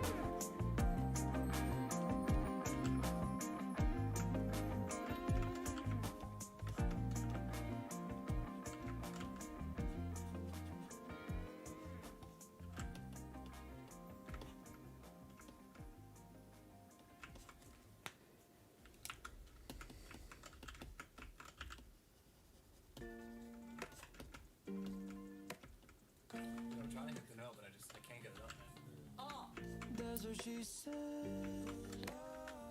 That's what she said.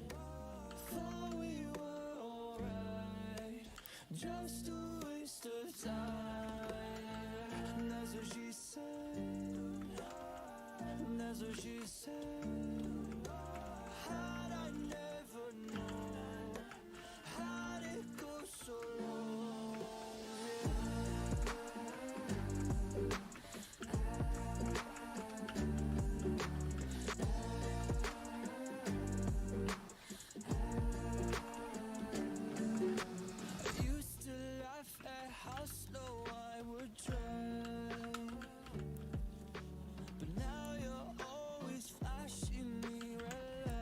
Okay.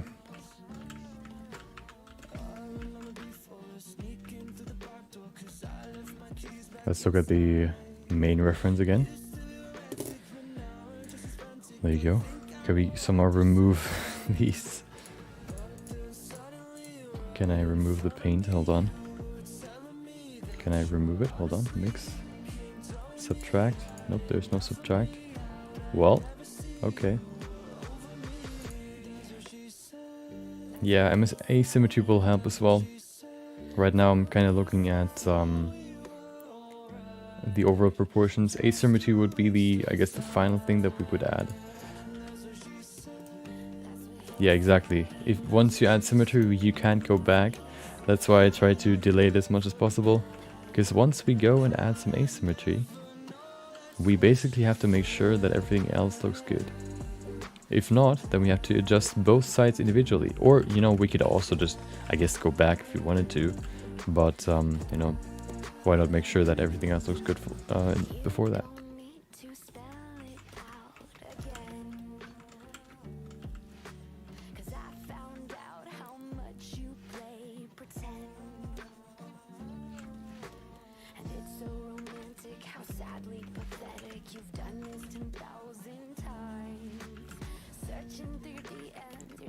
Okay.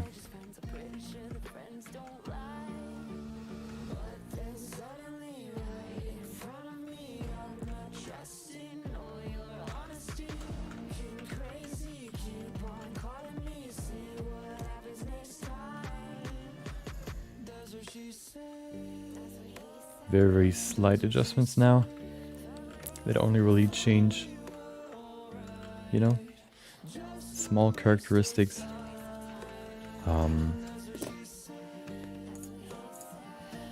But they are still very noticeable.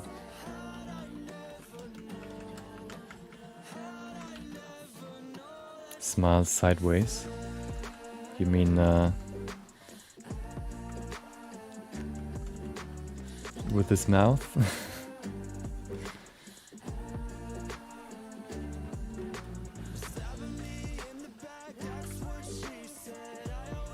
Okay, perfect.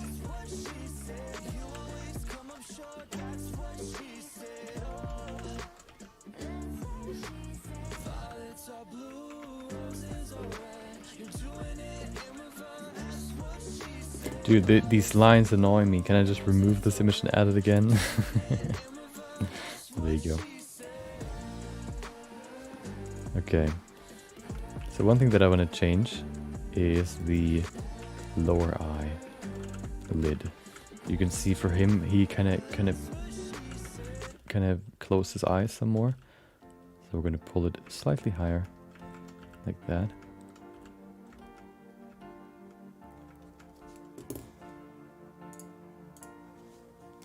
Okay.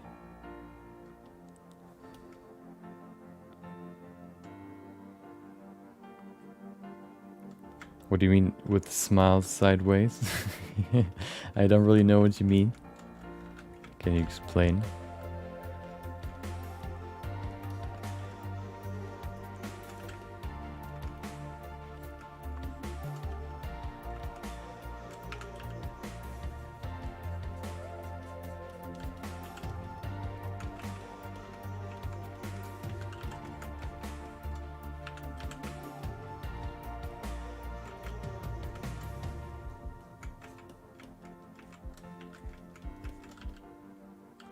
Okay, perfect.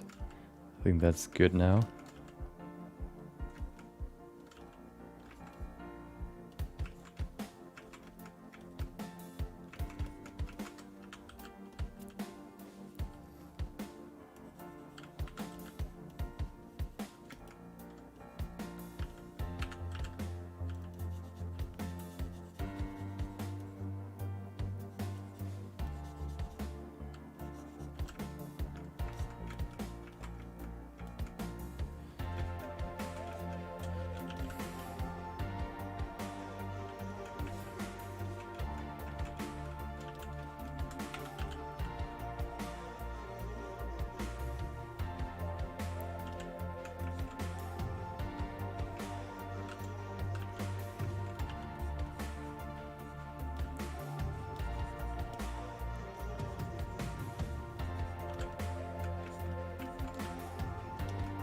Okay.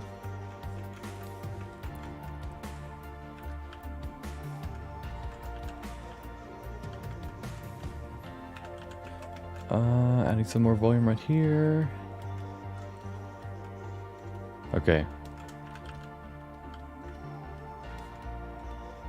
Perfect. Let's look at the tip of the nose real quick. I kind of want to see, it looks kind of different. Yeah, it's too high up. So we need to pull it down just slightly. Like that. Yeah. Yeah, he kind of smiles like a little bit more with one side. We actually had like a sport teacher that does that, or did that a lot.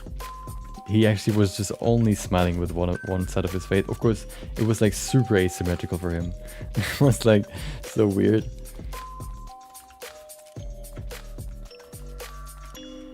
But it actually looked pretty cool. Okay, that's better.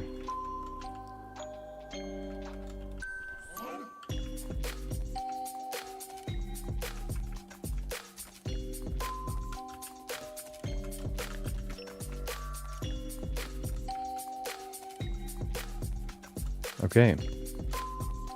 I think that's looking pretty good.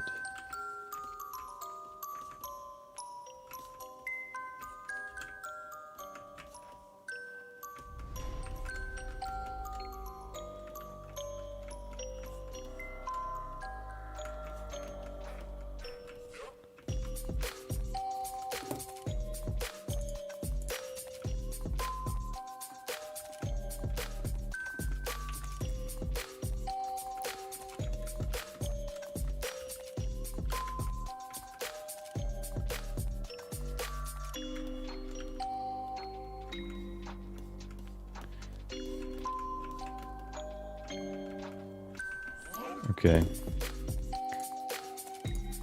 Perfect.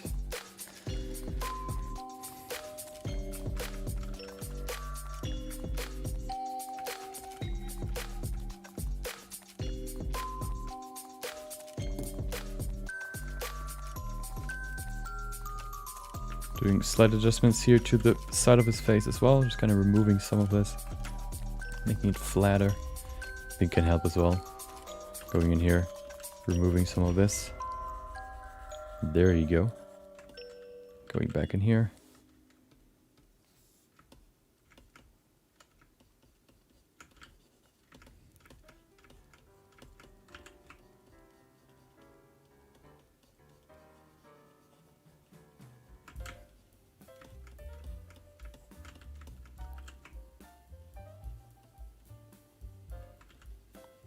Okay.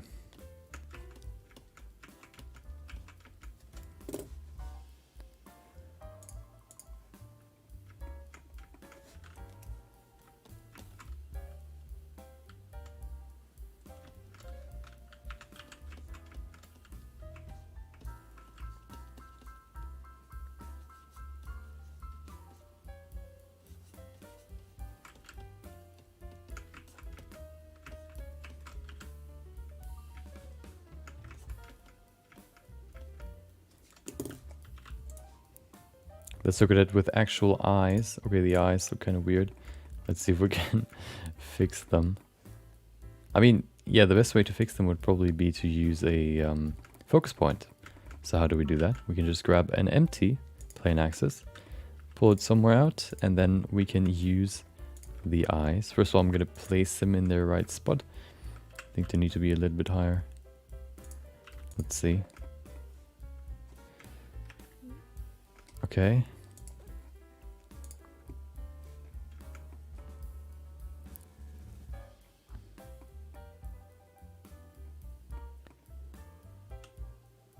They're still quite big. I'm gonna make him slightly smaller. Maybe the iris is just smaller overall.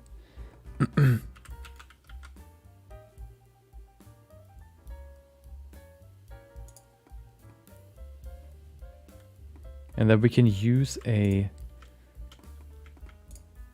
constraint right here, object constraints. Use damped track. No, not damped track. Is it damped track? Yeah, it's damped track. And then we select the new empty. There you go. And now the eyes follow the empty.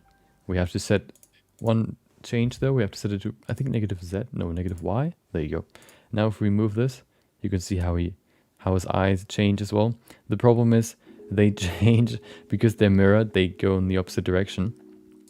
So we have to basically duplicate the eye. So let's do that real quick. I'm going to remove the mirror. There you go. What I'm going to do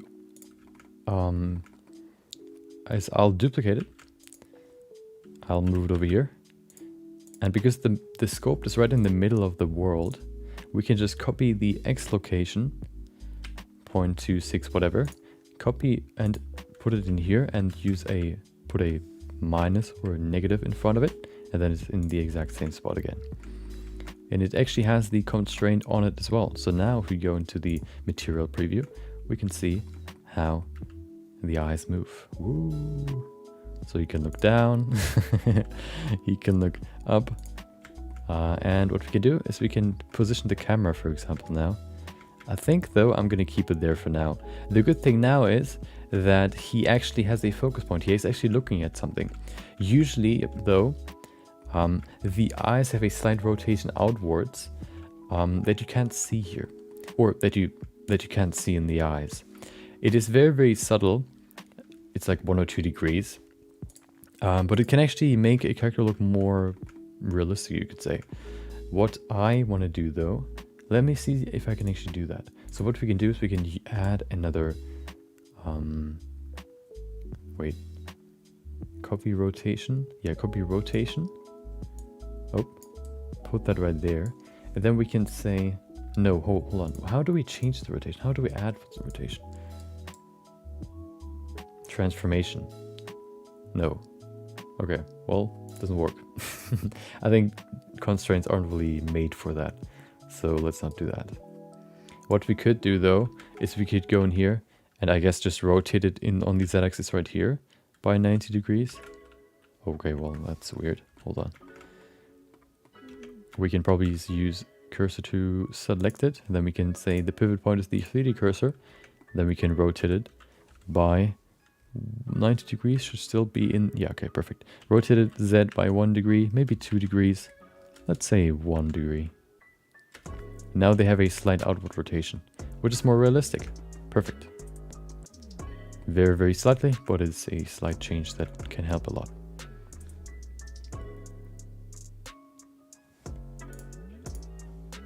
Okay.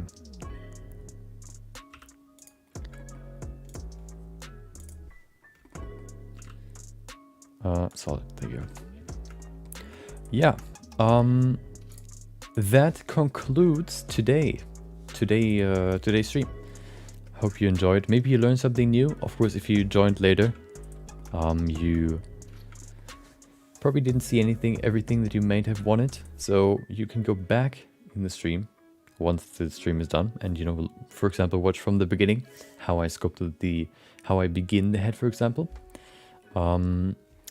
We're going to continue this tomorrow. We're going to finish it tomorrow. I think with how far we got today, we might actually be able to add clothing as well. So, yeah. I'm going to end it here. Thank you for watching. Thank you for joining. Thank you for watching. Thank you for chatting or just being here. If you want to, I guess, be more updated on... I don't know, like if you want to be more updated or I don't know, if you want to join the community, you can join the Discord, !Discord. If you want to watch videos, tomorrow there's going to be a new video on my videos channel that will talk about how to sculpt the nose in some more detail. In 5 minutes, I explain to you how to sculpt the nose, not only on a sphere, but also on a skull. Also talking about the anatomy of the nose, so you can actually understand what the nose is made out of, so you can actually kind of make it easier for yourself to sculpt. Yeah, ! Videos for that. I think it's video or videos, I don't really know. I forgot. But yeah, thank you for watching. Tomorrow we're gonna finish this, as I said before. Hope you enjoyed the rest of your day.